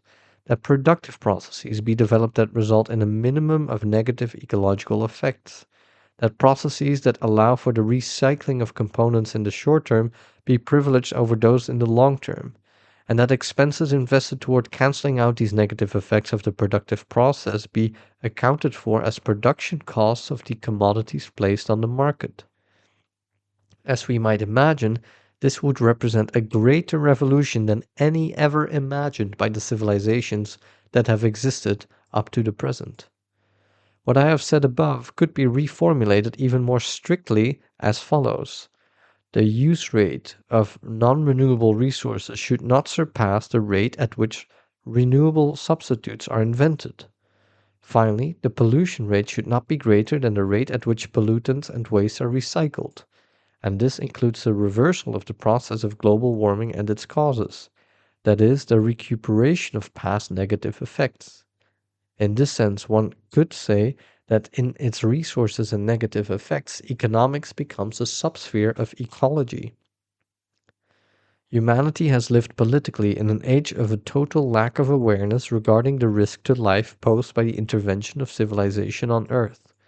Fire, the mediation of all technical mediations, has transformed the atmosphere for the past 600,000 years through the emission of carbon dioxide, but agriculture has in the past 10 years nearly finished off the oxygen-producing forests. As a result, when Donella Meadows et al. Published The Limits of Growth in 1972, humanity began to gain consciousness of the political centrality of the possibility of the extinction of life on our planet. In the Standard World Model Run, figure 35 of The Limits of Growth, the authors predicted that after the middle of the 21st century, there would be a population disaster as pollution reaches a peak and the process of industrial production declines. Later discoveries have shown that the issue is even more grave. and the pace even more accelerated. Today, we confront the reality of an absolute political irresponsibility, especially in the most polluting industrial country in the world, the United States, in the face of irreversible ecological effects, at least during the next few thousand years. Changing our attitude toward nature, which would entail a concomitant transformation on the level of modern institutions, brings us face to face with something much more radical than merely a different socio-historic project. In effect, the advent of modernity has meant for 500 years since the invasion of America in 1492 not only the beginning of capitalism, colonialism, and Eurocentrism, but also the beginning of a type of civilization. Both the ego conquiro of Cortés and the ego cogito of Descartes, incorporeal soul, devalued nature as a mere mechanical geometrical res extensa. Quantity destroyed quality. What is necessary is an ecological revolution of a type never before dreamed of by any thinker of the 19th century or the 20th. It is not the case that capitalism and even real existing socialism have corresponded to a contempt for the absolute dignity of life in general, life as the prolongation and condition of our living bodies, as Marx puts it in the economic and philosophical manuscripts of 1844. Was it not the criteria of an increase in the rate of profit in capitalism and an increase in the rate of production in real socialism that brought us to this ecological cataclysm? The point is to imagine a new trans-modern civilization based on an absolute respect for life in general, and that of the human in particular, in which all other dimensions of existence must be reprogrammed on the basis of the postulate of perpetual life. This task falls to all political institutions and demands their radical transformation. 18.2 Economic Transformations, the Realm of Freedom. Marx formulated the economic postulate as the realm of freedom. It could be expressed as follows. We must operate in the economic field in such a manner as to always transform the productive processes toward the horizon of zero work. A perfect economy would not be one of perfect competition, as Hayek believes, but rather one in which technology has replaced all human labor, zero work, logically possible, empirically impossible. In this scenario, humanity has been liberated from the harsh discipline of work and is able to enjoy cultural goods, the subsequent material field discussed in the following section. In a text full of anti-economistic humanism, we find the following, quote, "The realm of freedom, Reich der Freiheit, actually begins only where labor, which is determined by necessity and mundane consideration, ceases. It lies beyond the sphere of actual material production. Just as the savage must wrestle with nature to satisfy his wants, to maintain and reproduce life, so must civilized man under all possible modes of production. Freedom in this field can only consist in socialized man, the associated producers rationally regulating their interchange with nature, bringing it under their common control, gemeinschaftliche, instead of being ruled by it as by the blind power of capital, and achieving this with the least expenditure of energy and under conditions most favorable to and worthy of their human nature. But it nonetheless still remains a realm of necessity. Beyond it begins that development of human cultural energy, which is an end in itself, the true realm of freedom. The shortening of the working day is its basic prerequisite." Unquote. The objective of the economy is human life, and this goal should be achieved with the least possible use of that life, shortening of the working day, and not to the contrary through an increase in the work of some who suffer, unemployment for others who die in poverty, and the imposition of the increasing accumulation of profit as an objective of the economy, which sacrifices with it all of humanity as a victim of misery and life on earth due to the ecological issues discussed above. The absolute limit of capital and of the modern age of humanity. And as a result, the need to transition to a new human age consists in the extinction of the human species as a form of collective suicide in the ways indicated above, misery and ecological destruction.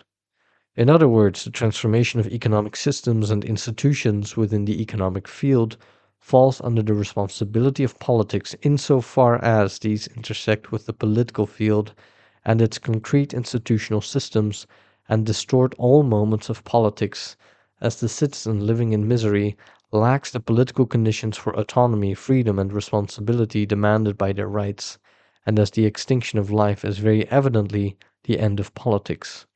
Intervention is in the systems of the economic field is part of the political function against capitalist and liberal economism of the market once we clearly understand the impossibility of the market producing equilibrium and justice for all, and avoiding the accumulation of wealth in the hands of the few and an increase in poverty among the great majority.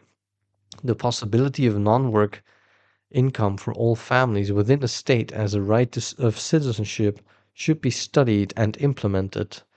The normative principle governing interventions into the operations and institutions of the currently capitalist economic system should always be that the production, reproduction, and enhancement of human life serves as the criterion for evaluating the productive process and its effects as a totality, including the market, national and transnational capital, financial capital, etc.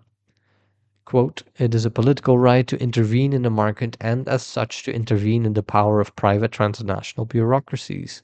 The point is not to revive centralized or totalized planning, but certainly global planning and management of the economy as a whole." Unquote. At the same time, social movements, the people, have started from critical situations of extreme poverty produced by an orthodox neoliberal economic fundamentalism, as even Soros calls it, and then have moved on to invent a growing solidarity economy. This is a dimension to be borne in mind because it was from the interstices of medieval feudalism in Europe that the cities were born as despised secondary places where serfs worked with their own hands and created a new civilization. Do we not find ourselves in a similar situation? Concrete transformations of the various moments of the institutional economic system, which fall within the responsibility of politics, must be the object of detailed developments from the perspective of a political and economic model of co-responsibility with movements and political parties, their concrete projects, and their strategic proposals. What we have said here only serves to situate the question in its proper context. A fundamental criterion that is imposed by necessity on Latin America is the defense of natural resources against the advancing domination of extractive, productive, and financial transnationals, which will leave entire populations without the future resources to reproduce their own lives. Future generations will hold us responsible for our failure to defend these resources. The struggle for water in Bolivia represents a fundamental battle over life itself, over bare life, over the safeguarding of the rights of a people to survival. In its triumph, life too has triumphed. 18.3 Cultural Transformations, the Trans-Modern Pluriverse. The economic realm of freedom opens up the material sphere of culture within politics, since free time is time that should be available for cultural creation and not merely for the passive absorption of advertising propaganda from the mediocracy. Liberal politics tacitly and Eurocentrically supposes that Western culture represents a perfect universal civilization which in its modern development should be imposed upon all other savage, underdeveloped, or backward cultures. Modernity began with the conquest of the Caribbean and of Mexico, a process that produced a terrible cultural genocide that destroyed the great millennial cultures of the Aztecs, Mayas, and the Incas, and later those of the Bantus, Chinese, Hindustanis, Muslims, etc. Capitalism, too, presupposes Western culture as the only universal. Its commodities are Western cultural products that carry within them the values of that culture, imperceptible and invisible in their phenomenal form as an automobile, a Hollywood film, a hamburger, a mode of dress, or a brand of shoes. Standard commodities have been understood through European and North American criteria, leading to industrialization and the destruction of old pre capitalist artisan production in European and other cultures. Politics must equally intervene and has always done so, at least since the bourgeois revolution in France or England, on the cultural level, because modernity has made us accustomed to scorning the culture of the periphery and venerating all that is modern and Western. There must have been a German artist who discovered the beauty and artistic merit of the ruins and other conserved objects from the high Mayan civilization, scorning what is one's own. Malinkism is the suicidal attitude of a colonized Creole elite. The recuperation and affirmation of one's own dignity, culture, language, religion, ethical values, and respectful relation to nature stands in opposition to the liberal political ideal of a homogeneous egalitarianism among citizens. When equality destroys diversity, it becomes necessary to defend cultural difference. When the use of cultural difference serves to dominate others, it becomes necessary to defend the equality of human dignity. The peoples, nations, and ethnic and social groups that inhabit a single territory under the institutional organization of a political society, a state, have been traditionally defined as members of a monocultural political totality. In reality, however, no modern state, Spain, the United Kingdom, France, Italy, etc., contains only a single nation, ethnic group, or language, but rather embraces various cultures with their varying languages, histories, and even religions. The cultural unity of the modern state is a fiction. In reality, these are multicultural states. The point then is to recognize the multicultural character of the political community and begin an education in intercultural dialogue that is respectful of differences. In Latin America, states like Mexico, Peru, Bolivia, and Guatemala, which shelter in their hearts great millennial cultures and pillars of human history, must change their constitutions, their legal systems, their judicial practice, their systems of education and healthcare, and their exercise of delegated political power on the municipal level, granting autonomy to indigenous communities on all cultural and political levels. During the Zapatista uprising in Chiapas, President Cedillo spoke of the rebellion as an attack on sovereignty. First, sovereignty belongs to the political community, the people, not to the state. Second, indigenous communities are and have always possessed, since prior to the invasion by Cortes, inalienable popular sovereignty.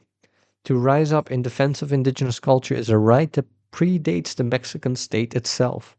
We need a cultural revolution, as Evo Morales proclaims in Bolivia, in which each community is able to affirm its culture, speak its language, exercise its rights, defend its security, elect its own authorities according to its own customs, at least on the municipal level, arrange its own system of education and healthcare, its own economic system, etc. Moreover, the people need to be educated in a pedagogical system that overcomes Eurocentrism in all branches of knowledge, and first of all in history, a system that coherently explains the long and complex plurinational history of Latin America within world history. There must be education in pluricultural ethical normative principles, a technical and economic education appropriate to the level of development, which should be autonomous and primarily inward focused in order to then be able to compete with some chance of success. This education must stand in solidarity with those most in need, the victims of the present ecological, economic, and cultural systems, the poorest, and this solidarity must surpass the mere fraternity of the bourgeois revolution. Instead, it must be a solidarity with the victims of institutions that must be transformed. When the political actor assumes as friends the excluded, the enemies of the system become friends and former friends become new enemies.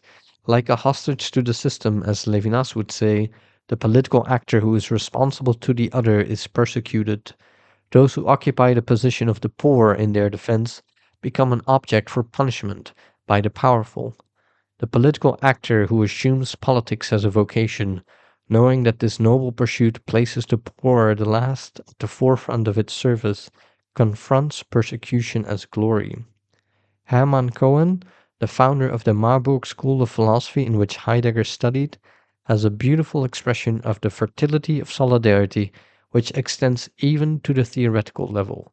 Quote, "The method consists of knowing how to situate oneself in the position of the poor and from there to carry out a diagnosis of the pathology of the state." Unquote. Thesis 19. Transformation of institutions in the sphere of democratic legitimacy. Eruption of new rights, perpetual peace, and alterity. 19.1. The postulate of perpetual peace. Responsibility for the excluded, alterity. Beyond the equality of the bourgeois revolution, we find responsibility toward alterity, toward the rights distinct to the other. Beyond the political community of equals, white property-owning, metropolitan, abstract elite citizens, we find the exploited, the excluded, the non-equals, citizens who are non-white, poor, post-colonial, and differentiated by culture, sex, age, and the popular masses. New rights take these people into account. The operative postulate in the sphere of legitimacy is that of perpetual peace, which is logically thinkable but empirically impossible to carry out.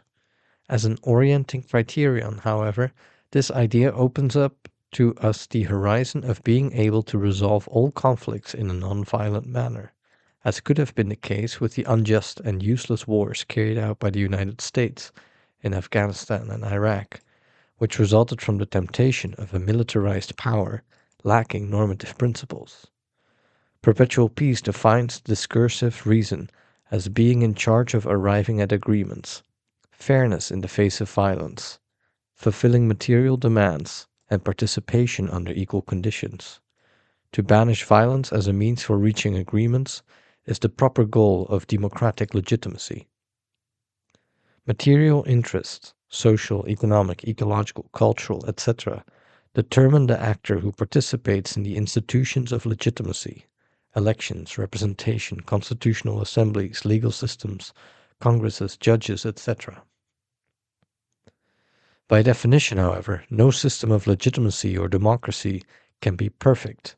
Inevitably, then, this leaves many citizens excluded because they often fall outside the definition of the citizen as such, as was the case for wage laborers in the theory of Locke, for women prior to the suffragettes, and for mestizos, indigenous, and slaves considered unequal by emancipated Latin American Creoles, etc. As a result, the equality of the bourgeois political community has historically excluded the majority of the population. By solidarity in the legal sphere, I mean a responsibility for those who do not have rights, or have not been granted them. The affirmation of the alterity of the other is not the same as liberal equality. Even the struggle for the recognition of the other as equal, aspiring towards its incorporation within the same, is different from the struggle for the recognition of the other as other, which thereby aspires toward a new legal system subsequent to the recognition of difference. The affirmation of alterity is much more radical than the homogeneity of the modern citizen, as we are speaking of the institutionalization of a heterogeneous, differentiated legality that respects diverse juridical practices. For example, in modern law, with its long history that begins with Roman or medieval law, those who kill another are imprisoned, sometimes for life. Among Mayans in Chiapas, those who kill another member of the community are punished in the first place by having to cultivate the land of the deceased in order to feed the family that has been left without sustenance. The Mayans demonstrate the irrationality of modern legality, since in the latter the murderer and the deceased leave two families without food, thereby punishing the unprotected families rather than the one who carried out the act. On the other hand, the victim gains nothing from the imprisonment of his or her murderer, but rather loses a great deal through the poverty and misery of his or her family. In this way, we can see the superiority of one penal system over another. 19.2. Transformation of the system of right, new rights and judicial power. Systems of rights are historical, too, in Figure 12, and they have suffered continuous change. The question is one of defining the criteria of those changes in order to determine which among these rights are perennial, which are new, and which are discarded as belonging to a past epoch. All three types have always existed within all collections or legal codes since the Mesopotamian collections of laws at the end of the 3rd millennium BC. However, even today we still speak of the logic of incorporating new rights, those that interrupt as conflicts or demands based on the unsatisfied needs of new social movements, the struggles by the people for the recognition of new rights. The traditional solution, to have an external reference point from which to call into question positive law, the prevailing body of law 2 in Figure 12, consists in affirming the existence of a natural law 1 in Figure 12, which would be like a list of rights proper to the human being as such, universally speaking. This Eurocentric solution, as it refers back to the Hellenic and Roman worlds by way of Germanic Latin world of modern Europe, is theoretically unsustainable, since what happens historically is that new rights are discovered. 3 in Figure 12. In the traditional understanding, such a new right would need to be discovered in the a priori list of natural laws, but in reality, the absence of right within the list of natural laws prior to its historical discovery demonstrates that natural laws are only recognized post factum after the fact, and through a struggle by those who discover such rights empirically. As a result, natural law is an unnecessary and useless metaphysical hypothesis. In reality, the prevailing right always exists as given and as positive. 2 in Figure 12, and new rights, 3 in Figure 12, are not taken from a list of natural law, but to the contrary emerge from popular struggles. Arrow D. New social movements gain consciousness on the basis of their living and suffering corporeality, of being excluded victims of the legal system in that aspect that substantively defines their liberation or critical praxis. British feminist suffragettes discover that women do not vote to elect political representatives. This negativity is lived as lacking the right to, a right lived as necessary but one that is positively non-existent for the intersubjectivity of these conscious women who have arrived at the conclusion of what Freire would call a process of critical consciousness formation. That is, these new rights are imposed a posteriori by the struggling movement who discover the lack of, as a new right to, certain practices that were ignored or prohibited by the existing right. At the outset, this new right exists only in the subjectivity of the oppressed and excluded, but after the triumph of the rebellious movement, this new right is imposed historically and is added to the list of positive rights, B in moment 2 in Figure 12. At the same time that new rights are being incorporated into the existing system of rights, other rights pertaining to a prior era in the history of the political community, the people fall into disrepute, C in moment 2 of Figure 12. The coercive right, ius dominativus, of the feudal lord over the serf, arrow E, disappears in capitalist modernity, and the same can be said of the rights of the slaveholder vis-à-vis the slave. There is final institution, as old as those that enact laws, whether it be the king, the senate, etc., that closes the circle of the system of a right as a government by law, the judiciary. Occasionally it is the king or the senate itself that fulfill the exercise of judging the accused in accordance with the law. Already in the Codex of Mesopotamia in the 3rd millennium BC, the function of judges was clearly stipulated. In modernity, the judicial function, as a judicial power that plays a proper role with respect to the legislative and executive power, comes to be independent of the other two, thereby permitting mutual control. Judicial autonomy is essential for the government by law as it judges conduct and institutions in light of the legal system, and promulgated laws and prevents taking justice into one's own hands, thereby overcoming the barbarous law of an eye for an eye, a tooth for a tooth, that predates law, but is still used in our time by terrorist states. The corruption entailed by the latter is fatal because it compromises the entire political order. Impunity weakens the power of the people because it is in the name of the latter that law must be enforced and injustice punished.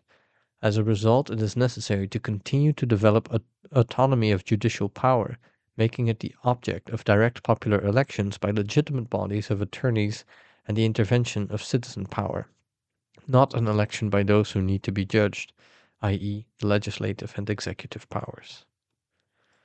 19.3. Representative democracy linked with participatory democracy. If there were always direct democracy, as in the classic moment of the Venetian Republic and its Great Council, a modified form of the modern English state of the 17th century, legitimacy will be justified de facto, because everyone would have participated in discussing the consensus once they had voted to accept a majority as a necessary institution, because even in direct democracy, unanimity cannot always be presupposed. But once we accept that there exist hundreds of thousands or millions of citizens in a political community or a people, then representation becomes an inevitable and necessary institution.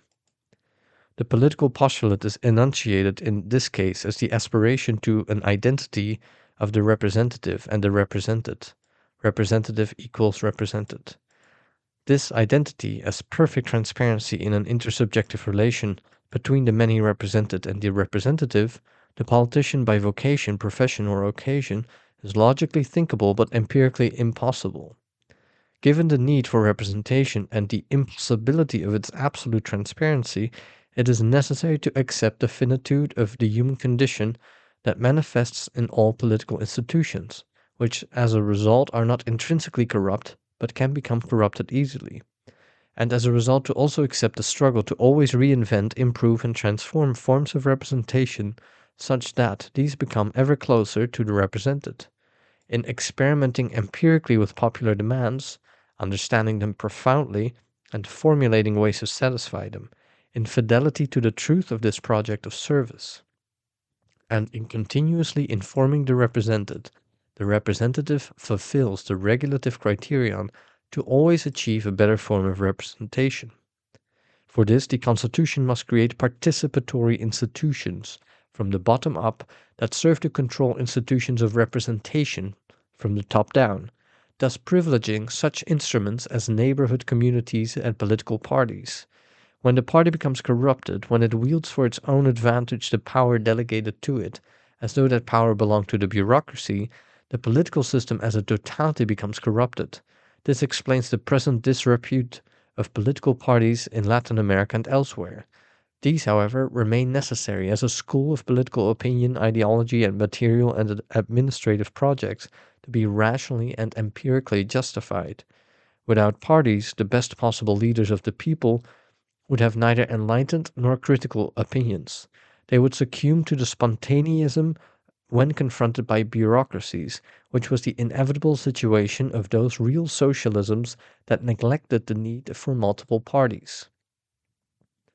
It is therefore necessary to create a fourth power, which has not yet existed within the state. In Chapter 4 of Title 2 of the 1999 Constitution of the Bolivarian Republic of Venezuela, on political rights and the popular referendum, Article 62 states the following: all citizens have the right to participate freely in public affairs directly or through their elected representatives. Popular participation in the formation, execution, and control of public management is the necessary means to achieve a protagonism which guarantees full development individually and collectively. To which Article 70 adds, the following are means for the participation and protagonism of the people in exercising its sovereignty in the political realm: elections to public posts, referenda, popular consultations, revoking mandates, and legislative, constitutional, and constituent initiative, open councils, and citizen assemblies whose decisions will be binding. In effect, Title 4 of Chapter 4 deals with public power.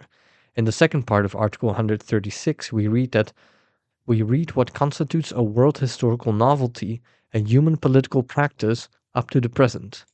National public power is divided into legislative, executive, judicial, citizen, and electoral powers.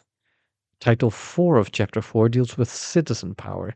This power is exercised through the Republican Moral Consensus, Article 273, composed of the Ombudsman, the Public Minister, and the General Comptroller of the Republic. Its members are elected by a petition evaluation committee that names the Republican Moral Consensus, which then presents a group of 3 one chosen by each member, to the General Assembly, which in turn selects one of these candidates by a two-thirds vote. If not elected by the General Assembly, the election is subjected to a popular consultation, Article 279. What is most interesting is that there exists a possibility for a popular consultation, and this is an important precedent for participation. Regardless, the executive and legislative powers do not initiate the procedure of this election of members to the fourth power, but this election is still not direct and popular. It is still a halfway step. Referenda, popular consultations, revocable mandates, citizen and electoral power, the manner of electing the judges to the Supreme Court from citizen power and civil society organizations, the fact that a simple citizen can initiate the process of passing a law, these all give us an idea of a new political spirit. This spirit is one of citizen participation in a democracy in which the people have sovereignty that they can exercise permanently and not only in those volcanic eruptions that are the elections every 6 years. Representative democracy, which tends to be a movement from the top down, needs to be linked with participatory democracy as a movement exerting control from the bottom up.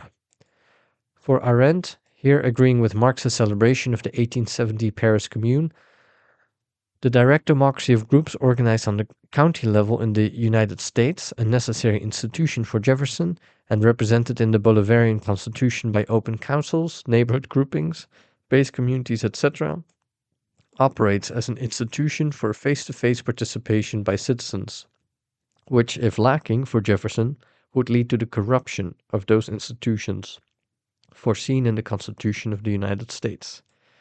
That is, it will be necessary to create new participatory institutions in order to control representation. It might seem strange that participation of the simple citizen of social organizations and of civil society needs equally to be organized through institutions. Critical political realism is not afraid to create these institutions, but in this case they should not respond to the interests of political parties, nor to the political class, since they need to serve those configurations that control the representative institutions that are structured principally not only around legislative and executive power, but also the judicial, whose mandate citizen power in very serious cases could also revoke. It will become necessary to create a new and more complex state structure with mutual determinations, see Figure 13, by representation and participation within governability, in order to avoid the monopoly of political parties and the political class in the management of the delegated exercise of power, against which on December 20, 2001, the people shouted, "Out with them all." This clamor is a reminder that power belongs to the people, which appears in certain limit moments as a people in a state of rebellion. 19.4. The right to truthful information and the democratic popular regulation of the mediocracy. Public opinion interprets political events. It is the final judge of politics. Politicians, leaders, candidates, public affairs, etc., playing the role fulfilled by Osiris in the grand chamber of the Egyptian goddess of justice, Ma'at, a narrative originating in Memphis more than 5,000 years ago. Here we are speaking of nothing less than a hermeneutic, evaluative judgment of the representative, and those who form and shape this judgment bear in its totality the last instance of political responsibility. This judgment is put approximately as follows: he, she was a bad leader, or he, she is an excellent candidate. Thanks to such judgments, the former passes negatively into history and the latter is elected. The communication media, large transnational corporations linked to foreign capital in peripheral and post-colonial countries, with their interests often opposing those of the oppressed peoples, form these value judgments. They have an immense power that stands behind all of the powers of the state, that is, a superpower. A media magnate was until recently Prime Minister of Italy. This is the domination of the media economy over politics. The task is to democratize communication media. Every university, association, municipality, union, ethnic group, neighborhood, etc. could have its own television or radio program or written press. The rupturing of this monopoly in the hands of the few will return public opinion to its central role in the system of legitimation because the decisions, elections, projects, etc. are determined in the last instance behind the veil of subjectivity when one has made his or her own judgment about what to decide and what to do. Consensus presupposes individual prudence, phronesis as the ancients put it, and the mediocrity impacts each singular consciousness in the privacy of his or her own home and everyday life, thus shaping her or him much more profoundly than any educational institution.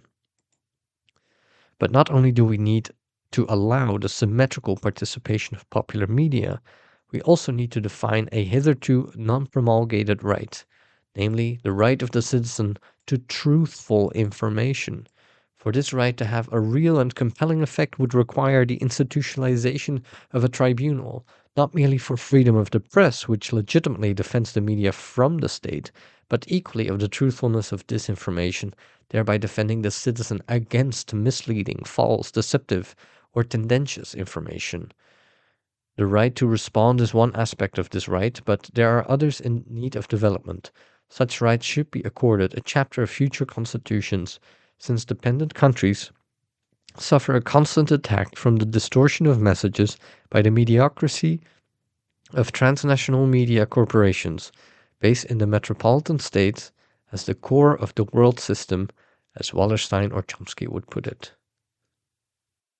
Thesis 20. Transformation of institutions in the sphere of feasibility, the dissolution of the state, liberation. The postulate of the dissolution of the state. The question of whether or not it is possible to change the world without taking power has from the outset been posed incorrectly. Power is not taken as though it were a thing, an object at hand, or a well-bound package. Power is a faculty belonging to the political community, to the people. The power that appears to be taken is merely the mediations or institutions of the delegated exercise of this fundamental power. If the delegated exercise of power takes the form of obedience, this power qua service is just, adequate, and necessary. If one were to take control of already corrupted institutions or structures of fetishized power, this exercise would not operate to the benefit of the community, the people. As a result, one cannot change the world through such a corrupted exercise, as should be obvious by now. The subject, then, has been posed in a confusing manner. To simplify, we could say that it is the position of Bakunin of anarchism that all institutions are repressive. When an honest representative of the political community, the people, is delegated for the exercise of institutional power, they must in the first place not merely fulfill the already institutionally defined and structured functions of power potestas.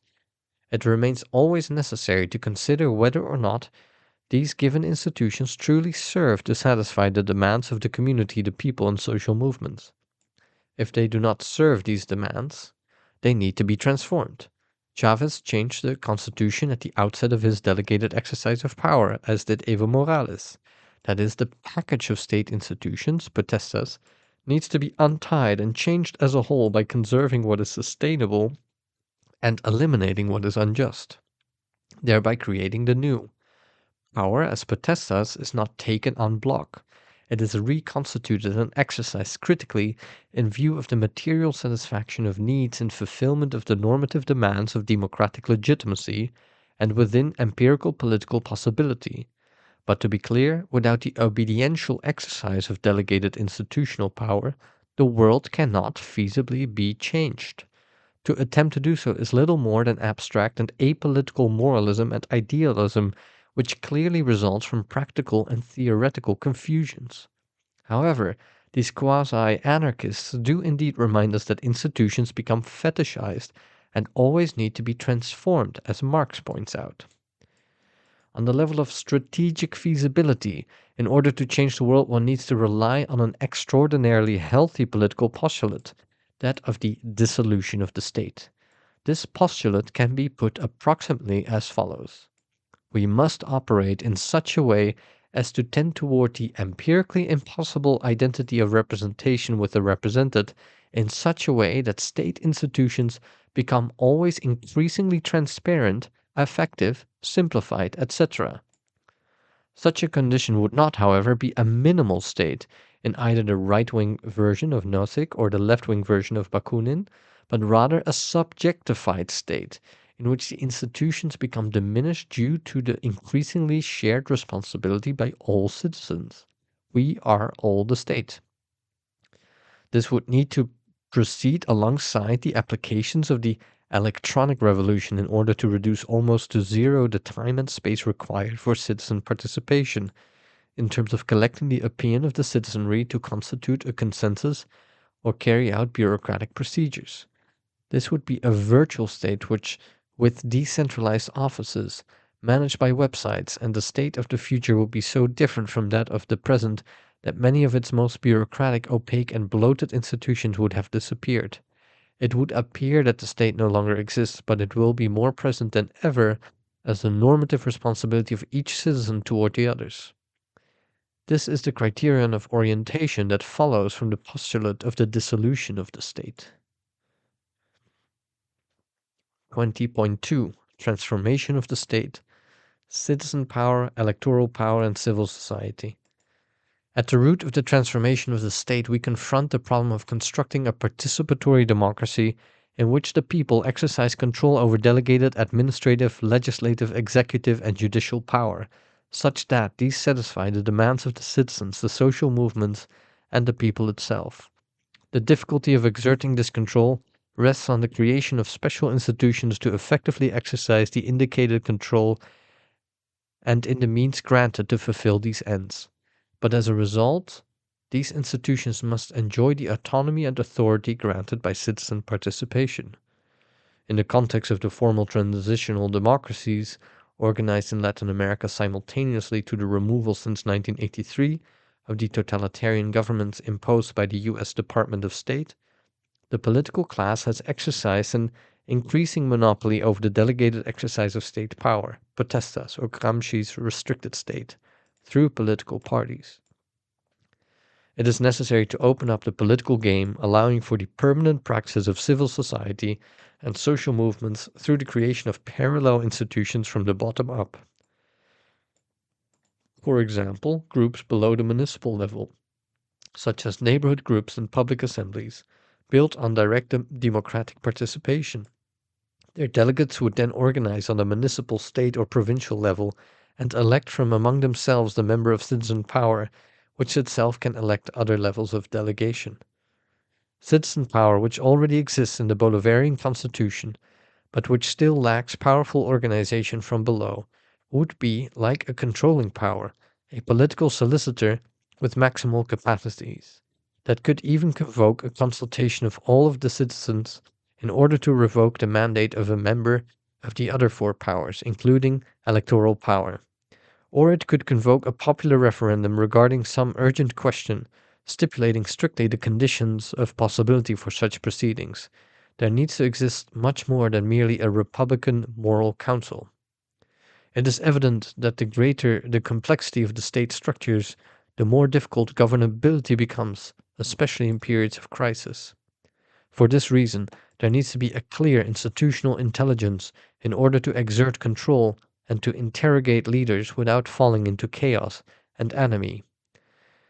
In any case, if information is provided electronically regarding all actions of representatives, salaries, expenses, meetings, daily orders, publications, projects, consultations, etc., and if these representatives are in frequent contact with the represented, then citizen power will remind them of the demand for transparency and responsibility of representatives for the rights and the satisfaction of the demands of the represented.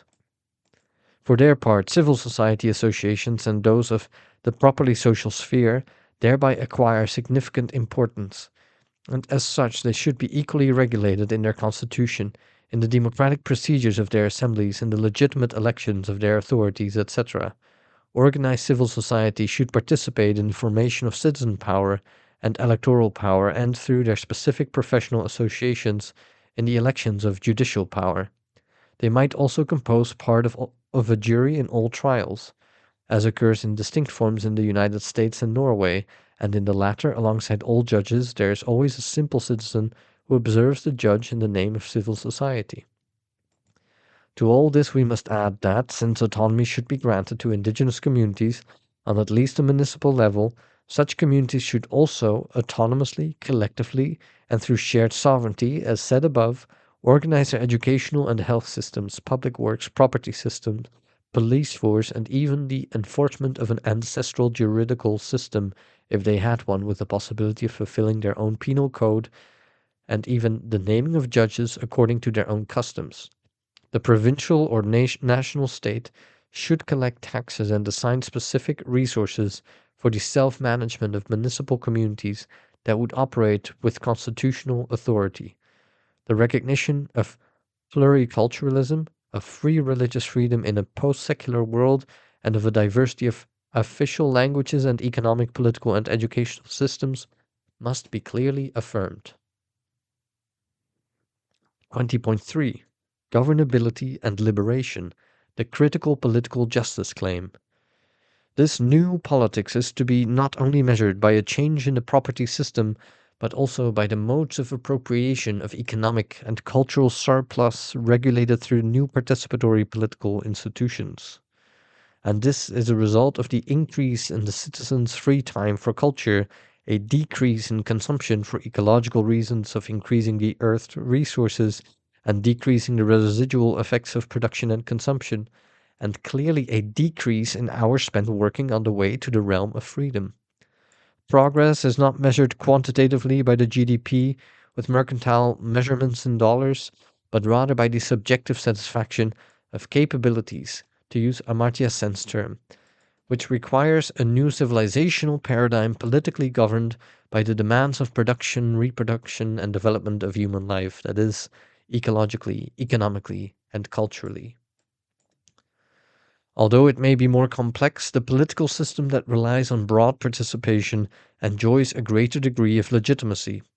When there exists a maximum of social consensus, moreover, costs decline to a minimum, even in terms of the economic cost of services. The good leader is not afraid of participation, but keeps an eye on governability. We often hear about the contradiction between democracy, especially participatory democracy, and governability. The tough hand of dictatorship appears superficially to represent the strong presence of a leader who imposes governability.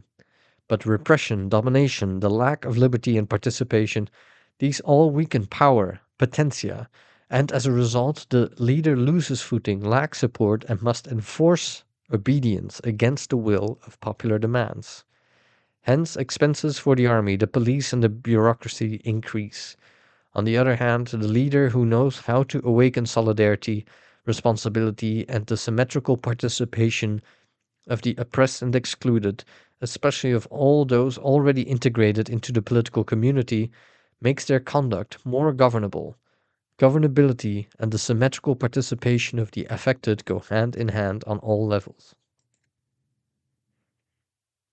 In proportion to the fulfillment of the indicated material demands alongside a growing and symmetrical participation, which increases legitimacy but also makes the political system more complex, and intelligent technical feasibility, which opens up for us a new era of politics on all levels of state mediation, using satellite and electronic communication for the benefit of popular movements and citizens, a political culture develops in which representatives can claim a certain critical political justice claim.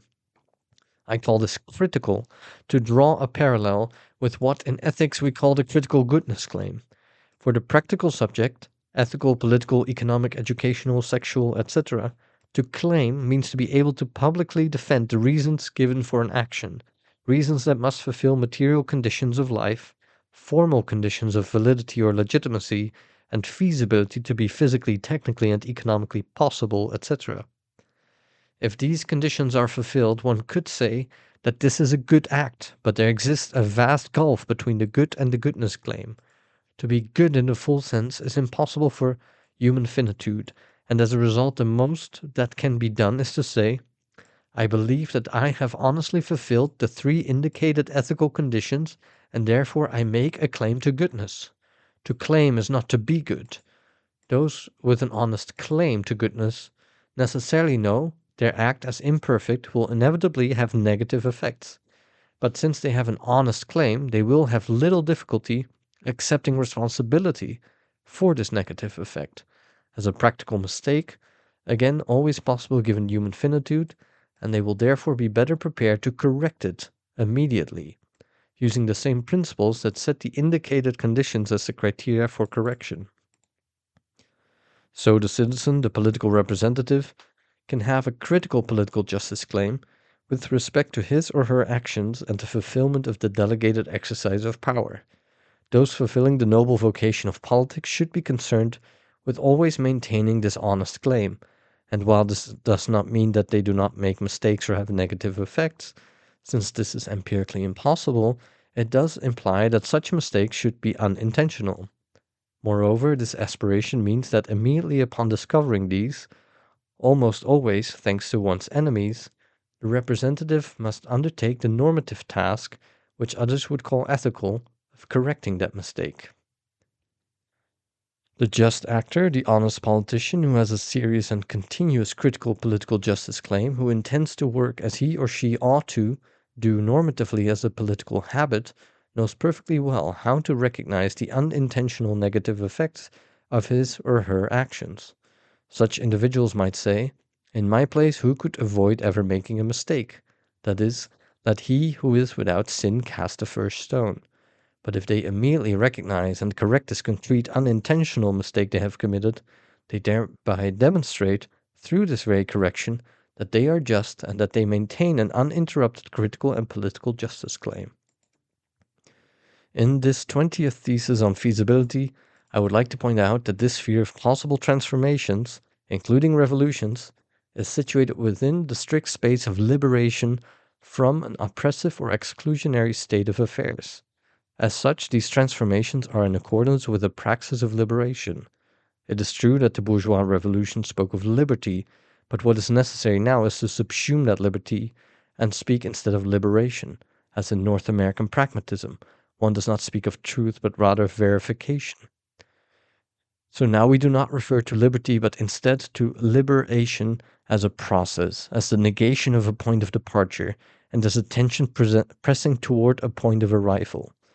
We must therefore transform the postulate of the bourgeois revolution expressed in the proclamation of equality, fraternity, liberty, through the rebellion of oppressed and excluded peoples of the periphery in their struggles for the second emancipation, into the new expression of alterity, solidarity, liberation. All that has been said here has been necessarily framed within a spirit of Latin American unity, an integration that will permanently overcome the organization of American states, a geopolitical organization representing North American domination. This unity has already begun with the signing of the Community of Latin American Pueblos on December 8, 2004, in Cusco. The destiny of national states needs today to be integrated into confederated wholes like that achieved in the Constitutional Treaty of the European Union. Europe is a political example in this respect for our cultural and political continent, the future of which is anticipated by the existence of Mercosur and the integration movements in South America, to which Mexico, Central America, and the Caribbean must join in the near future, thereby turning their backs on the treaties with the Empire of the North, which thinks only its own interests and cares little for those of the other participants.